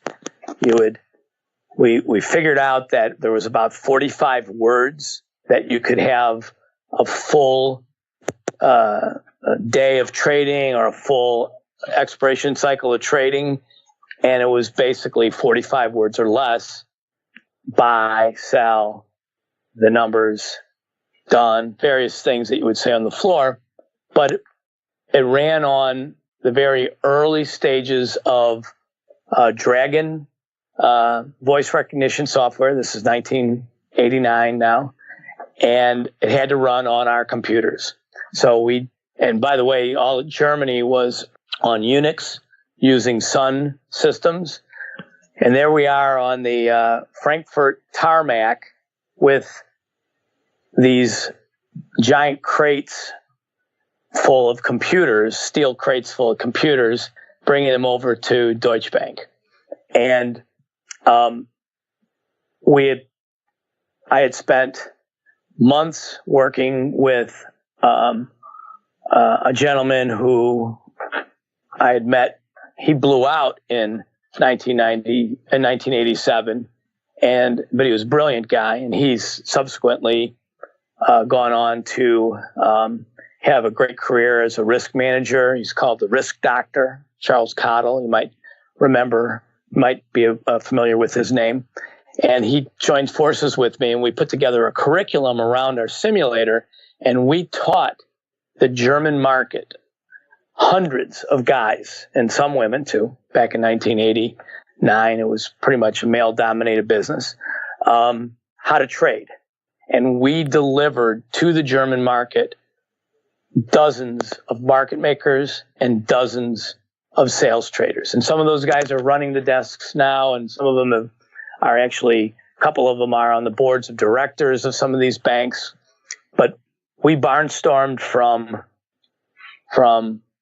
Frankfurt to Vienna to Milan to Madrid, Denmark, Stockholm, of course, Kuala Lumpur, and Sydney, and a few other places in South America, Colombia, and Central America and Mexico, and taught literally about 7,000 people over the next 10 years how to do the various things that they need to do in an options market, from market making to broking to being a hedging physical positions, and on and on. We had about 20 some courses. And that business still operates today. We're doing it now with the Chinese, and from time to time, other people come. They want to get that real. Shelley Natenberg has written a book that's one of the most popular books. Shelley's a great guy, and he really talks about, how options work. And what we do and have done and continue to do is talk about how to put the trades on, how to move the trades around, how to manage a risk, and actually be the mechanics of the business. So that was another necessity is the mother of invention. If they would have delivered that simulator on time and under budget for me, I might not have gotten into the business. But in the meantime, now we have electronic simulator and courses in Mandarin, and it's just been a progression. So that's how I got into that business, and I really hadn't been involved with it from maybe 1998 till a couple years ago when we started doing stuff in China again. I had other guys running it for me. Right. And were you ever afraid of giving away your edge? I mean, I'm not sure about the specifics that these courses actually taught, but were you ever concerned about giving away too much, like giving away your edge on exactly how you traded? Well, not really, Aaron, because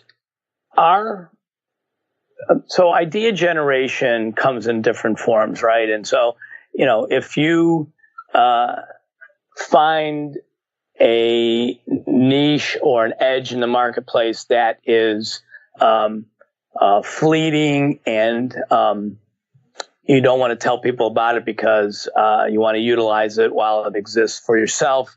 If we were that kind of program, then I would be worried about it. But really what we've done is evangelize about the ability to do better risk management, identify opportunities in your marketplace, stay disciplined, how to turn positions, losers into neutral or neutral into winners, it's better to have a great spread on at a bad price, for instance, versus taking a loss immediately because you made a bad trade. And so how do you turn that bad trade into a better spread just at a bad price?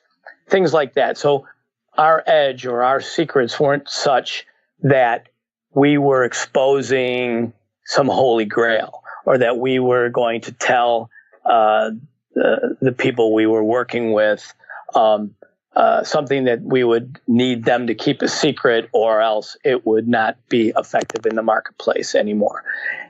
Now, Tony, this is a cliche question, but, as someone like yourself who's been doing this for 4 decades, you've 40 years of experience, I think you're the right man to ask, what are important traits of a good trader? Well, it is a little bit of a cliche, and my answer, I'll try to make it sound less cliche than the answers you might have heard in the past, because first and foremost is discipline. Okay, and that obviously is the ability to stick to a plan and not be distracted from that plan. Okay. Another trait is creativity, and that would be to come up with a plan and to be able to see what might work in the marketplace. And the third thing would be the ability, humility or humbleness, to be able to understand that your plan was maybe 80% or 90% right, modify it, maybe even scrap it and try another plan. Okay. And a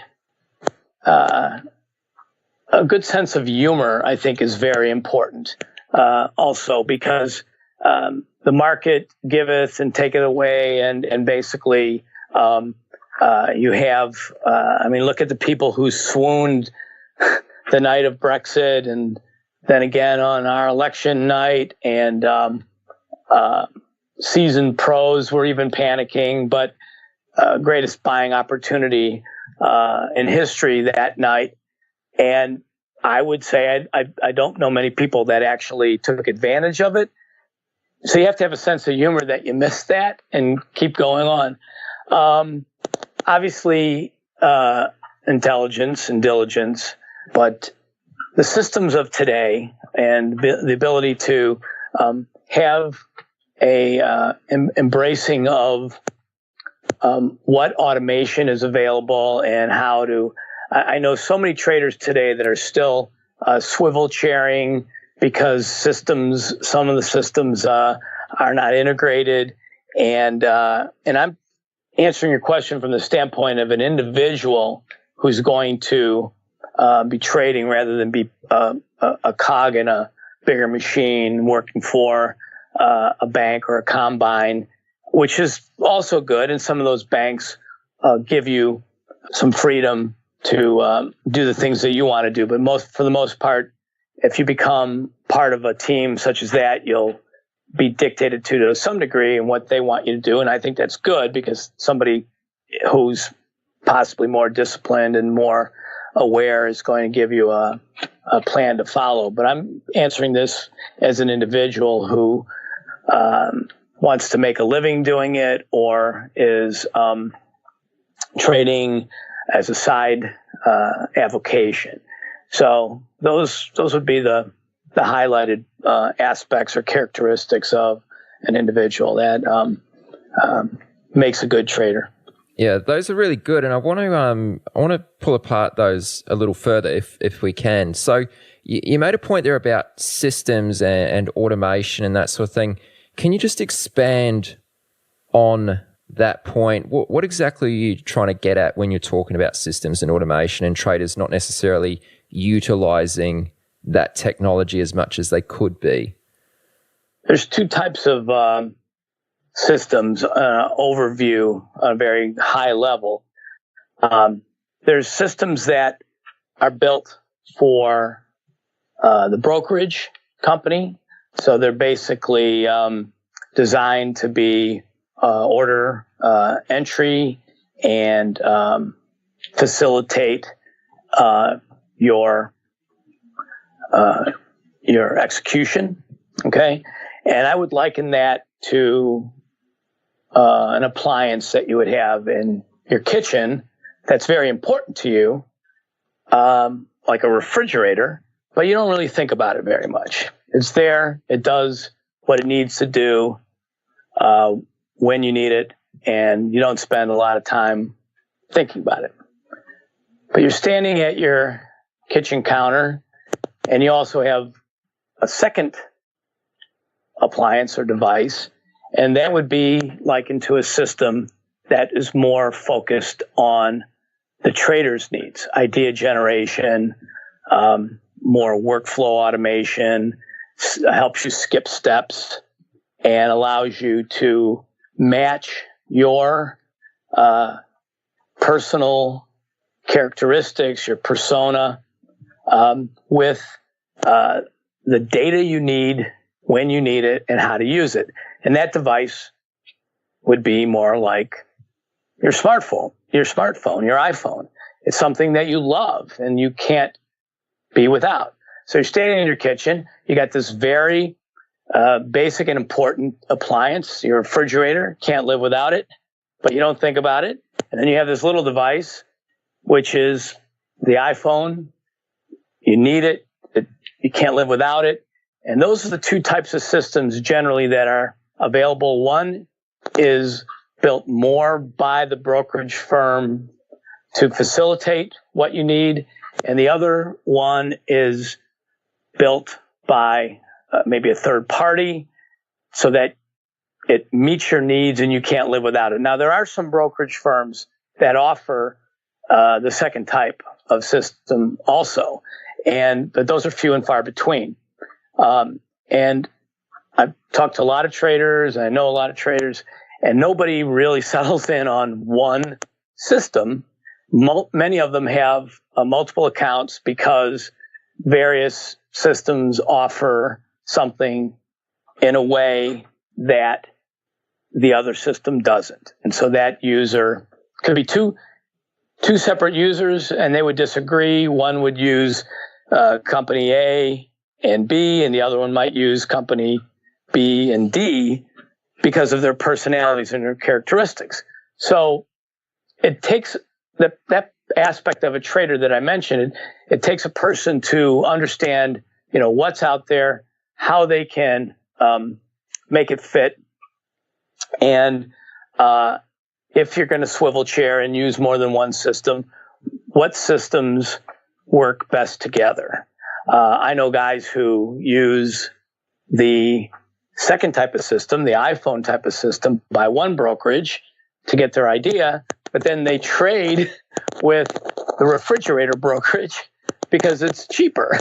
and that their time frame allows them to swivel chair and make decisions and make trades versus maybe setting up a bot and letting the bot do the automation for their idea all in one shop. So that characteristics, and I personally can't tell you what the best system is because different personalities need different things, and there's some global systems that are available that are decent, and then there's some higher level systems that are very expensive that don't work in every marketplace. So it's really a matter of which market you're going to trade and what your personality is, what your risk appetite is for the idea generation. But you should understand that that's something. I mean, I know guys who spend more time researching systems and trying to find the system that's going to fit them before they actually engage in the trading. And is that a good thing? Well, if you're going to lose money and you're preventing yourself from losing, it's a great thing. Yeah. I was talking to an individual that runs a large Asian brokerage, and this person was telling me that they were surprised at some of their brokers who moonlight, if you will. They have side jobs consulting their customers about what happened in the market that day and answering their questions, this so-called coaching, right? And she was telling me that it, in some cases, went on for the better part of a year where these individuals would pay a lot of money and not make any trades. And I said, well, of course, they're scared and they're preventing themselves from potentially losing. But hopefully when they do trade, they're going to be much more well-equipped to deal with the loss if they do lose.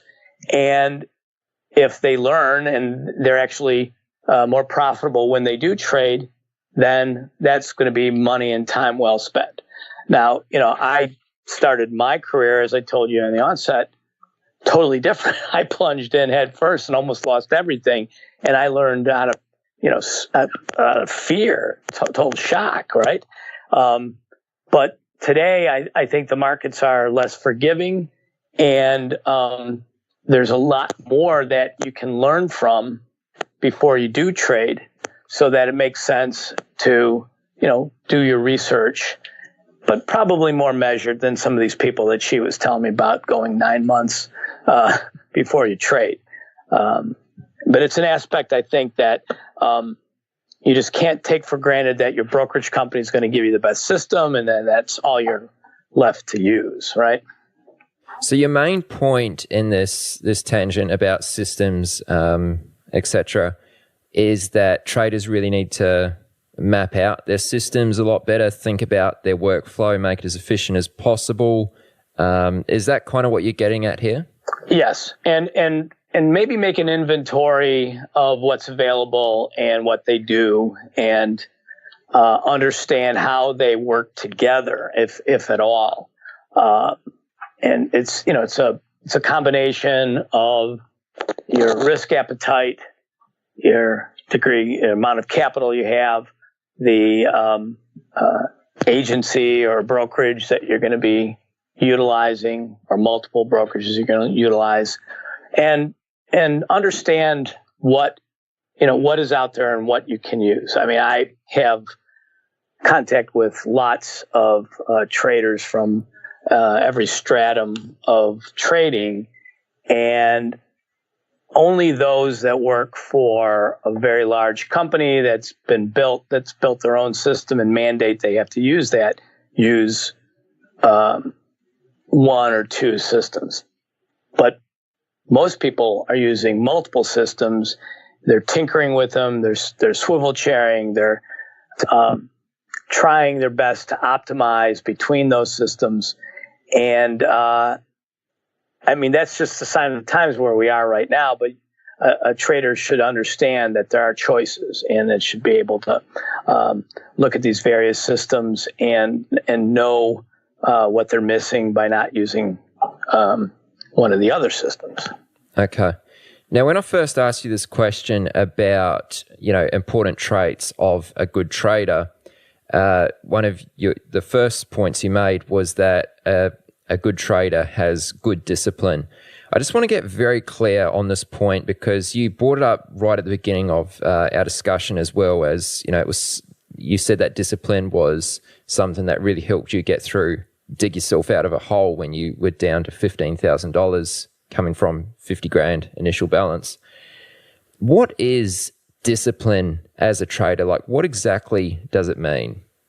Well, for me, it meant, and for people that trade for me today, what it means is sticking to risk guidelines, sticking to size guidelines, sticking to a plan that if you map out a plan, whether it is technical analysis on entry points, a carry trade, a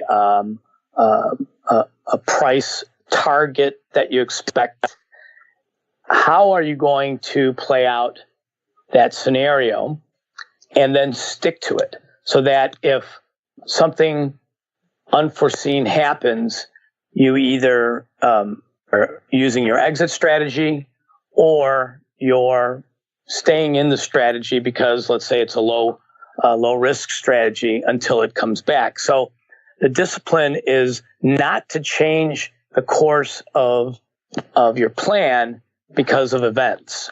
It should be understood and noted what you're going to do, and then stay with it. Otherwise, you can't determine why you didn't make money. Was it because you veered off course of your plan, or because the plan was wrong? And cheating on that only makes it more difficult to determine what went wrong and how it actually impacted your P&L and your risk profile. Sure. And the other point you made was very non-cliche. It's not one I've heard before. And that is it's important to have a good sense of humor. And when you were talking about this point, you mentioned that, the recent elections brought about one of the best buying opportunities. But you said that even many professional traders missed out on this and weren't able to capitalize on that. I'm just curious to hear, why do you think that was? I mean, was this just something that was easy to identify in hindsight, or, what are your thoughts? Well, so I think when you play back the tape, I didn't say many professional traders, but those that I know and I spoke to, I don't know any that, really hit the ball squarely that night. And the reason why I think it happened was due to, caught a lot of people off guard, and B, it was overnight, so you really only had a limited amount of trade that you could transact. You had, S&P overnight futures and possibly dollar trade, but for the most part, for Americans, it was a shocking situation. I think most people, the majority of people, didn't expect that to happen. And now look at the value that's been created since then, just due to this man being elected. So, I was on with a trader while that was happening, and I was getting the handles as the Dow and the S&Ps, plummeted. And, I could have pulled the trigger and said, buy some S&Ps here, but I'll just admit it, that I was a little bit shocked and a little bit scared, and I thought that the market was convulsing and may take a while to snap back. Now, I will say with 100% sincerity that the night of Brexit, that was a different story. I thought, for sure that this was a bunch of wailing and teeth gnashing and hand wringing that wasn't going to last. But that correction wasn't as deep, and the bounce back wasn't as immediate. But I to a man, I was leaving literally the next day or 2 days later for the UK, and I went around Scotland and Ireland and in London about 5 days each country, and asked everybody that I met, were they a Remainer or a Leaver, because it was so fresh. And it was a mixed bag of responses. So that activity on the night of Brexit, to me, I thought this is a great thing. This is overblown. This correction is overblown. This is going to be great, great for the UK, and great for other countries that end up leaving that globalist situation called the EU. But with Trump's election, I think that it caught all of us off guard, and really was, it's obvious now, sure, he's going to cut rates and cut regulations and all the things that he said are very bullish, but it just didn't strike me that night that the market would digest that the same way that was on the face. And that's why you need a sense of humor, Aaron, because you could kick yourself for many, many months saying, how did I miss that? Yeah, we've all felt that. That's for sure. And people are still feeling it right now. It's like 1 month later, a lot of head shaking. And Tony, I'd just like to ask you a couple more questions here, and then we'll wind things down. I'd like to touch on the subject of longevity. As I mentioned earlier, you've been in this business for 40 years now. It's a long time. How critical has change been to your success and longevity? Can you give us an example of how you've had to adapt and evolve with times? It's a great question. Great question, Aaron. Yes. As I said earlier, necessity being the mother of invention, my adaptation, which has been critical, and, I got to say, I hate when people say, wow, you reinvented yourself, because that's kind of a weird term. I didn't, people who do that didn't reinvent themselves, but maybe they figured something to add on to themselves or to modify something that improved themselves. So my reinvention, if you will, to use that phraseology, has been to bring a solution to the problem that might have been a roadblock for me, or a speed bump as it went on. I mentioned the simulator being a tool I was in search for, and then ended up saying this has got to be a business because it was harder than I thought to develop. And prior to that, in the early 80s, I came up with some smaller programs to assist me in my risk management, and that turned into a system that I ended up building and adding on and becoming a blockbuster that I sold, wrapped it into a company, and ended up selling it for a lot of money to Bank of New York. And then another time I needed to change or reinvent myself, if you will, when I had a clearing firm in the mid-'80s and developed some software, which was a solution that ended up revolutionizing the marketplace because nobody had automated the margin package. Margin calculations were all done by the OCC and only by the OCC. So change, absolutely, very important and constantly changing. I mean, my wife says on a regular basis, that I got too many ideas and I give this too much thought to come up with solutions. But I usually sort through to find out which one is the right one. And I mentioned a little bit before about the refrigerator and the iPhone, and you will see shortly one of the projects we're working on will bring that to fruition. And that's just another aspect of the change that I'm undergoing right now with various people that I'm working with to address some of the problems that are in the marketplace today. So the answer to your question is I usually change by developing a solution, whether it be a software solution or a combined software and some sort of social aspect in the case of those classes that I developed and delivered for so many people around the world. And while I was doing that, I was meeting great traders or great traders to be, and ended up backing some of them in various markets. And through wisdom that I had learned and their youthful exuberance and intelligence, made some great progress in a number of the new marketplaces that I wouldn't have had I not done that. So I would say solution provision has been the way that I've dealt with change. Okay.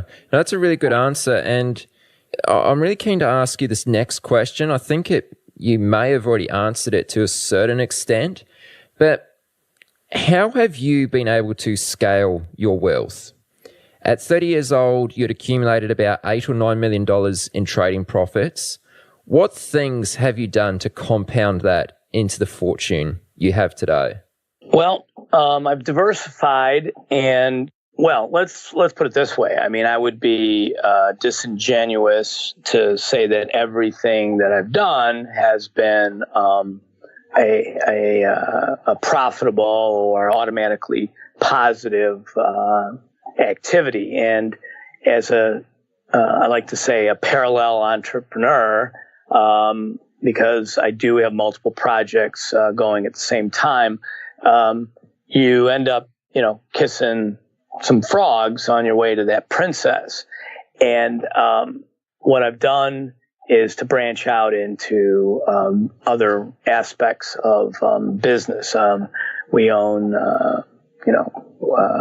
insurance company and a golf resort in Northern Ireland and healthcare facilities. And so what we've done is been able to utilize what I learned in trading and get into other businesses that have nothing to do with trading, but you can see the discipline and the risk management, if you will, the reporting, the identification of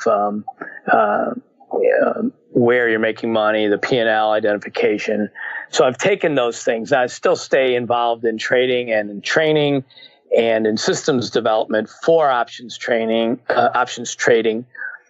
But in terms of scaling the wealth, I have my family, my nephew and my brother, who are very good at helping find opportunities. They look at a lot of deals and been involved in a number of, some have gone belly up.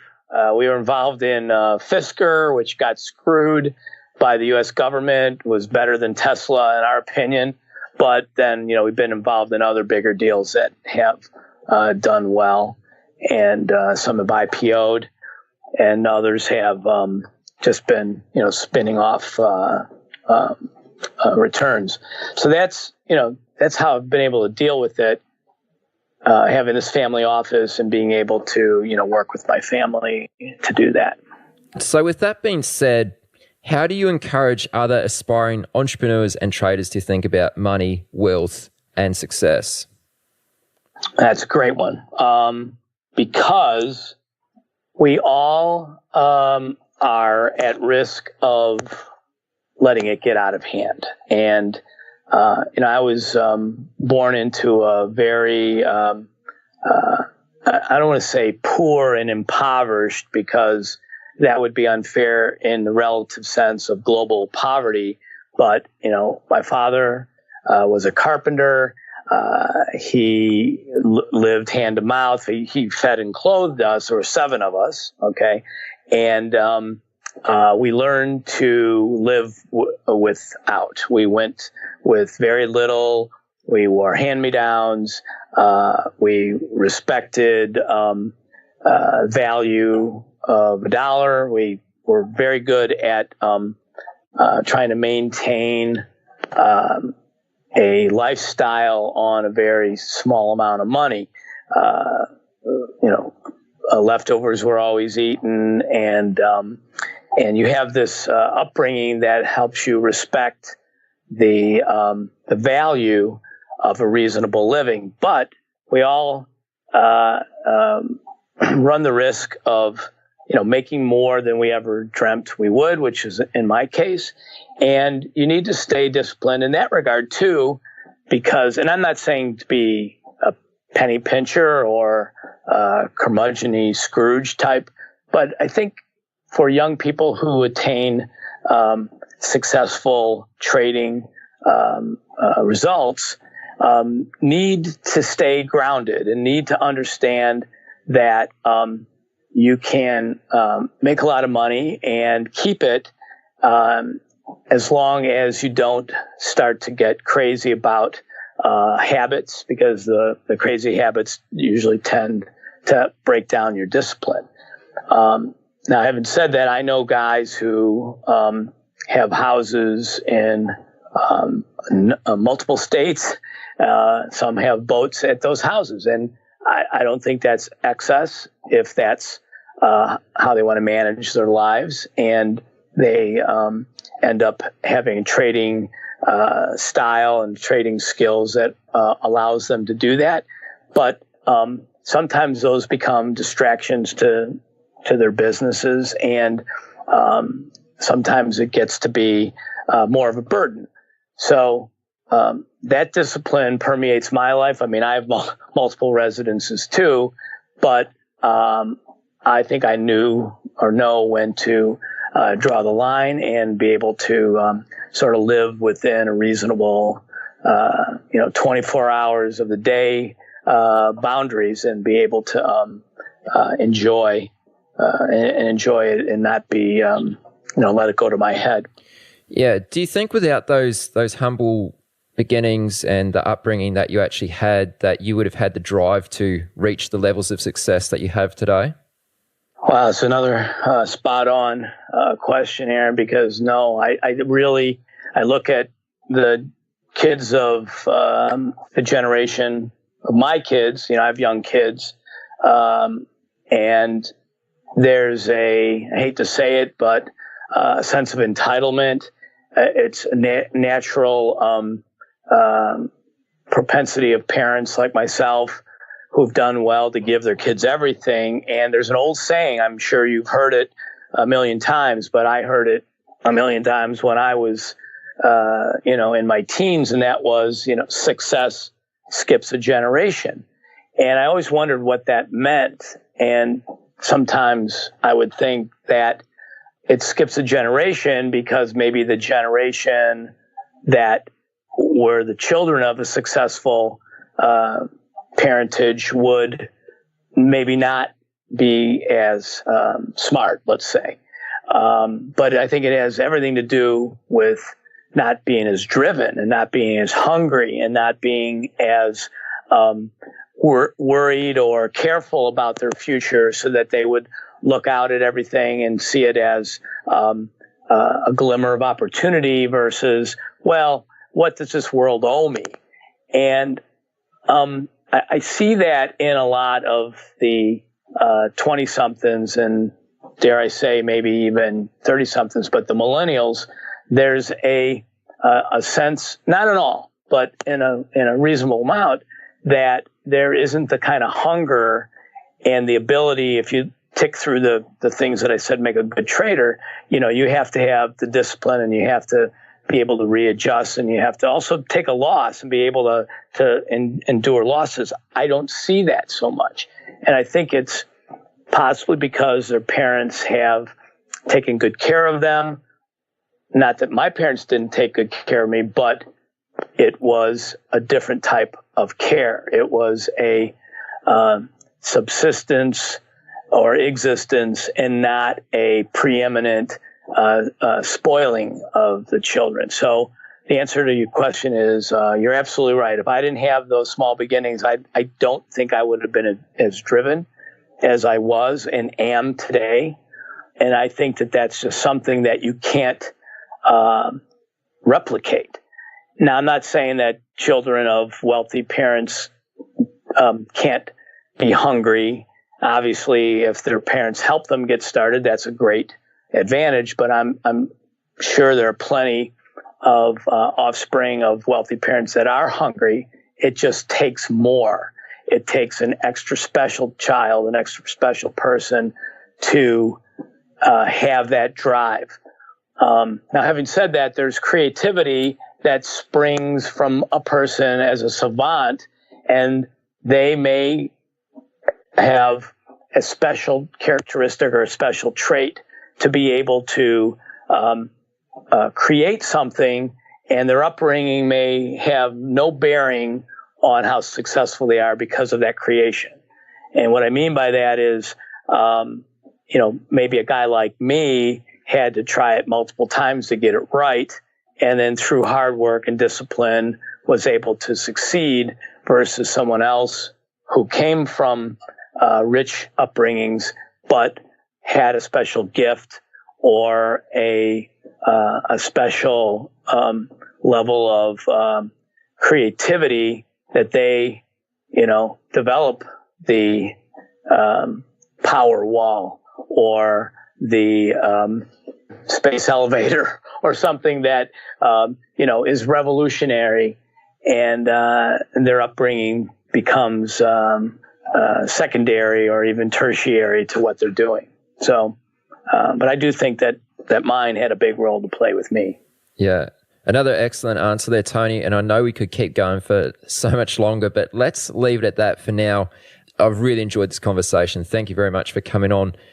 Aaron, it's my pleasure to meet you. You're an awesome. I'm telling everybody I know about your site and your service. I think you're an awesome interviewer, and happy to do it again if there's something else, or fill in the blanks. Maybe there are men and women, young men and women, that would benefit from some of these things in your audience. Yeah, no doubt. And I was going to say that, maybe we should try and set up a part 2 at some point, because like I said, there's so much more we could talk about. But before we close this out, I want to ask you about this latest book, which you've just released.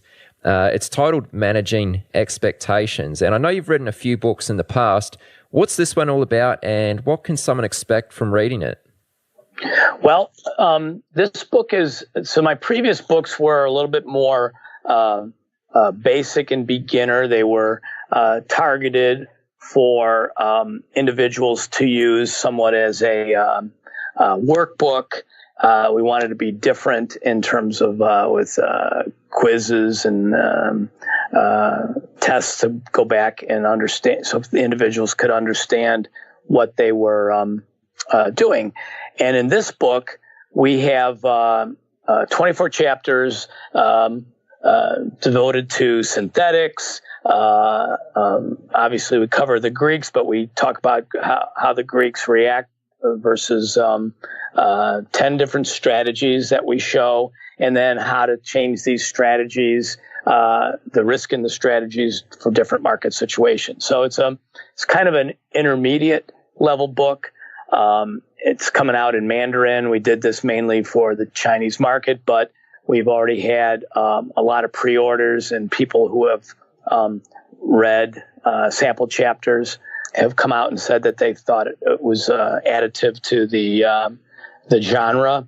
The package that we're offering has also the audio book read by me and the ebook. So we're looking to fit a niche of newer options traders that have not been exposed to relative pricing and the ability to look at synthetics and look at different strategies in multiple ways.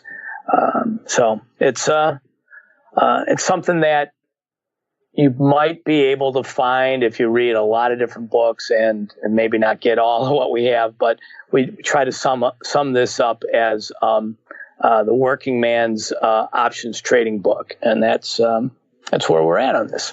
Yeah, I mean, I think if you're into trading options, you'd be crazy not to read it. I mean, obviously you've had 40 years experience in the game, all packed into one book. It's very cool. And I have to ask you, what's your reason for titling the book Managing Expectations? Well, I think so much of what we do in trading is about testing yourself and being able to understand where you want to go and what is your level of accomplishment. So just like I mentioned in very first question you asked, I started out by not really thinking or desiring a certain amount of profit each day until I did. And then when I did and I said, I want to make $300 a day or $200 a day. And when I hit that target, I was able to understand that my success had been reached, and I managed my expectations and felt comfortable saying, okay, I put in a good day's work. Same thing can be said when you are trading in a stock or trading in an index or an ETF, and what can the market give me? You need to be able to manage that expectation and gauge your success around that so that you are not constantly swinging for the fence, constantly trying to hit that home run versus getting on base with a single or a double. So, working with my partner, Larry, so Larry Shover and I did this together, and we just liked that dimension or that angle, saying that, you need to be able to know what slice of the market you're going to be able to operate within. Well, what I'm going to do is I'm going to tack an outro onto the end of this interview here. So guys listening, I'll give you full details on where this book is available and how you can get your hands on it. Tony, thank you very much for coming on the podcast. I appreciate you taking 2 hours out of your day to speak with me and share a whole lot of insight with everyone who's listening right now. So I truly appreciate it. Aaron, thanks so much. I look forward to meeting you someday also.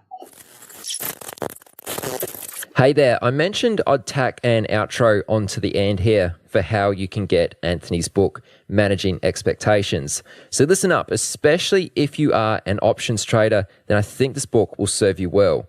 The official release date of Managing Expectations is the 30th of January 2017. Though it is available for pre-order on Amazon already, just go to chatwithtraders.com/XAUUSD expectations, and that'll take you straight to it. Also, as I mentioned right at the beginning, Anthony's going to be giving away 5 signed copies to Chat with Traders listeners. To enter, all you got to do is go to chatwithtraders.com/Tony. The giveaway closes on the 24th of January 2017. Again, that link is chatwithtraders.com/Tony, Tony, to enter. Thank you so much for listening. Enter the giveaway, pick up a copy of the book if you don't want to wait, and if you want to impress me, please share this episode on Twitter. Thanks again. I will catch you next week. You've reached the end of this episode of Chat with Traders, but rest assured there are more episodes loaded with real market insight and zero hype on the way soon. So to stay updated with each great new release, subscribe to the podcast on iTunes, and we'd love it if you'd leave a rating and review. We'll catch you next time on Chat with Traders.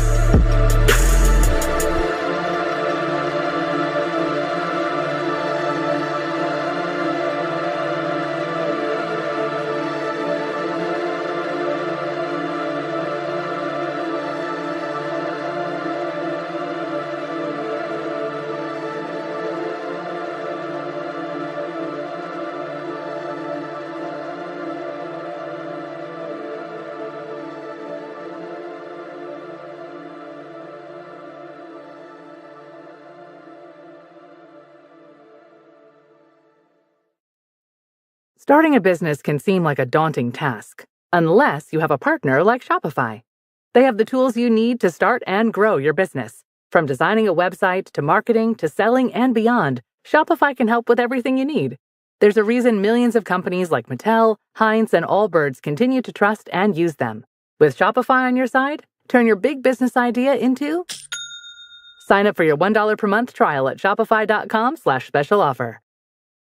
What would your trading look like if capital wasn't the constraint? That's the reality for most traders. It's not skill holding them back, it's size. Trade the Pool changes that. Step into the U.S. equity markets with up to $200,000 in buying power without committing your own capital. Full access to stocks and ETFs, long or short, executed with the precision and freedom serious traders expect. Your performance is measured by one standard: disciplined risk management and consistent execution. Meet that standard and you operate at scale. No subscriptions, no ongoing obligations, just a clear path forward.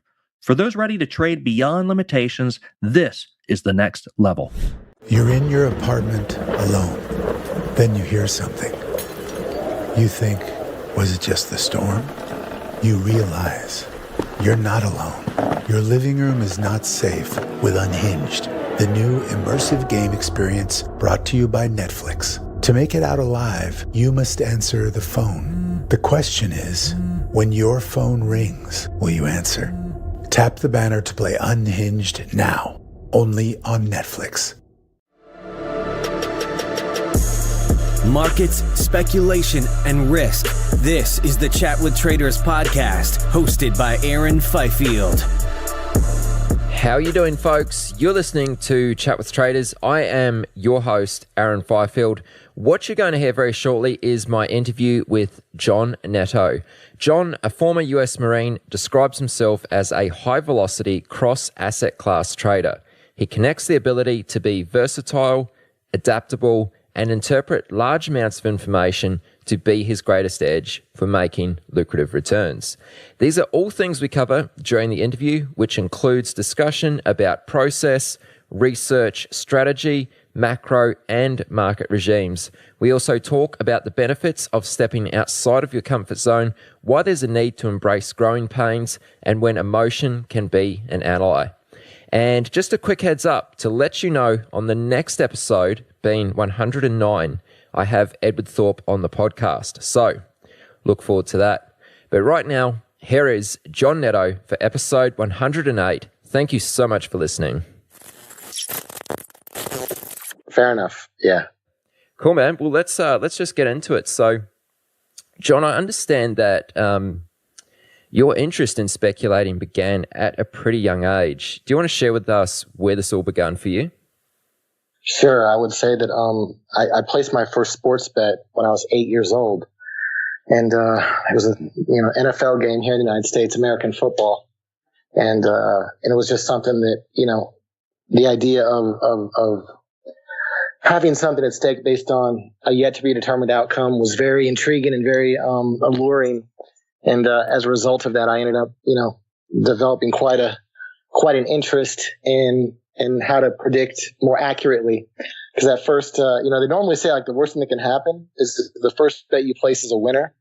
Because it kind of hooks you and it gives you this adrenaline and you think that this is beatable. Well, actually, I lost like the first couple bets that I placed. So in that regard, it's interesting just to see, how that whole thing evolved. But I didn't take no for an answer. So I kept on sports betting. And I would say that while I don't do that anymore, it's something that sort of was in my blood. And this inherent desire to take on risk, and then ultimately, with a process and a discipline, began at a very young age. So, I mean, that's not normal for an 8-year-old to take a sports bet. How did that sort of come about? Was that something you picked up from your father, or where did that come from? Ironically, my father's very conservative. However, he did really impress upon us like the importance of investing and saving. And really putting money away. He always followed the stock market. I remember very distinctly in junior high, I'm in 7th grade. It was October 19th, 1987, the day of the big crash, and the Dow fell, 500 points. And I live on the West Coast, so I'm 3 hours behind New York City. So we were driving in at 7:45 a.m., which is about 10:45 a.m. in New York. And like the radio's going on talking about the Dow was down 250 points now. The Dow's down 350 points now. And my dad talking about how much money he was losing on the market. And I just thought it was absolutely fascinating watching this market sell off, which probably explains why I think why a lot of traders, love make money being short the market. And there was just something fascinating about a big market crash. And I was 13 years old when that happened. Also, this is around the time, of course, the Oliver Stone movie, Wall Street. And when I saw that movie, I was, 12 or 13 as well. And just knew right away that when I saw all of the scenes, and most traders out there who are in their 40s, I'm 42, are very familiar with the final scene of the movie when he's down on the floor and he's trying to save his father's company by bringing in another corporate raider to outbid Gordon Gekko, then ultimately dump the shares and then really, have Gekko lose a lot of money.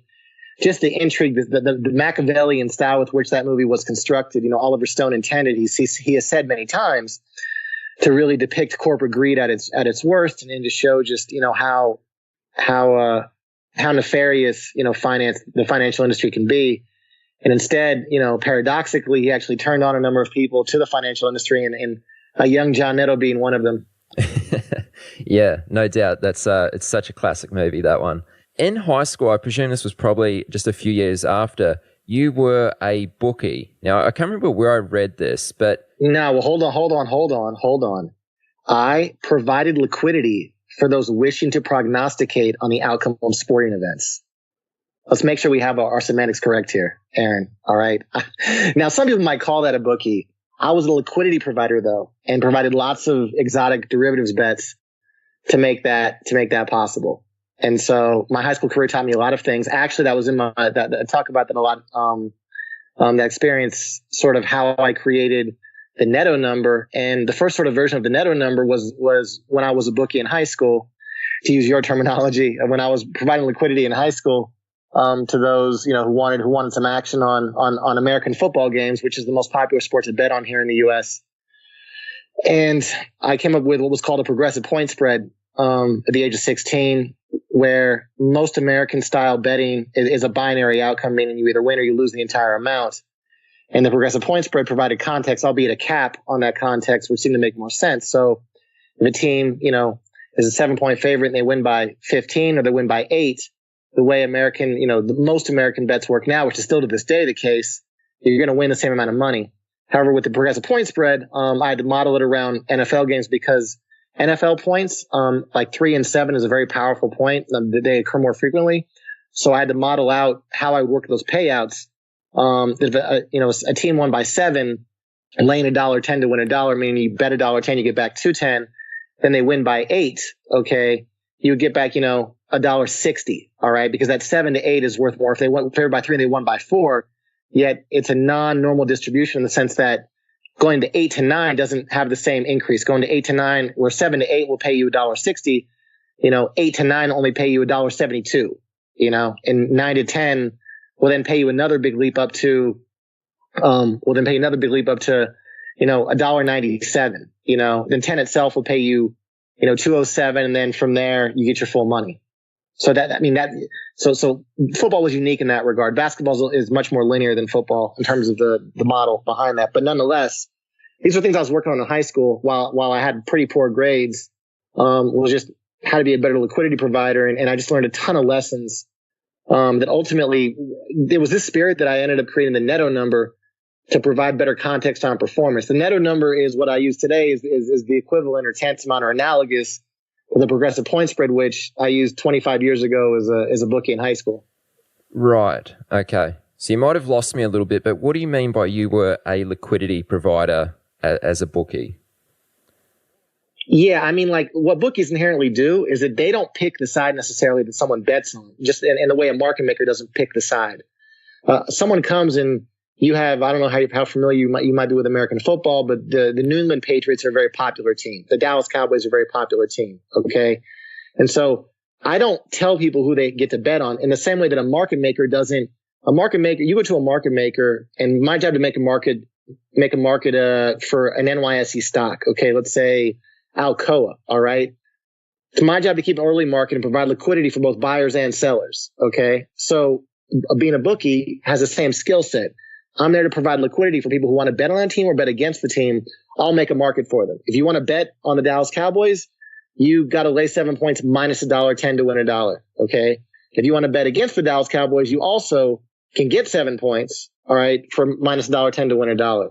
So bookies are very much liquidity providers because they simply are facilitating order flow for people's desires based on what they expect to happen in the future. And so in high school, I was facilitating order flow based on people's, prognostications around sporting events. And that's where I was drawing the analogy. Right. So this sounds quite advanced for a 16-year-old to be doing. Where were you doing this? Just out of your bedroom at home or? Great question. So I grew up in the Bay Area, East Bay Area, San Francisco, a small city called Pinole, California. I'm a California native, East Bay Area, right near Oakland, Berkeley, very close, on Interstate 80 for those who are familiar with some of the interstate geography in the U.S. And on Sunday nights, the Stardust line, the Stardust is a very famous casino back in the late 80s and 90s, and really in terms of big pioneer when it comes to a lot of the sports betting and odds making that went on for sports investing.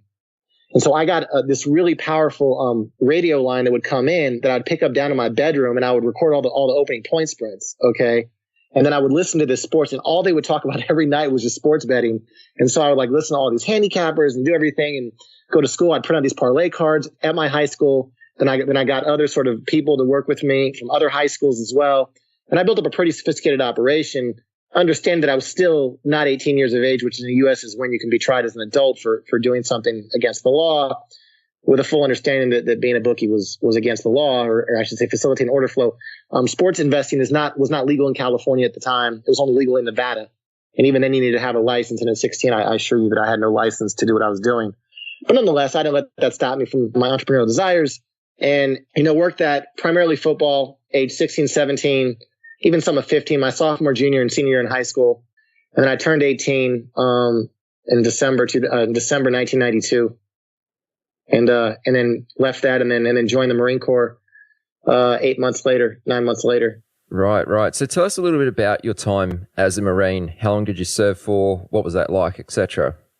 Yeah, I tell people this unequivocally that joining the Marine Corps at the age of 18 was the most profound decision of my life, and it's had the most profound consequences in my life. I was a classic underachiever in high school, had a lot of self-esteem issues. Really wondered if I'd even be able to get a job. Wondered if I was even that intelligent, if I was that smart. So I had a lot of just, issues that permeated throughout my academics and just a complete lack of discipline. And I was pretty soft as well. Really, really soft, and just needed to be, I just needed to grow. And I'd always held this incredibly high regard for the U.S. Marine Corps. I mean, regarded as maybe the most elite military organization in the world. Incredibly stern, incredibly disciplined, physically fit, physically demanding, and just have that integrity and just have that sense of pride that I could be part of the best. And again, with my poor grades, this just seemed like a natural outlet, or a place to go, because I wasn't going to college with the grades that I had in high school. I mean, I failed multiple classes, and really looked at high school as more of as a business than I did as like a place to learn a Pythagorean theorem, from geometry. So listen, I joined, and my first assignment was in Japan, and I established a passion for the Japanese language. So in 1994, I went to Japan, spent 2 years there at Iwakuni. I worked in weather forecasting, weather observation, briefing fighter pilots before they go out and run. So again, you're talking about something chaotic in the weather, something that requires forecasting, prediction, the use of models. This stuff just made a lot of sense to me. But that was not my true passion when I was there. Like, my real passion was really studying the Japanese language. I love the Japanese language. And I would spend 2 to 3 hours a day in my Marine barracks studying Japanese, trying to go out in town, trying to meet people. We didn't have, this is 1994, we didn't have like Google Translate on our smartphones. So I just did the best that I could, and just tried to speak to the Japanese nationals that were on base, because you didn't have to learn a word of Japan because you were on a U.S. base and totally insulated from the outside. So that gave me a lot of confidence that I could learn a language like Japanese after being there for 2 years. I then went back to the U.S. again, trained to work at the U.S. Embassy in Tokyo, came back, was assigned to the State Department, the U.S. State Department, the U.S. Foreign Service, lived in Tokyo, Japan for 2 more years, again continued my Japanese study with a lot of the State Department translators that were there, trained under them till 1998.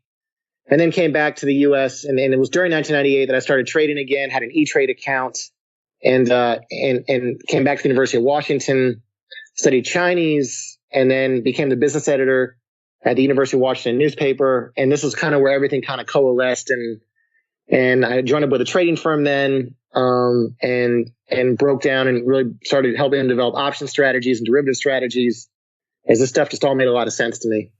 Cool, man. Well, let's break that down a little bit. First of all, how long did it take you to learn the Japanese language so that you could actually speak it fluently? Fluent's a very discriminating word, and anyone who studied Japanese that's a non-native Japanese speaker would probably never use that word fluent. It's very complimentary, and I spoke it effortlessly and naturally, but I never got to be fluent at it, but very effective, very natural. But it took me studying every day close to 9 months, with multiple, failures along the way in terms of just like thinking that I had progressed and then I hadn't. And then by the end of 2 years, I was pretty good at it. But then I hit another level, when I came back to the U.S. Embassy. So I say if someone lives there and you immerse yourself, you'll be functional in 9 to 12 months. And then you'll be really developed after like 2 years, I think, is a good time frame. It's regarded by the State Department along with Chinese and Arabic is what they call a level 4 language. So they say it takes about 2,200 hours of classroom instruction to become, professionally competent in it, whereas something like Spanish or French may take 600 hours of classroom training, just to give you a context of a level 4 language like Japanese versus a level 1 language like Spanish or French. So during your time in the Marines, you opened your first E-Trade account. Yeah. How did you go once you did that? Not very well. This was during the Thai baht currency crisis, and this was when tech stocks were starting to rip. And I put like $5,000 or $6,000, and I lost it all, or most of it. It was, I was already saving money in mutual funds, and pulled out of there and just made a lot of, seemed to be buying at highs and selling at lows. And for as smart as I thought I was at the time, I had a horrific sense of timing in the markets, and that, didn't work out very well for sure. Okay. So how long did it take before that money was all gone? 3 or 4 months. Okay. So not very long. Yeah. No, I mean, it was again, I'm working full time as a Marine. And so it's not like I'm like tick by tick and watching the charts. It's like, okay, this is up. And there was no process. It was like, oh, this looks good. I'll buy that, and just a lot of impulsive trading. And it's ironically at the time, like, I think I was so bad at it that I thought to myself, if I could just do the opposite of what I've done, which is actually part of what I've actually developed since then in terms of my own study and why I journal so much today and spend so much time understanding my own self-awareness, is because of what our emotions can tell us. So a lot of the things that I still implement today are from like early observations I've had, like, wow, there's got to be a way to harness my horrific timing ability to make money, which it was pretty bad. So yeah.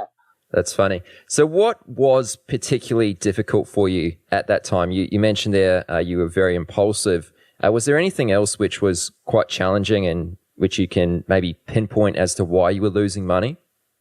No, impulsiveness and lack of process. You know, I mean, coming in and buying something, you know, because it's up or because it's down or because you think it's going to go down and just the classic stuff, taking profits really quickly. I mean, frankly, throw a dart at a wall. You know what I mean? Like money management can still probably save you. Okay. Even throwing darts at a wall and hitting something.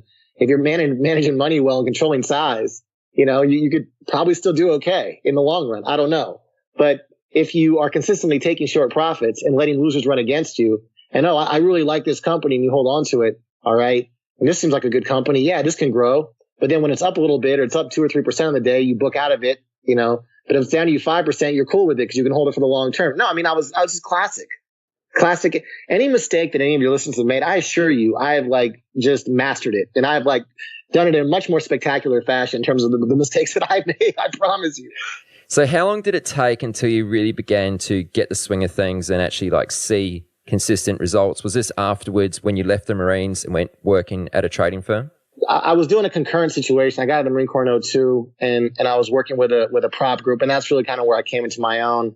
The first, I'd say, it wasn't one thing, but there were some important things. One, Joe DiNapoli's book, Trading with the Napoli Levels, I bought in 2000.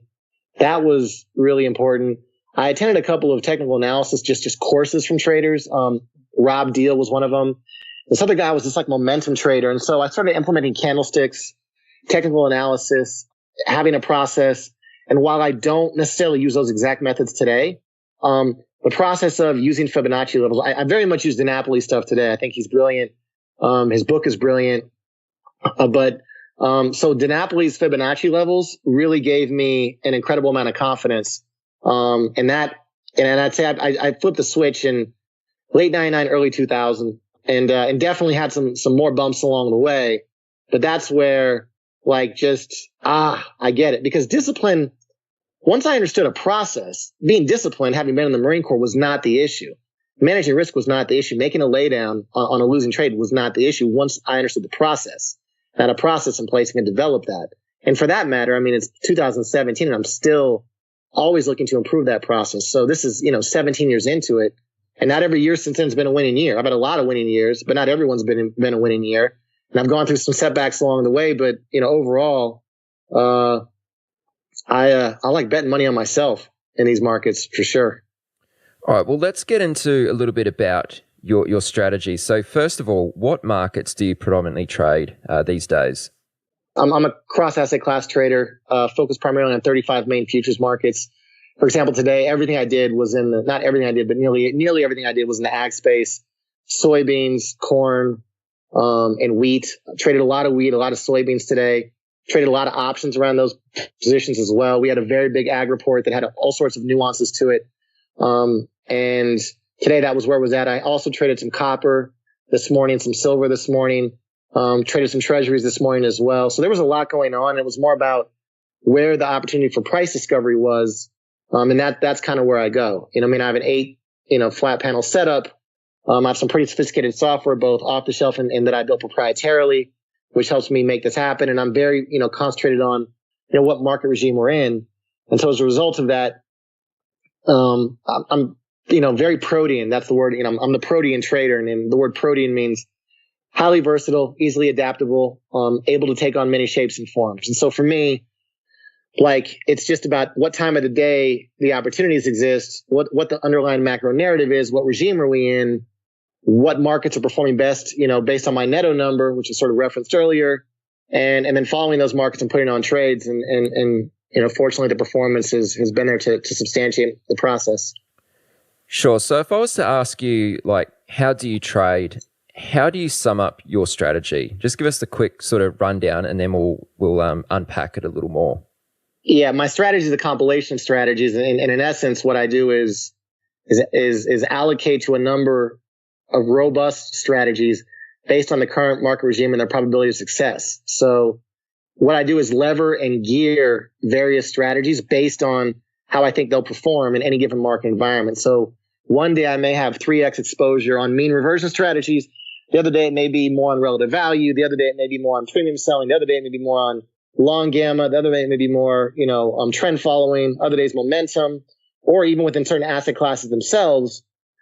I'll take that philosophy and apply that. Again, it's all about understanding what the narrative is, and hence the name, the global macro edge. And so, are central banks driving things right now? Are we near, what fundamental overlay is happening right now?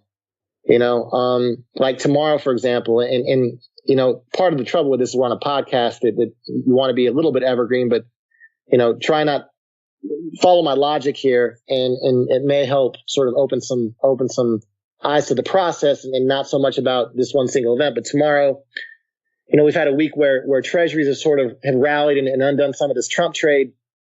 We have retail sales number coming out tomorrow. It's supposed to represent the flows of December. We have China export numbers as well. And these are things that, could potentially move things, and especially right now, given the short position. So market position is a big deal for me. So on fixed income, if we get weaker data, I'm going to lever up my momentum strategies. Okay. If we get inline data, I'm going to lever up my mean reversion strategies, because I don't think we're going to sell off in treasuries tomorrow. I don't think we're going to rally that hard either, given where we are technically. So guess what? I want more mean reversion strategies running into fixed income, given where gold is, or given where some of the ags are right now, both wheat and soybeans. I'm actually, given that the numbers today, going to lever up more momentum strategies tomorrow and trend following strategies tomorrow, and no mean reversion strategy, and lower the mean reversion strategies that go. So I developed multiple strategies, and I'm constantly tweaking them of where they're at. Then I also run a lot of event stuff as well. So today, there's those big agriculture numbers. I just know how to read and interpret. I have a great network that I can ping off of and develop incredibly complex contingency scenarios, or even not so complex contingency scenarios around these events: a Fed event, an ECB, a BOE, an ag number, a Trump press conference. But all of it requires a lot of preparation, a lot of work, a lot of diligence, a lot of study, and you got to have a process to do that. Yeah, I was just about to say that, because it sounds like you've got eyes all over the place and you're monitoring a whole lot of things. How do you not miss anything? You do. That's the reality. Well, I've done my best. I'm a pretty well thought out automation process. A way to enhance. And there's 3 keys to being a successful trader. Operations, analytics, and execution. Okay. And a lot of people focus on the execution, but there's the analytics and operations that are there. And by analytics, you just asked about, well, how do you catch all this stuff? Well, I have process. I've hired programmers to build me spreadsheets that make sure I catch all this stuff. If you're going to run, if you're going to have 300 strategies that you're constantly monitoring, or even more than that at times, you need to have a complete framework that allows you to catch all that. And if you use automation, you use technology, it's why I think there's more opportunities today available to a more diverse group of people. Because while there is a lot of information, those that can, aggregate, organize, and assimilate that information stand to benefit, and the technology is there to do that. So for me, it's a technology issue, and it's about committing time to the process of analytics and your operations. I spend a lot of time analyzing, my statements, but I can't just look at raw brokerage statements. Most of them are pretty crappy. You have to have a system that can import them and give you that framework and that skill set. Or that functionality. And that's, there you go. Do you have someone who works with you full time? I know you're an independent trader and you're trading your own money, but do you hire anyone full time to help out with all of this stuff? Not full time. Everyone I do is on a contract basis. My wife is amazing. She's incredibly organized. She, has access and sees everything and works with me very closely. I hire programmers to do one-off projects for me. So I've hired quite a few programmers and just, work that. I'm a little guarded about some of the stuff I do because, this is my livelihood, and I want to share it with you guys today. I can't, some things I sort of have to protect, but I definitely I outsource a lot of stuff. I'll just say that. So how do you go about hiring a programmer? Where do you find a programmer to hire? I'm a big word of mouth guy, because I have a lot of people try and, do that. But also I would say, do your own due diligence, look on the internet. A lot of software providers out there have APIs. And so you can ask your software provider, listen, who's been certified to program on this platform? Whatever your platform is, most of them have APIs. And so listen, I want to hire a guy to program a blank strategy for me, But even places like TradeStation, a lot of that stuff, I mean, you can do, there. And I mean, there's a lot of people that program in TradeStation you can hire. The question is what you want your programmer to see, how easily it is you can make the inputs and parameters tweakable, things like that. These are best practices that I spent a lot of time and have journaled and documented, Yeah, that's a really good tip about asking your software provider who's like sort of certified or they know of who works with their software or their API. That's an awesome tip. And just to your later point, how do you address that concern about, not wanting to show your programmer the secret sauce? How do you safeguard some of the important things yet still work with them effectively? Change the parameters. It's as simple as that. I mean, that's a good start. You can sign, work agreements and everything else, status of work agreements. And there's all these IP attorneys out there. I have a few of them.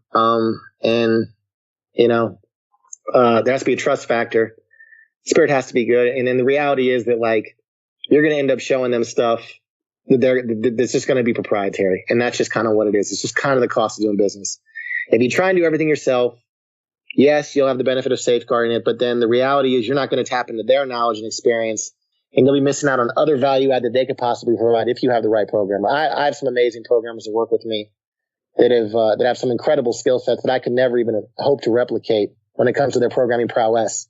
So I just tend to accept that it's just part of the deal. And ultimately, my biggest edge is how I interpret the information, use the tools that they're creating, not the tools itself. So they can make me an automated strategy. Great, make me 500 of them, 10,000 of them. It doesn't matter, because if they don't know how to lever them based on the market regime, which is what I spend an incredible amount of time developing qualitatively, not quantitatively, which I think is what the big key is to my edge. Is it's not that I can make a better moving average crossover system or a better RSI sell and buy system. I mean, come on, dude. Like, we all can make those. You can buy them off the shelf, but I've demonstrated success in terms of when to lever those up and lever those down. And that's that's the trick. Is when do you go to a mean reversion strategy in this asset class or this product or this part of the yield curve? When do you go to a trend fall? When do you go to, a breakout system? Like, that's more important than, let me optimize this so I can use this moving average instead of that moving average. I find that that's done very little. What's more important is what environment that they fix in. And that's, in essence, that's my edge.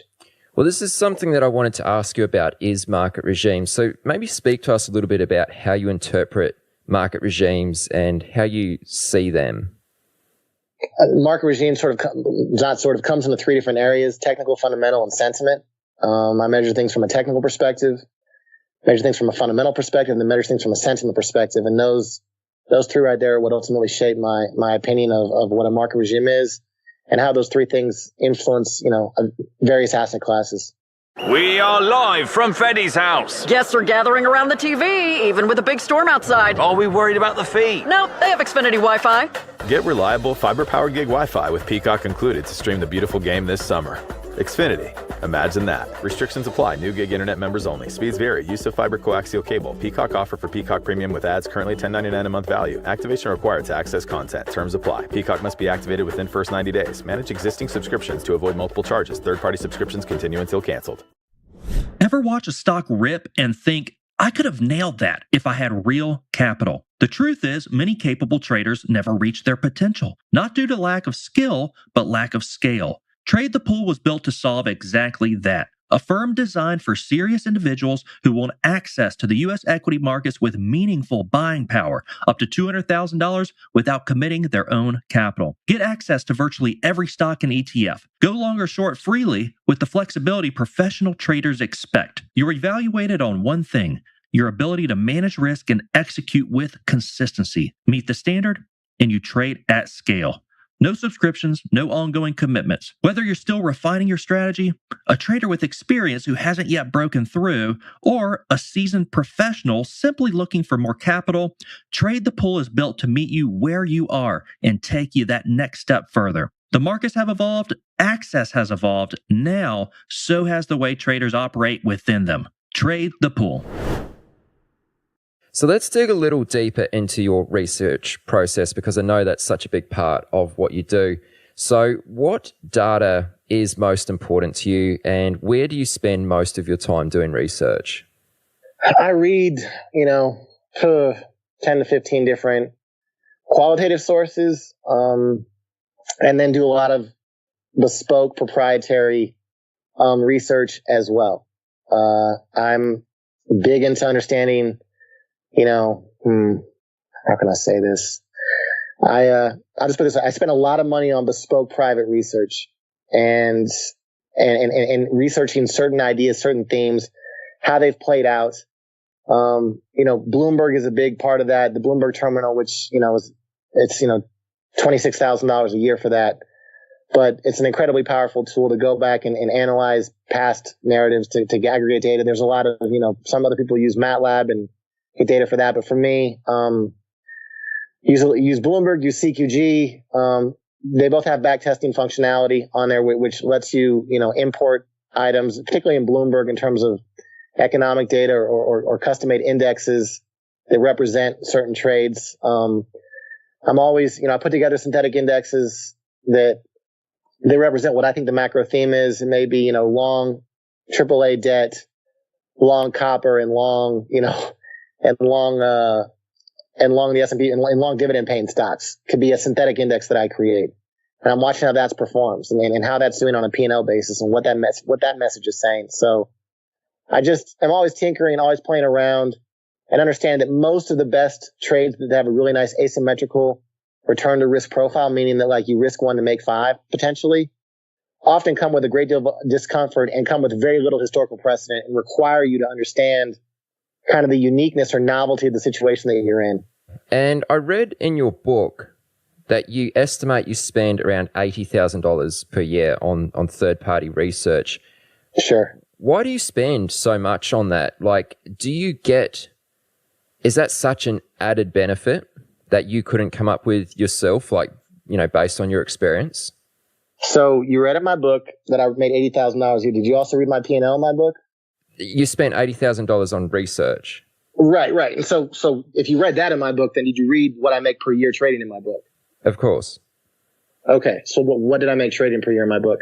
Well, I don't know off the top of my head. You can tell me. Okay. So let's just say $600,000 a year. Okay. So if I'm spending $80K, all right, and I'm pulling down $600K, it's probably a good bet given the level of thought that I put into things that the research was paying good dividends. Seems fair. That's not totally unfair, right? No, I'm just curious as to what if you didn't have that $80,000 of research, what would your P&L be for the year? You know what I mean? Like, how much does that actually contribute to your returns? I think substantially. I mean, if I am not researching themes and topics and ideas and finding edges, that takes away a lot of the P&L, and that has a compounding effect. Okay. So if the research is important in my process. I would say the thing that I need to improve on, I guess we all need to improve is just the scale. A lot of people who make $5 or $10 million a year may only spend $80,000 to $100,000 a year on research. I spend that making $500,000 or $600,000 a year. So for me, it's about, okay, I spent that. It's a ton of, there's value on both an absolute basis in terms of what I get, because that research also contributes to my processes that I'm developing for the next 10, 15, 20 years. So that question is sort of like multi-pronged. It's, did you get the benefit of it immediately? And then what systems were you able to create for the long term that could be beneficial? And so for me, the annual money I spend on research and infrastructure, that has profound impact, not just this year, but in terms of the content I was able to produce for my book. All right. Like a lot of the book, came from, is obviously a byproduct of my experience, but that, some of the research made its way into the content of the book. So it's not just about immediate P&L. It's that research adds to the process, creates further trading ideas, creates a deeper understanding, a more profound impact, helps you make better decisions. And that's, and I think that my performance and P&L, my account, substantiate that. Sure. No, that's a fair point. I mean, I was just asking because I think, for most people who are listening to this podcast, of course, spend nowhere near that much. So I just sort of trying to understand why you do this. You know what I mean? Sure. I'm going to answer short term and long term. Like short term, because I see the immediate benefit, and long term because I see a chance to build even more robust set of strategies and even more robust process. And that just takes money. It takes time. It takes resources. And I just wouldn't be as developed and have the knowledge base that I do if I didn't make that kind of investment. Now, I probably should have asked you this question a little bit earlier, but you kind of, I guess, loosely categorize yourself as a global macro trader. When I typically hear the words global macro trader, I think of someone who's taking really long-term positions, but I kind of get the sense that that's not so much the case for you. What's maybe your average sort of hold time? That's not global macro anymore, though. You're not correct in your interpretation of that. But the reality is that was the global macro of 10 or 15 years ago. Okay, that was the global macro of the Paul Tudor Jones and Louis Bacon's and et cetera. They would take these bets against, or George Soros would take these bets against these governments and take on this incredible risk profile, and ultimately their macro bet would come through. But that was a much different market, a much different, information was delivered and disseminated in much different ways. Now global macro, because of social media, because of, you're doing a podcast with me in Australia and I'm here in Las Vegas, Nevada, and we're connected by, technology that makes it simple. The way information is disseminated, global macro is now big trade ideas that permeate to the market and are processed in a 72 to 96 hour time frame.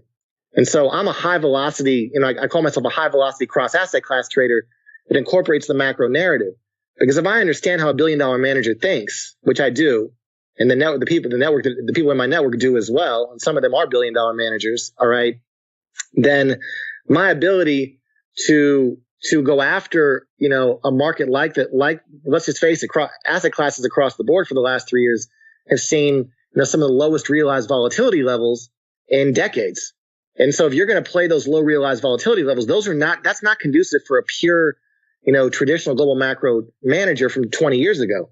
That is, however, conducive for someone that is adaptable like myself, who can follow a market, who can play a market and understand what the macro narratives are and what headlines or what themes would come out to possibly change that perception and cause a repositioning that would go on and benefit from that repositioning.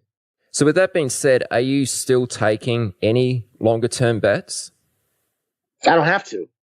So no, there's no reason to, when I can maneuver like I do and generate the returns that I do without taking on what I define lower Sharpe ratio components. We all have to trade our balance sheet.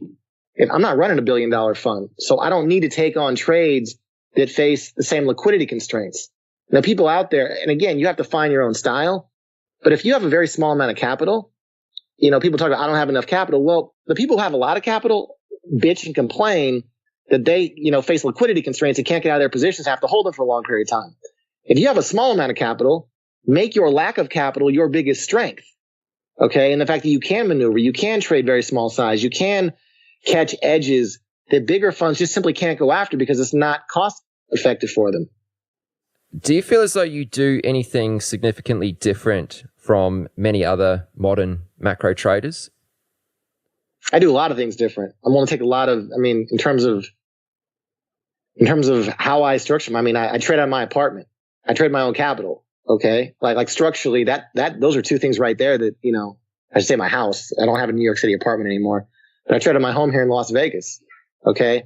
I invest, a disproportionate amount relative to what they do into building my own proprietary systems and my own, software. I have a couple patents that, that most macro managers don't file for patents based on their process. Okay. So I've done that. Most macro managers don't go out and write a 580 page book. All right. And most macro managers don't, have a netto number they call for themselves that redefines investment performance and redefines what alpha is and exactly what to pay for it. So there's a lot of unconventional things I do that are very different from fellow managers. Doesn't make me better or worse, but I would say that I take a lot of non-conventional approaches and I'm open to doing a lot of things differently. And I think my P&L, substantiates that. So when you say you have patents on your process, I think it was on your process, what are you actually referring to there? Can you expand a little bit more? I can't actually. I prefer not to. No trouble. So what do you think are some of the common misconceptions that less experienced traders have about global macro? The risk management side, a lot of global macro guys are really, frankly, some of the sharpest, most brilliant people you'll ever meet. Where I think a lot of them have struggled, where there's been a lot of struggle, is on the risk management side. And, you have these great themes, you have these great ideas, but you throw in a dysfunctional central bank system, not just with the U.S., but with the ECB, with the BOJ. And risk management probably becomes the single biggest challenge to effectively executing a strong global macro strategy, because you're dealing with, like, in essence, an environment that's almost impossible to model in terms of from a longer term perspective, and dealing with, 2015 was a classic example of the year of misinterpretation. So if you're a macro manager, again, a long-term macro manager, and you look at how 2015 went in January, surprise from the Swiss National Bank in terms of removing their floor against the euro. Okay. Welcome to January. In March, the Fed comes out with one of the most dovish statements in a long time when they drop their set forecast by a ton. Fast forward to September, September 15, the Fed throws in that, China now is a risk in terms of, effectively executing their dual mandate of price stability and unemployment. Okay. And then throw in December when the ECB, when Draghi, basically tells everyone that they're going to be able to lower the deposit rate to minus 40 basis points, and then comes out and says 30 and says we're basically done. And the rest of the ECB members weren't going along with it. So you have this incredible environment of total misinterpretation, an environment where Fed communications and central bank communications are incredibly vexing in what they do. And then you throw on top of that managers that are trying to place long-term bets are having to become more tactical, and it's just not a very good environment. So there's a lot of things that, people can misinterpret. And as a result of that, you've seen 4 years of macro returns that are just incredibly uninspiring. Let's change gears here, John. We were talking a little bit the other day prior to doing the interview. One of the things you said to me was that you've got to step outside of your comfort zone. You've got to be uncomfortable. I'm really keen to hear your thoughts about why you think this is important to do. Yeah, I like being in trades where I have a little bit of fear, a little bit of an edge, where in the back of my mind, like, disaster can happen somehow, or that something really bad can go wrong. Not that, like, you constantly need to be looking for the Grim Reaper out there, but, when I get too comfortable in a trade, it makes me nervous. That's kind of my saying, that I have up on a little sheet in my on my monitor. Kind of reminds me, like, listen, just be aware of your emotions, be aware of your feelings, be aware of your instincts. And that often the greatest trades, like, if you journal this stuff, and I journal extensively, okay, and I have what's called a qualitative self-assessment that, I put up all my, a score for the trading day, and I'll talk and I'll grade myself and say, listen, okay, what's my preparation like? What's my, how's my routine? Okay. How is my focus? All right. Then I do a post, qualitative self-evaluation myself, in terms of the execution. Did I execute the plan? Did I execute any contingencies? How did I roll? How did I adapt with the market? Things like that. So I'm always grading myself. And if you compile these qualitative notes, not just necessarily quantitative ones, you begin to get a sense of, like, okay, I'm not comfortable with this position, but man, I think this lack of comfort is what's going to create this outsized return. And for me, I try and, like, just be in tune, be in touch with that. And that's sort of, I think most people, they wait till they're comfortable before they get in, or they wait till they're comfortable until they do something. I'm not saying that's bad. I'm just saying it's probably not going to give the same sort of lucrative returns that you want. And to get the lucrative returns that you want, you need to kind of be on edge. Like, it needs to be uncomfortable to hold on to that winning position. It needs to be, uncomfortable to, like, I don't know, cost average into a position that you should cost average into to follow your plan. It should be uncomfortable to follow your plan. Okay. A little bit of, when I get that, and it doesn't stop, even my success, whoever, the, needs to kind of always be there. Like, yeah, go for it. Boom. Let's do this. Come on, power through that. Can you share an example maybe of a recent time when you felt uncomfortable in a trade? Maybe it was as early as today. Yeah, it was early as today. And actually, the soybean trade that I was in earlier today was uncomfortable. And I got out. I had a good move on it. The number came out. It was after the number. And it just blistered everyone. It caught them by surprise. I was more focused on wheat, actually.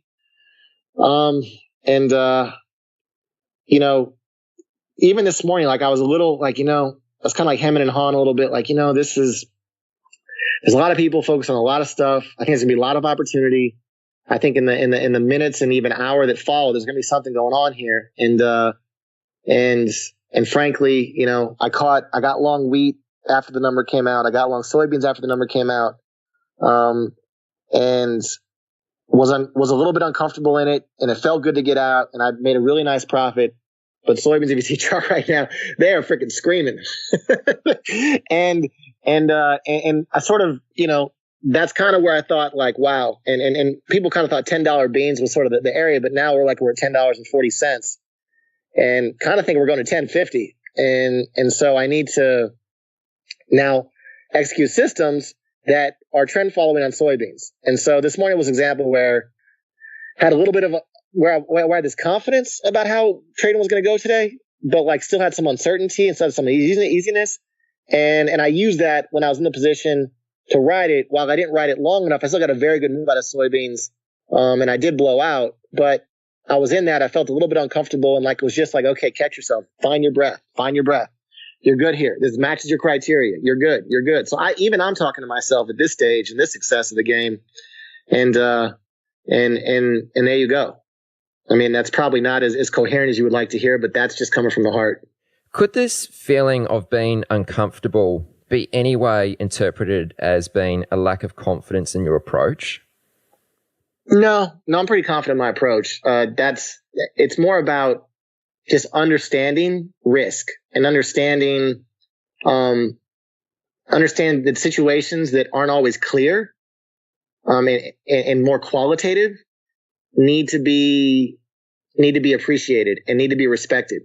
And it's that just this sense of you have an edge on something, you have a perspective on something that others don't have. Inherently being against the crowd or being early to something is not going to be comfortable because there aren't as many corroborating factors out there. And I would say it's more of the lack of corroboration to show that you're correct that we still invariably go through because the markets can be noisy, they can be very noisy, and you want to respect that noise as well as executing a process. And so I try and not get overconfident or not, because to me, overconfidence creates complacency creates mistakes create losses. And so it's about trying to maintain that respect for the market, trying to maintain that even if you have an edge, you can do everything right. The process, but it still doesn't work. I lose money all the time. Not all the time. I mean, net, I make money, but I lose money all the time. Yeah, and that's something you said to me also when we were speaking the other day. You said you've really got to embrace your losses and also growing pains. So why do we need to embrace losses? Because if you're not losing money, you're not taking the kind of risk you need to be successful. Period, paragraph, over. How are you? I mean, it's really simple. You want to find systems that compound upon themselves. All right. I mean, you want to create a smooth equity curve, not a lumpy one, because lumpy equity curves. What I mean by that is, if you gave me the choice to make 1% a day, all right, or make one day of make only 5% and nothing else, I'll take the 1% a day because I can compound that. Okay. If you give me the 5% upshot and zero the rest of the days, that's a tougher bet. Okay. That's a tougher prospect. And I can't leverage that as much because the downside lumps can wipe you out. But if I make 1%, then lose one, then make one, that's a very manageable equity curve. And that's far more leverageable than make 5, lose 5.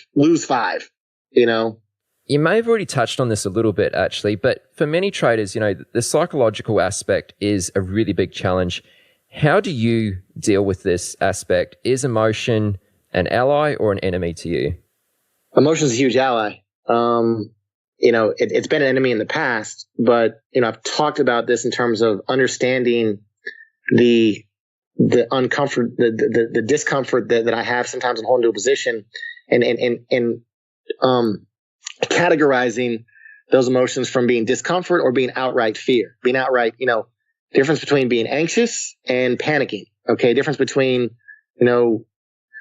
being confident and being complacent. And so I try and spend as much time as I can, reasonably time that I can, just being aware of those, being aware of that skill set. And if I do find myself getting too complacent, because I do at times feel that I can feel my emotional pendulum sort of tilting towards overconfidence, and just having that self-awareness can be incredibly beneficial, because we all go through times where we, question whether we're going to make money again. Even in the last, 7 or 8 years, I've had times where you go through a month or two and like doubt creeps into your mind. It happens with all of us. And at other times we're like, not that it's rational, but emotions aren't necessarily rational, where you think like, am I ever going to lose again? Like, this is so natural and obvious and expected. Winning is so expected, so it's about being aware of those things and being aware of what they may represent to your personal equity curve, and being aware of what they may represent in terms of my ability to discretionarily execute and assess what regime that we're in, and ultimately how to allocate the strategies around that. John, you recently released a book titled The Global Macro Edge. What's the elevator pitch, man? What can listeners expect from reading it? Yeah, the conventional investing asks, what was my return? The Global Macro Edge asks, what was my return per unit of risk? And it's that process of identifying a market, a strategy, a manager, your own performance on a return per unit of risk basis that is a game changer, and not only assesses how you look at markets, but how you assess where opportunity is, and ultimately how to go about taking on that opportunity. And it's a huge book too. It's 580 pages? 580 pages, 8.5 by 11. It's all over Instagram. You can get a context from our website as well. Excellent. And if listeners want to follow you on Twitter, what's your Twitter handle? @JohnNetto. Okay. Very good, man. Thank you very much for coming on the podcast, John. Let's talk soon. Thanks a lot. Great being here. Enjoyed the interview. It was awesome. You've reached the end of this episode of Chat with Traders, but rest assured there are more episodes loaded with real market insight and zero hype on the way soon. So to stay updated with each great new release, subscribe to the podcast on iTunes, and we'd love it if you'd leave a rating and review. We'll catch you next time on Chat with Traders.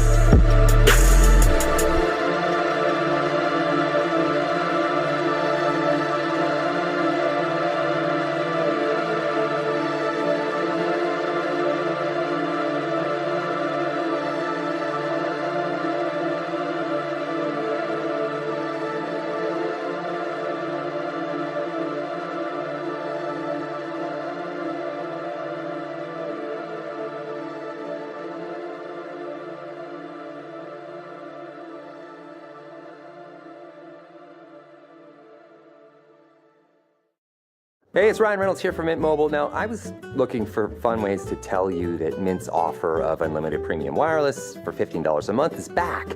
So I thought it would be fun if we made $15 bills. But it turns out that's very illegal. So there goes my big idea for the commercial. Give it a try at mintmobile.com/switch. Upfront payment of $45 for 3 months, $90 for 6 months, or $180 for 12-month plan required. $15 per month equivalent. Taxes and fees extra. Initial plan term only. Greater than 50 gigabytes may slow when network is busy. See terms. What would your trading look like if capital wasn't the constraint? That's the reality for most traders. It's not skill holding them back, it's size. Trade the Pool changes that. Step into the U.S. equity markets with up to $200,000 in buying power without committing your own capital. Full access to stocks and ETFs, long or short, executed with the precision and freedom serious traders expect. Your performance is measured by one standard: disciplined risk management and consistent execution. Meet that standard and you operate at scale. No subscriptions, no ongoing obligations, just a clear path forward. For those ready to trade beyond limitations, this is the next level. You're in your apartment alone. Then you hear something. You think, was it just the storm? You realize you're not alone. Your living room is not safe with Unhinged, the new immersive game experience brought to you by Netflix. To make it out alive, you must answer the phone. The question is, when your phone rings, will you answer? Tap the banner to play Unhinged now, only on Netflix. Markets, speculation, and risk. This is the Chat with Traders podcast, hosted by Aaron Fifield. Well, guys, I'm not sure how to best say this, but my guest here on Chat with Traders, episode 109, is kind of a big deal. Not only in the world of financial markets, but he's also a household name amongst the gambling scene. The gentleman's name is Edward Thorpe, the man who beat the dealer and later beat the market. Let me explain. It was the late 50s, early 60s, when Ed, a math genius and professor at MIT, took on the challenge of discovering a way to get an edge playing gambling games such as blackjack, roulette, and even baccarat. Long story short, Ed won, and he's now considered the father of card counting. From there, the next obvious move for Ed was to take on financial markets, which he also did with a great degree of success. Ed's first hedge fund, Princeton Newport Partners, achieved an annualized return of 19.1% before fees over a 19-year period, with 227 out of 230 months being profitable, the worst monthly loss being less than 1%. And his second fund, Ridgeline Partners, averaged 21% annually over a 10-year period. Now, I must say, full credit to Jack Schwager for these stats as I pinch them out of hedge fund market wizards. Now, throughout the interview, we mostly discussed the interesting path Ed has taken through life, but also his thoughts on having an edge and money management. I really wish I did have more time with Ed, as there were so many more questions I would like to ask him, but we did speak for about an hour, and I'm extremely grateful for the opportunity. One last thing, I would like you to make note, Ed has a new book which has just been released, and it's titled A Man for All Markets. It's available now on Amazon. So if you go to chatwithtraders.com/Thorpe, THORP, that will take you directly to A Man for All Markets on Amazon. Anyway, I hope you find this episode interesting. I'm Aaron Fifield. Please welcome my guest, the legendary Edward Thorpe. I'm on it pretty much every day, so I'm quite familiar with how it all works. But man, thank you very much for taking the time to speak with me. It's quite the honor. Oh, thanks. Ed, I've begun reading your book, and I got quite a kick out of hearing that your very first job was actually the same as my very first job. We were both paper boys. Oh, yes. I thought that was very cool to read about. And one of the other similarities, to some degree, which I also thought was quite interesting, is that you ran an independent radio station. Yes. What sort of things were you broadcasting? How long did you keep that up for? Well, I got my ham radio operator license when I was just turning 13.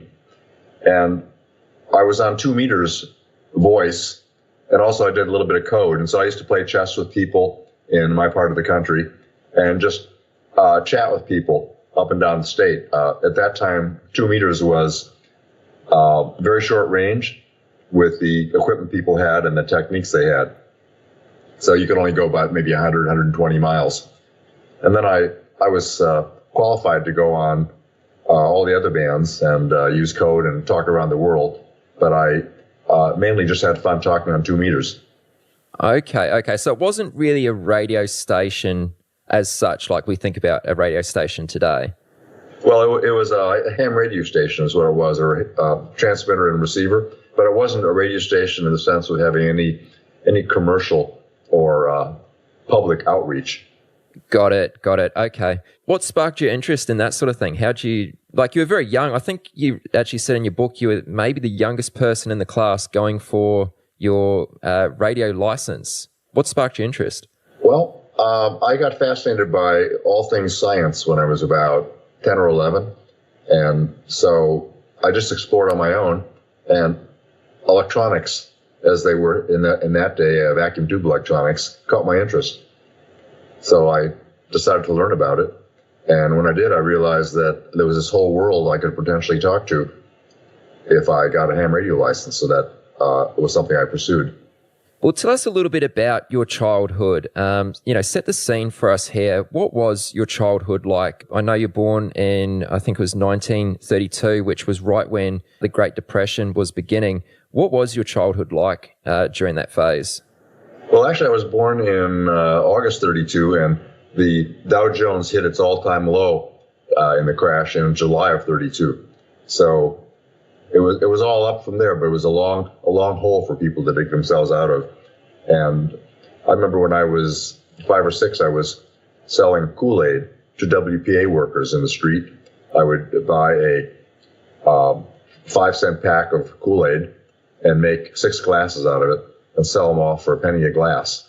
And they were very happy to see me because they were working out in the heat for very little pay and very hot and tired in the summer. So I realized I could turn 5 cents into 6 cents over and over with a fair amount of work. What was the drive to start working and start trying to earn some money? Like, you were very interesting, as a young child. You were very kind of experimental, even quite the prankster in some ways. Like, where did this sort of come from? You were quite different from most kids at that age. I'm not sure. I think that a lot of it was I was an very early reader, and I got into books a lot.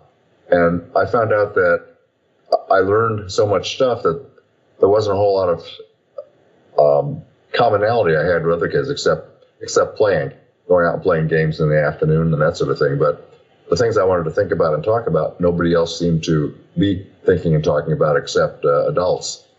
So where did that thirst for knowledge come from? Well, I think partly it was my father. When I was not quite 3, I hadn't talked yet. And then one day I started talking in basically complete sentences, which seemed to amaze everybody. So my father then said, I wonder how much he can learn. So he started to teach me things, and I was very happy about that. So I learned to read, I learned to count, I learned to do arithmetic operations, add, subtract, multiply, divide. And that seemed to come very easily. And then I began to read more and more advanced books. So by the time I was 7, I was reading basic high school level books very comfortably. And what do you think it was about particularly math and science that was so interesting to you? Math and science, math I liked. I just enjoyed numbers. They seemed very interesting and they had rules. It was fun to learn what those rules were. Science came a little bit later. I think I started with a mineral set when I was about 10. And I learned the Mohs scale of hardness. They had a number of examples. Of course, they didn't have the top one, diamond, which has a hardness of 10, but they had everything up to 9 in there. And so that was pretty interesting to me. And then a little time went by, and I began to poke around with chemicals. I learned how to make gunpowder out of an encyclopedia. And that's kind of caught my interest. I made bombs and rockets and so forth. And from there, just one thing led to another. And so when I got a paper route at age 11, I started putting part of my money into science equipment. Okay, now as a 10, 11-year-old playing around with gunpowder, did that land you in any sorts of trouble? Well, things were different in those days. There wasn't any kind of regulation. And the corner druggist was very happy to sell me lots of things that would terrify parents now at a nice markup. Things like concentrated sulfuric acid and concentrated nitric acid, ether. I actually thought about knocking myself out with ether to see what it was like, but I decided it wasn't a good idea because I wouldn't be able to tell whether I had gone too far or not. So I decided to forget about the ether. That was probably a smart move. That sounds quite dangerous. So, Ed, what did you do after finishing school? What was the next move for you from that point? You mean after finishing high school? Yes. Well, everybody was poor in those days, and we went through the Depression and World War II. But I managed to save money for an education, at least for part of an education, by delivering newspapers and doing other odd jobs. So I went off to the University of California to study chemistry. And as time passed, I realized I was more interested in physics, so I changed to physics. And then finally, when I got halfway through my doctorate in physics, I'd done all the work except the last part of my thesis, I realized I had to learn a lot more mathematics to finish. So I went to the math department to take the courses, and when I got there, I found out that I would be able to get a math PhD sooner than finishing my physics PhD. UCLA was notorious then for keeping people around for 10 years in graduate school before they got out. So in 2.5 years, I was out in math, and it was a good decision. Okay, and from that point, you went on to become a professor, actually teaching math, is that correct? Yeah, I got a position as a CLE Moore instructor at MIT. That was my first position. That's kind of an honorary sought-after position. They have competition all over the country to get that job, and they a point anywhere from 1 or 2 to 6, depending on the year and how much space and money they have. So that was a great experience. So I spent 2 years in Cambridge teaching at MIT. And then my wife said, no, we can't stand these winters anymore. At least she couldn't, tiny baby and all. So we got a really good relocation to New Mexico State, who had just gotten a whole lot of National Science Foundation money. So I went there and I had my pick of graduate courses, 6 hours a week, pick of top graduate students who they were paying to come in. And so after 4 years of that, I learned a lot of math and went on to UC Irvine when it opened up out in Southern California. And actually, I live not far from there now. And just to put this in perspective for us, where do you kind of sit on the spectrum? Like, your understanding of math and that field is very advanced. I believe you competed in numerous competitions, maybe more so in your earlier days, but where did you stack up in those competitions?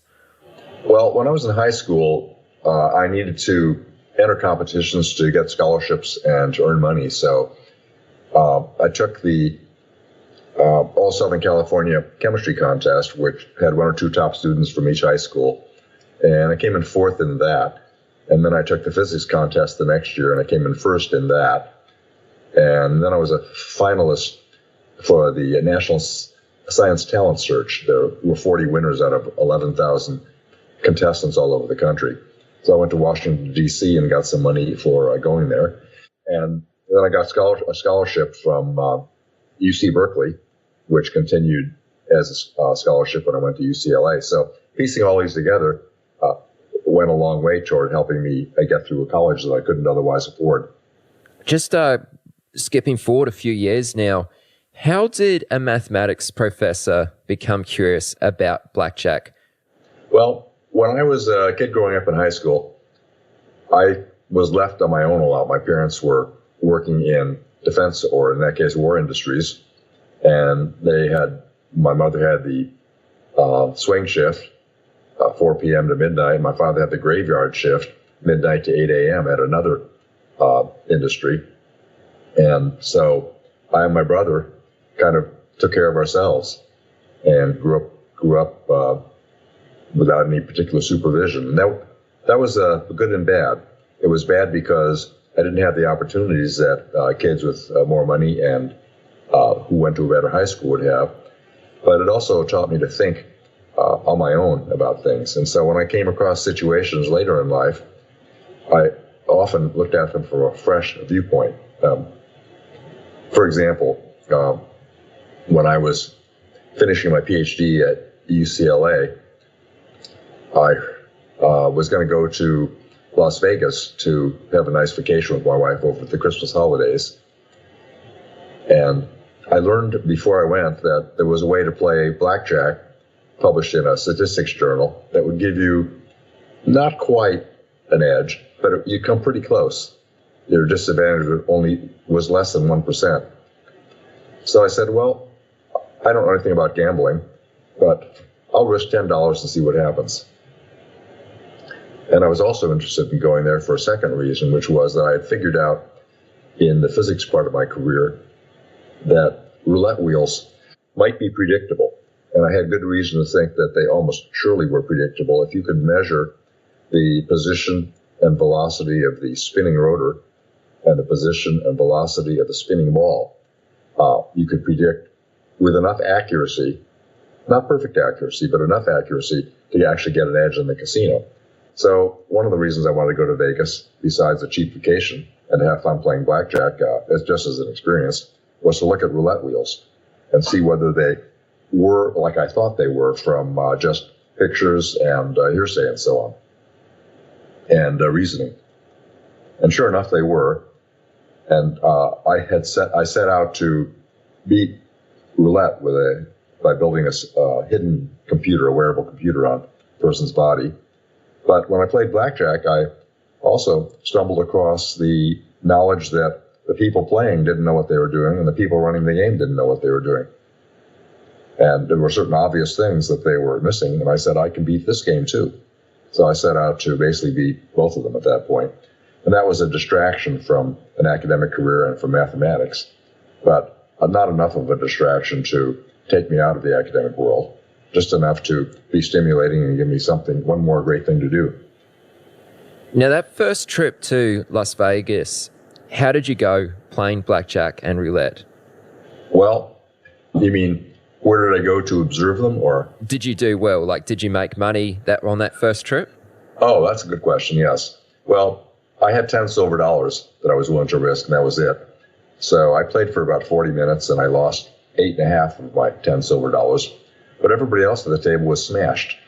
And at first they thought I was some sort of screwball with my little strategy card, which I checked. And I was also playing rather slowly because I wasn't used to all this. It was all new. And then after about 20 minutes, there was a remarkable hand that I drew. I drew a 7-card 21, following the instructions on the card, which I had no intention of drawing a 7-card 21. It was just that the instructions led to this. It led to me sacrificing a pretty good hand and continuing to draw cards until I ended up with an unbeatable hand. And so at that point, the people watching me were kind of electrified at what had happened. And they thought that I did this on purpose, which is not true. And so I realized from their reactions that they didn't have a clue. That led me to go back and think about the game, and I very quickly reasoned out, in principle, how to beat it. And then the work began. Okay, so walk us through that process. How long did you spend trying to work out and come up with a formula for beating the casinos at blackjack? Well, I spent a substantial amount of time during the spring and summer of 1959 trying to do it by hand. And I realized as I made relatively little progress that the computation was so enormous that I was never going to finish in my lifetime, or actually 100 lifetimes. At that point, I learned that MIT had an IBM 704 computer, and as a staff member, I could use it.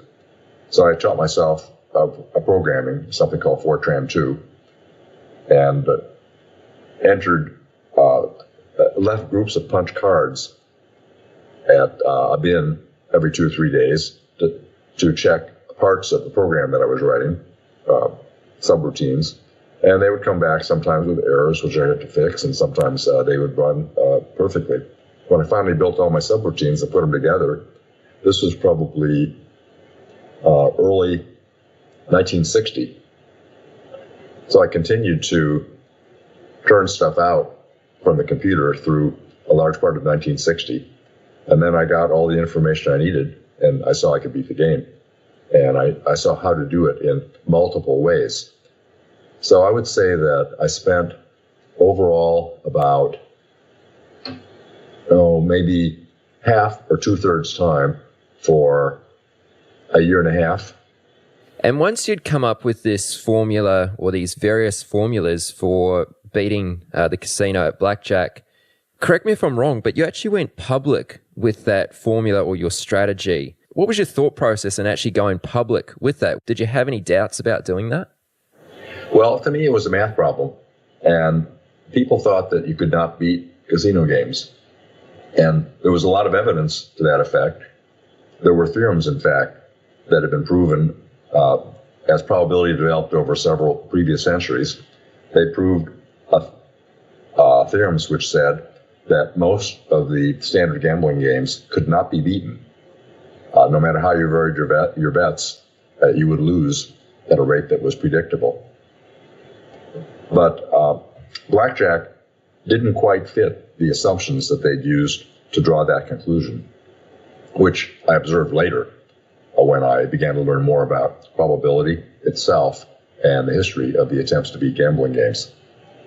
And what was different about blackjack was that as you deal through the cards, they don't reshuffle after every hand. So the composition of the deck tends to change as play continues. And with the changing composition of the deck, the odds for and against the player and the way he should play his hands, those things shift also. And so what I saw very early when I thought about the game was that the shifts would undoubtedly be large enough to give me a substantial edge during a fairly large part of the time that I was playing. And so then the next step was obvious. If you can tell when you have an edge, you bet big when you have the edge, and you bet little or leave when you don't have an edge. So you win a majority of the big hands, and you lose a majority of the little hands. And overall, you come out pretty well ahead. I could compute how rapidly I could make my bankroll grow. So what happened after you went public with this formula, this way of beating the casinos at blackjack? Did that attract the attention of quite a few people? Well, I gave a talk at the American Math Society thinking this would be really interesting mathematics. And so when I sent in my talk, the abstract committee thought this is another crank who is sending in more garbage. He's claiming he can do something that we've already proven is impossible. And the mathematics committees that screen abstracts for meetings get a lot of this stuff. There are quite a few famous math problems that, there are quite a few famous things in mathematics where it was eventually proven that you couldn't do it. One of them is trisecting an arbitrary angle with compass and straight edge alone. It took, from the time the Greeks tried to do it and couldn't, it took almost 2,000 years before somebody came up with a mathematical proof showing, in fact, that it was not possible. There were some angles that were not trisectable. And so, with the gambling games, over the 17th, 18th, and 19th centuries, they developed a rather tight proof that nearly all of them were not beatable. So anyhow, I said, this is going to be interesting mathematics. The abstract committee said, this is some other wingnut who's sending in this stuff. And just by chance, one of the members of the committee was somebody from UCLA who knew me when I was there. And he was an eminent number theorist. And he said, no, if this guy says he can do it, he probably can. So the abstract survived and was published in the little notices that they had before the meeting. And then the papers got wind of it. And after that, it went kind of viral on the print media. And then I got a flood of people who wanted to either know the secret so they could get rich, know the secret because they were in dire straits and needed the money, or who wanted to bankroll me and go out and share the money. And that's how you met the infamous Manny Kimmel. I'd love to hear the story about how you actually met him. And for those who don't know, describe a little bit about this character. Like, who was he? Well, many people came to my talk, and afterwards there was a lot of publicity in both print and on television. And then I began to get people offering to bankroll me. And one very persistent guy kept calling. And finally I said, the casinos are scoffing at me. They're saying this is all garbage. They're saying they'll send a cab for me. And if I don't do anything, people are going to say, well, this guy is just a blowhard who claimed to do something but couldn't back it up. And I felt it was obligatory for me to show that what I'd done was actually correct and worked. So I finally decided to listen to Manny Kimmel, who drove up from New York. And so we talked for a while, and he got very excited.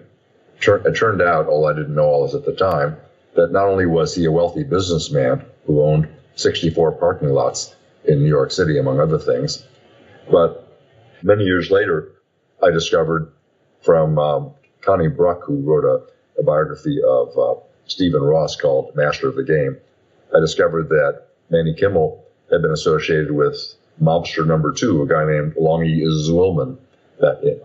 He was the mobster king of New Jersey in the 30s.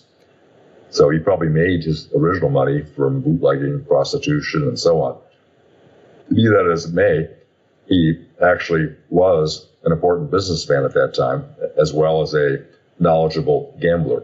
He wasn't an educated man. He probably never got past 7th or 8th grade. But he'd been around the casinos. He'd been a big bettor in Cuba before it got shut down in 59-60. So anyhow, I showed him what I could do, and we had some practice sessions in New York where he verified that I won pretty steadily against his dealing. So anyhow, we went out to Las Vegas and we brought a $10,000 bankroll. He wanted to bring a lot more, but I figured that I wanted to play with something that was small for him in case things went wrong. And we did a little better than double our bankroll in the 20 hours of serious play and about 20 hours of getting used to it play.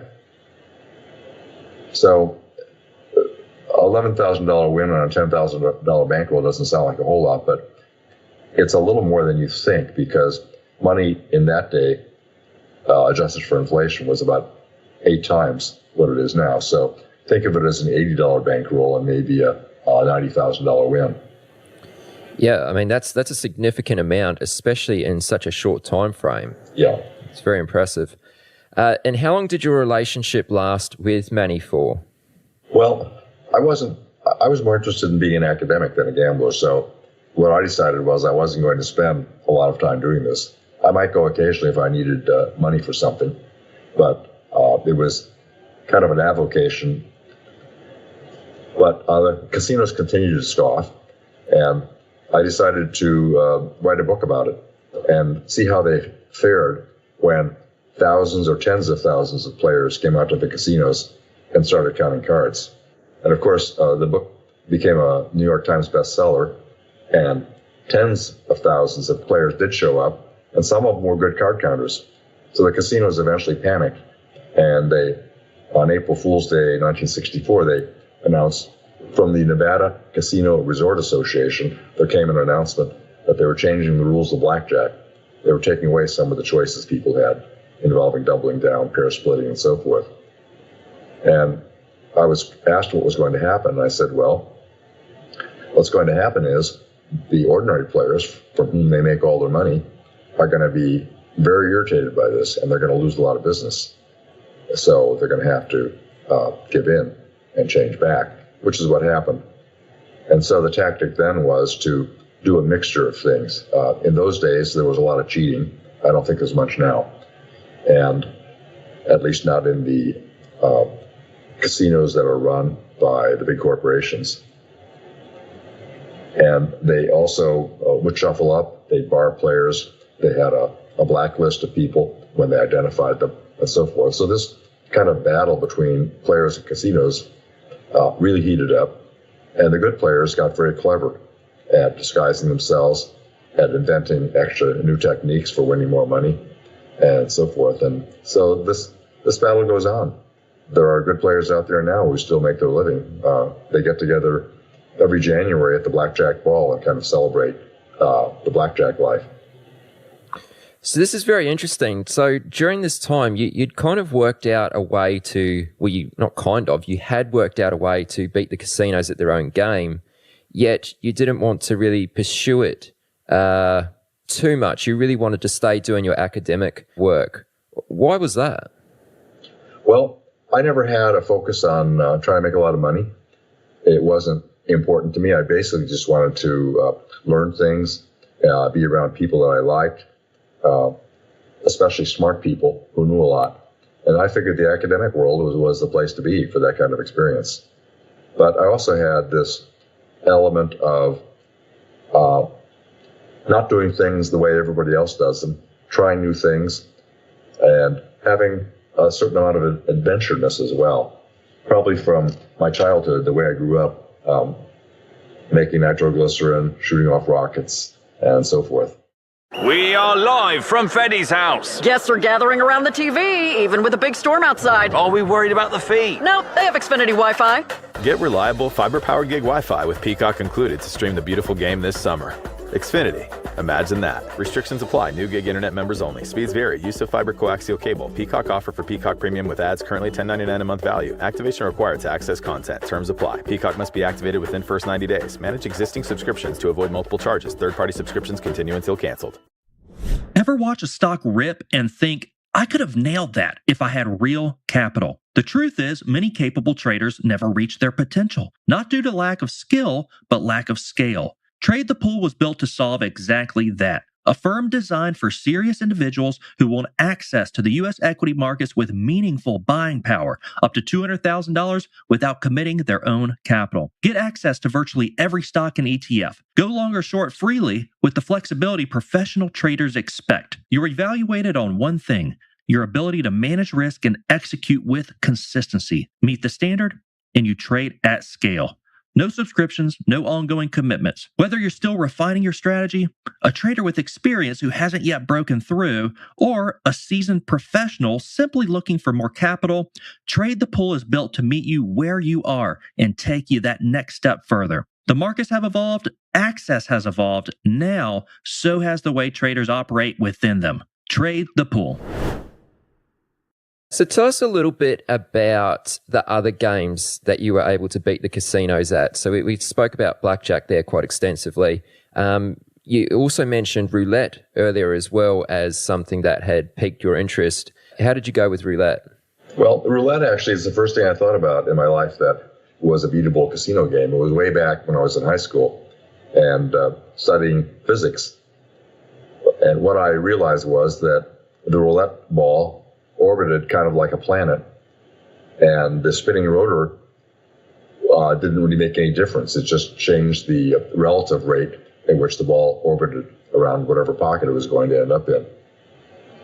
So I thought of it mainly as a lot like a system that is so predictable, the motion of the planets around the sun. And I know there's friction, and there are a lot of other elements like little deliberate vane deflectors that are set in the side of the stator, which the ball hits on the way down to make randomness. So there are little things that make randomness in it that still seem predictable. And then time passed, and then when I was, after I got my master's in physics, I was having a chat with people one afternoon, and they were claiming that you couldn't beat any casino game. And I said, well, I think you can beat roulette. I argued that you could beat roulette, and the argument was fairly heated, so I decided that I would prove it.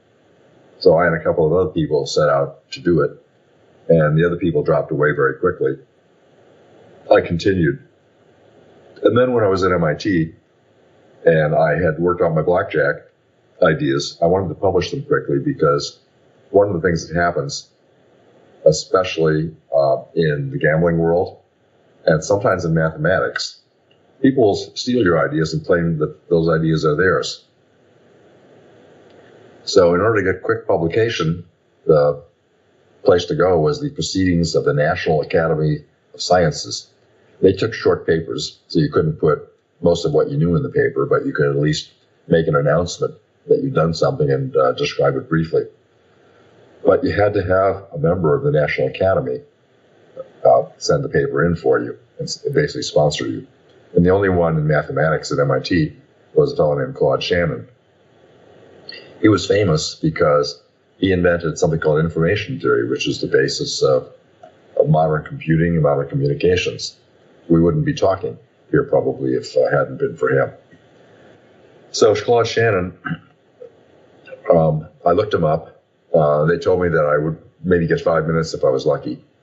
And he didn't really spend time with people unless he got really interested. So we went through my proposed paper for the National Academy, and he liked it and said, looks like you solved all the main problems in this area and have all the big ideas, so I'll send the paper in. Then he said, well, what else are you working on? So I told him about attempting to build a computer, a wearable computer, to beat roulette. And so he got very excited because, as it turns out, he was one of the most famous gadgeteers of all time. Built lots of different devices, chess playing machines, maze-solving robots, and I could go on for quite a while here. So he got excited and wanted to work on this too, so we decided to team up. We spent the next 9 months. We bought a full-size roulette wheel, set it up in his basement, and used some equipment from the MIT labs to make really accurate measurements.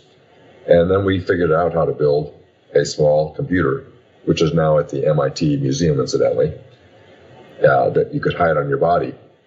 And one person would stand with a computer and use the big toes to tap switches for inputs as the roulette ball and the spinning rotor in the middle went around. And then the computer would tell you where to bet on the wheel. And the other person, which was me, was sitting at the roulette table, not even able to see the ball, sitting at the far end on purpose. And when I heard the instructions from the computer, then I put money down on a few neighboring pockets. For example, 0, 13, 23, 36 is a little group that hangs together on the wheel. So we bet on 4 or 5 numbers that were neighboring, and a pile of dimes would blow up into a whole lot of dimes very quickly because we had, it turned out, a 44% edge, which is really huge. I mean, you almost never come across anything like that. But the equipment was fairly crude. We had little wires that ran up from the radio receiver hidden on my body up into my ear canal where there was a tiny loudspeaker. And that's where I heard the instruction as to where to bet. And those wires were very fragile, the size of a human hair. They would break quite easily. Copper just almost falls apart when it's that size. We had steel wires, and they were still too fragile. So I'd have to go back and get rewired periodically. And then I thought about it. I said, if they forbid us to bet after the ball is spun, then we can't predict. We need to use the motion of the ball to make the prediction. And characteristically, they let you bet until almost the end because they want to give people as much time as possible, and they want also to have more spins in a given hour. Anyhow, so I thought about it. I said, this is not going to go unless we're really clever. We spent a lot of time disguising ourselves and a lot of time, misdirecting the casino. So they think we're other than the kind of people we really are. Blackjack players got good at this. There'd be a big player betting huge amounts of money and wandering around from table to table with a beautiful companion on his or her arm. And that was a pretty good disguise for a while, a pretty good misdirection. Anyhow, I didn't want to spend my life doing that sort of thing. So I said, this is fun. It worked. It's a good idea. Other people, by the way, took it and made lots of money. But I'd rather continue with my academic life. So I decided to do that until I got deflected one more time into the world of real money and real action. So just before we get into your trading venture, I've got to ask, like you mentioned a little earlier that, you knew of people who had been blacklisted from casinos and that sort of thing. Did you have any run-ins with casino owners and security during that time? I imagine, you probably had a target on your back to some extent. Like I've seen what they do to card counters in the movie Casino, and it's not pretty. Well, the movie Casino was written about 10 years after I played, and the book and the movie. And things were worse when I played than they were in the movie Casino, to give you the way things were going. So the 50s were terrible. People like Bugsy Siegel got shot up. The El Rancho Vegas got burned down in a dispute, and so forth. In the 60s, people were getting beat up. One person was almost murdered that I know about. Another person was murdered. And then in the 70s, it was like the movie Casino. And in the 80s, it was better because the corporations were coming in and people were going legit. They realized there were certain benefits to going in that direction. Life in some ways was better than the mob life. So, yes, there was a lot of risk. And I didn't realize that initially, but as time passed, it began to become clear to me. One of the episodes in the book is about another thing that I discovered, how to beat the side bets when they were there in a game called Baccarat, the game that James Bond originally plays in Casino Royale, the first version of the movie. And it's one of the highest or the highest stake game in the world. People were betting just routinely $2,000 to $10,000 a hand. And the side bets, we could bet 5 to 100. And I figured out a way to beat them systematically. And so we came and did that night after night after night until finally they drugged my drinks and barred us from playing anymore. And on the way home, a strange thing happened to the car I was driving. The accelerator locked to the floor when I was coming downhill in Arizona, and nothing I could do with the brake seemed to be able to stop it. So I finally, it got to 80 miles an hour. I put on the handbrake, the foot brake, put it in a low gear, turned the engine off, and used the drag of the motor also. I was finally able to bring it to a stop. And then somebody came by and looked at the car and said, I've never seen anything like what's going on here with the connection to the accelerator pedal. So the person was able to fix it, but their opinion was that it had been tampered with. This is somebody who knew mechanics and I did not. And then we resumed our trip home, somewhat chastened. So they got serious. Yeah, that's really heavy. And in your interview with Jack Schwager for his book, Hedge Fund Market Wizards, you mentioned that you later discovered that some of the casino owners were actually plotting to take you out. What's the story there? When they changed the rules in blackjack, it was a big discussion, which only came out publicly about 30 years later when one of the people there wrote it up and published it in one of the Las Vegas newspapers. There was a big discussion about how to deal with me and the count counters. And so one of the proposals was to break knees or worse. And people explained that that wouldn't be a good idea. They needed to tone it down and do something else, so they changed the rules instead. But there was quite a mix of people at this meeting. This was the Nevada Casino, the Nevada Resort Hotel Association meeting where they decided to change the rules.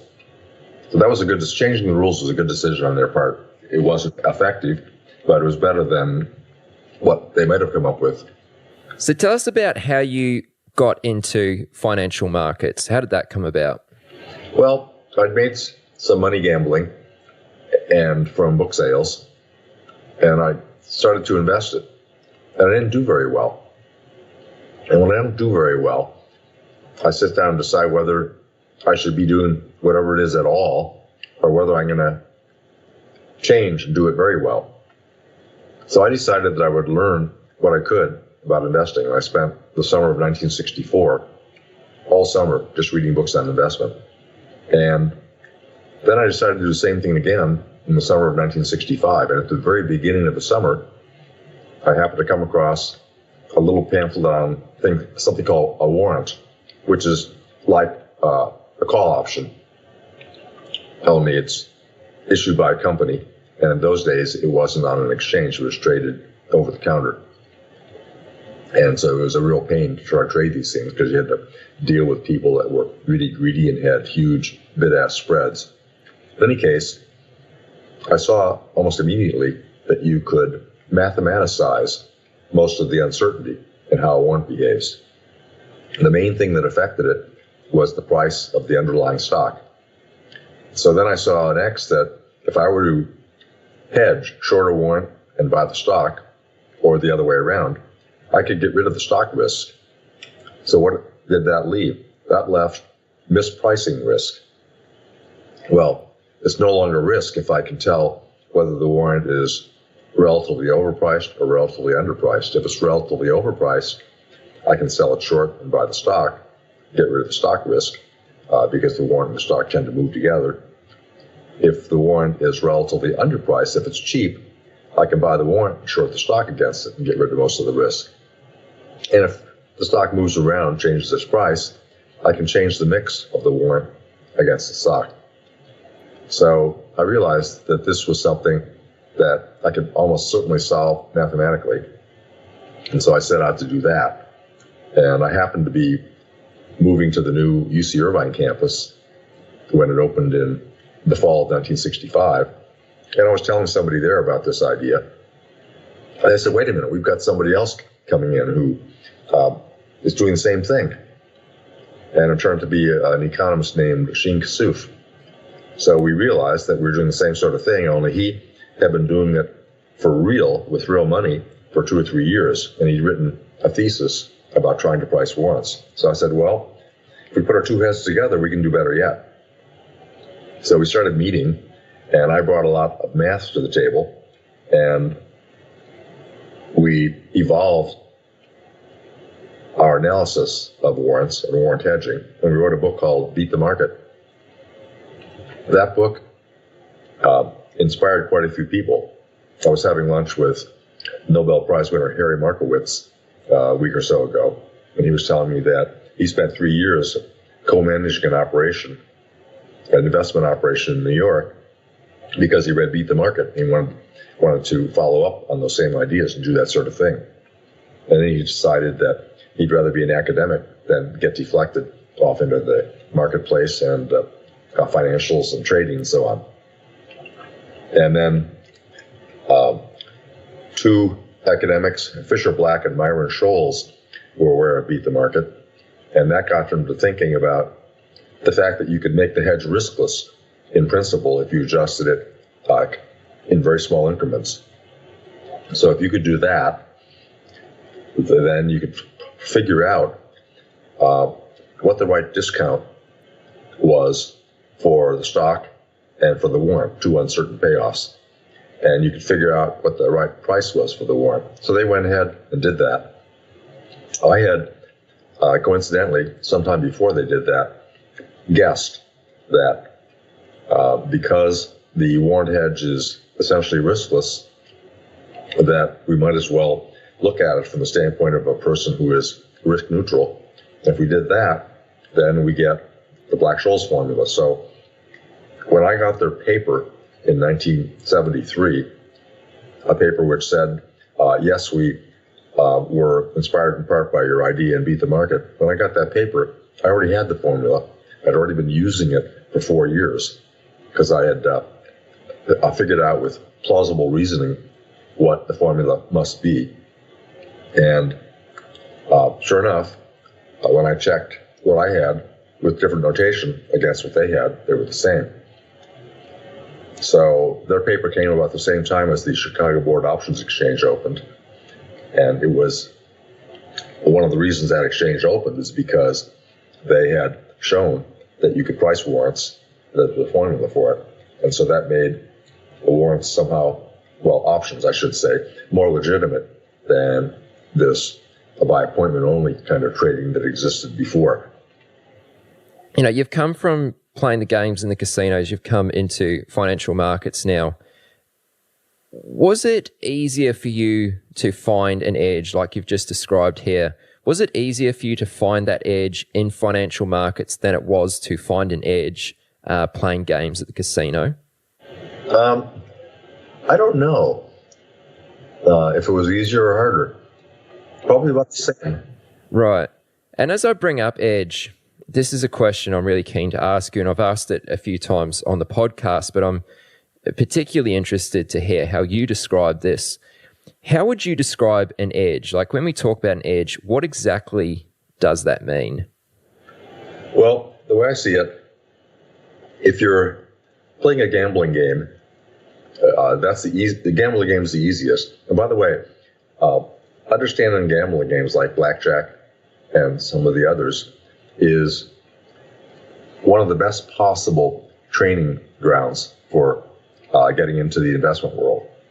You learn how to manage money, you learn how to compute odds, you learn how to reason what to do when you have an advantage. So what do I mean by an advantage or an edge? In a gambling game, it's an advantage or edge over your opponent, meaning that if you were to continue to play the game for a long period of time against your opponent, you would, in the end, win money at what might be a fairly predictable rate. For instance, playing blackjack, if I have a 2% edge half the time, and the casino has a 2% edge half the time, it looks like I don't have any advantage. But if I bet considerably more when I have the 2% edge and considerably less when they have the 2% edge, then in the long run, I'll tend to win 2% of my big bets. I'll tend to make 2% of the amount of my big bets, and I'll tend to lose 2% of the amount of my little bets. So my edge or my advantage is the difference between those two numbers. In a gambling game, you can often, but not always, calculate what your advantage or edge is. Now, mathematicians call this edge the mathematical expectation, and it's typically what you would win in the long run or in a specific situation, either if that situation were repeated many times, what you would win divided by how much you put up. I call what you put, the total that you put up, the action. So if I make 1,000 $100 bets, then it's $100,000 worth of action. If I have a 2% edge, I expect to make 2% of $100,000 plus or minus. So those are gambling games. Now, in the securities markets, it's harder because you're not able to calculate precisely what the payoffs are and what their probabilities are. You might know what the payoffs are, but you may not know the probabilities. You're unlikely to know both. For instance, if I were to buy a cheap call option, I know the stock is going to be somewhere or other in the future, and it'll follow some likely distribution that I can hypothesize that's fairly close to what's going to happen.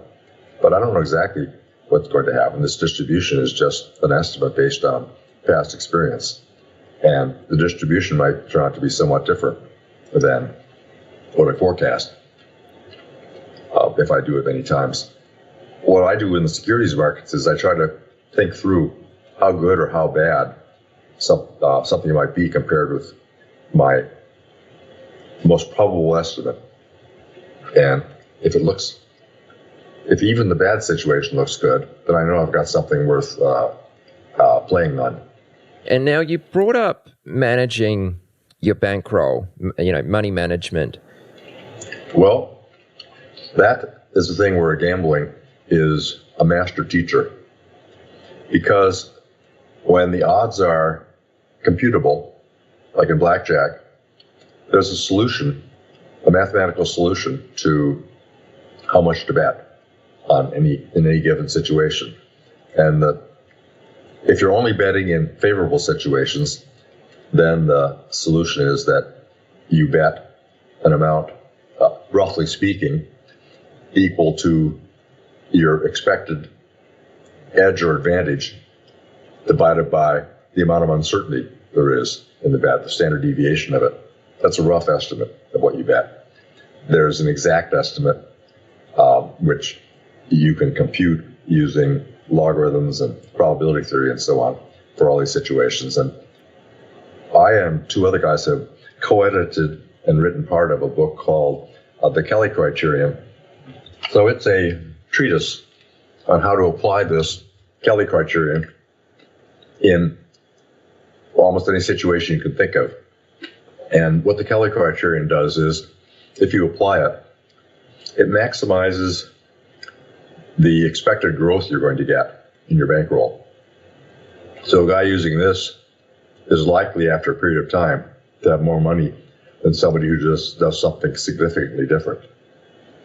So anyhow, blackjack's a perfect training ground for that because you get a lot of bets, and so you get into the long run very quickly. I mean, you're playing 100 hands an hour. In 100 hours, you've played 10,000 hands.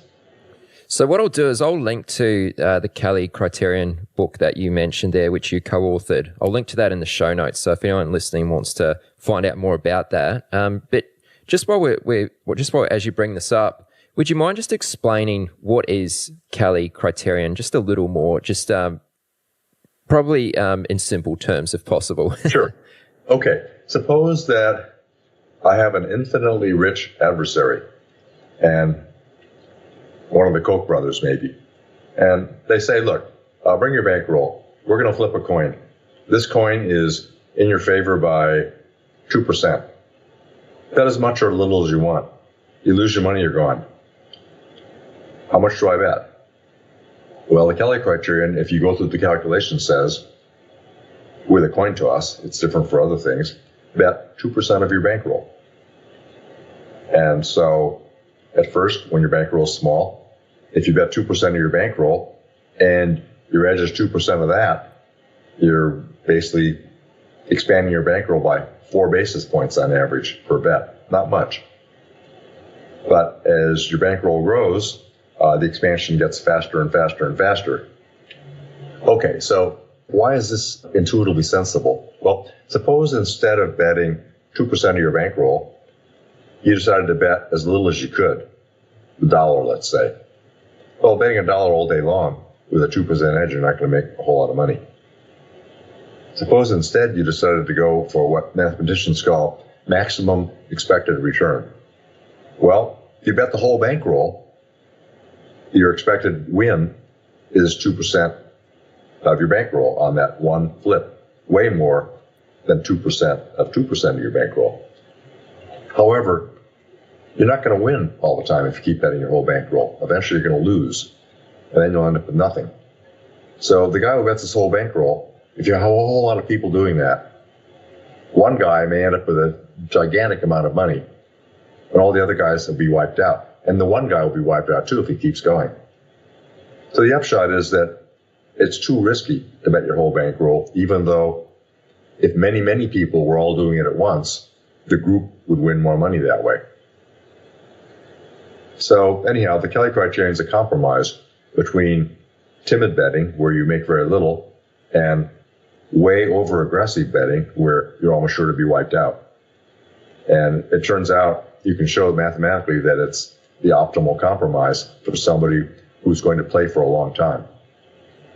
Now, critics say, yeah, but, not everybody wants to play for a long time. The answer is, well, then you may not want to use a Kelly criterion, use something else. Use whatever it is that you think is optimal for your situation. It's just a recipe for people who are going to make a lot of bets over a lifetime. Early on, that was my situation, so that's what I've done. Yeah. Like I said, what I'll do is I'll link to the book you mentioned about Kelly criterion in the show notes, and I might also dig up. I know there's a couple of articles that flesh out the actual formula for this way of managing money. So I'll include links to those in the show notes at chatwithtraders.com. While we are sort of on the subject of edge here, I guess this is sort of just general advice and suggestions for some newer traders. How would you encourage newer traders to think about gaining an edge over the market, like putting the odds in their favor? Well, there are two parts to making money as far as I can see it. One is finding a good situation where you have an edge, and the other is managing your money. The Kelly criterion and things like it take care of managing your money. But harder than using the Kelly criterion and figuring out how much to bet is finding the advantage situation in the first place. And that changes from time to time and from ability to ability. People have different knacks for doing things. There are guys like Warren Buffett who spend their whole life picking stocks and keeping track of companies and knowing balance sheets in their head and looking for bargains when they occasionally come by. There are people who, at the other end, who are high-frequency traders. They have computer algorithms, and they're wired into the exchanges, and they get to look at orders before other people.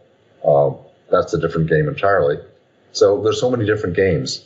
So what you have to do is go find one that works and that suits you.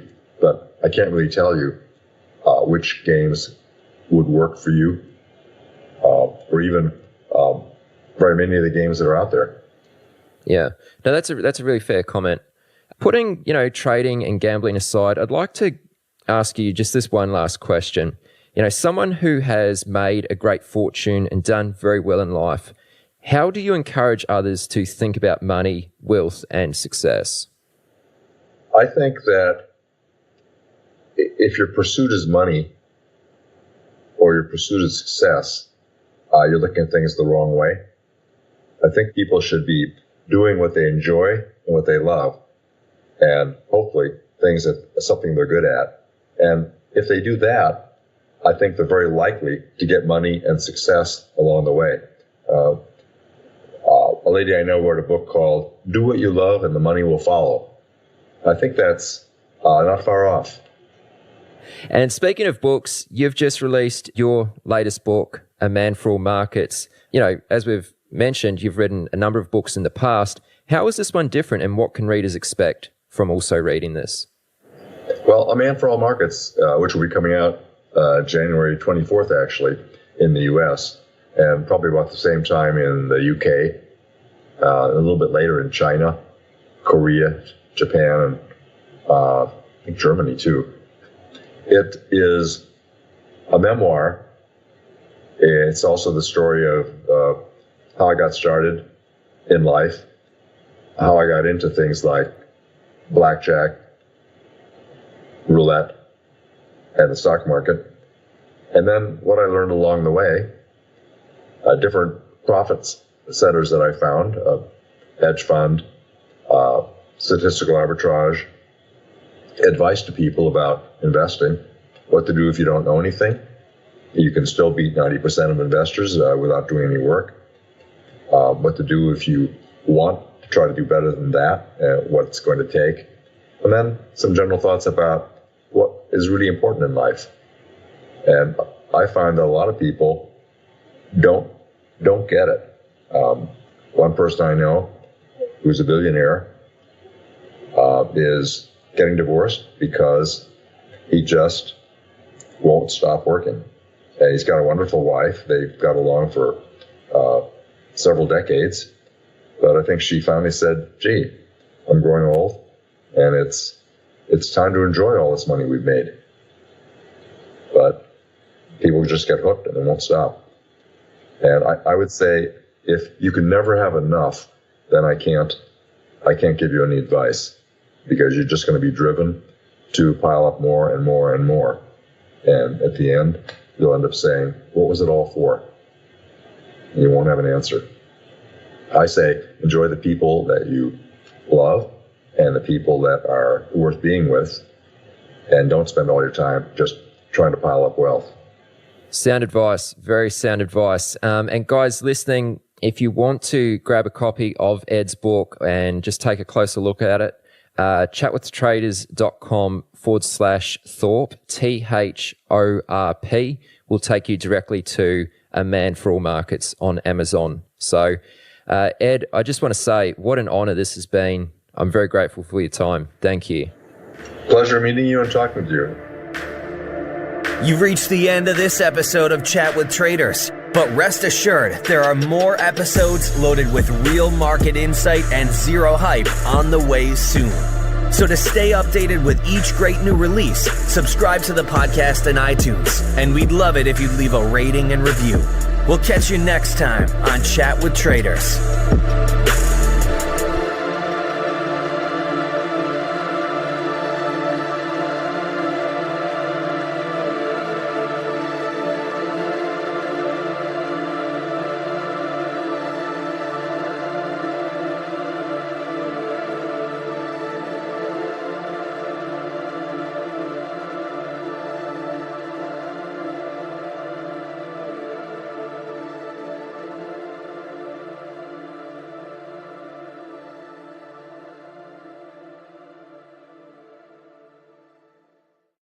Hey, it's Ryan Reynolds here from Mint Mobile.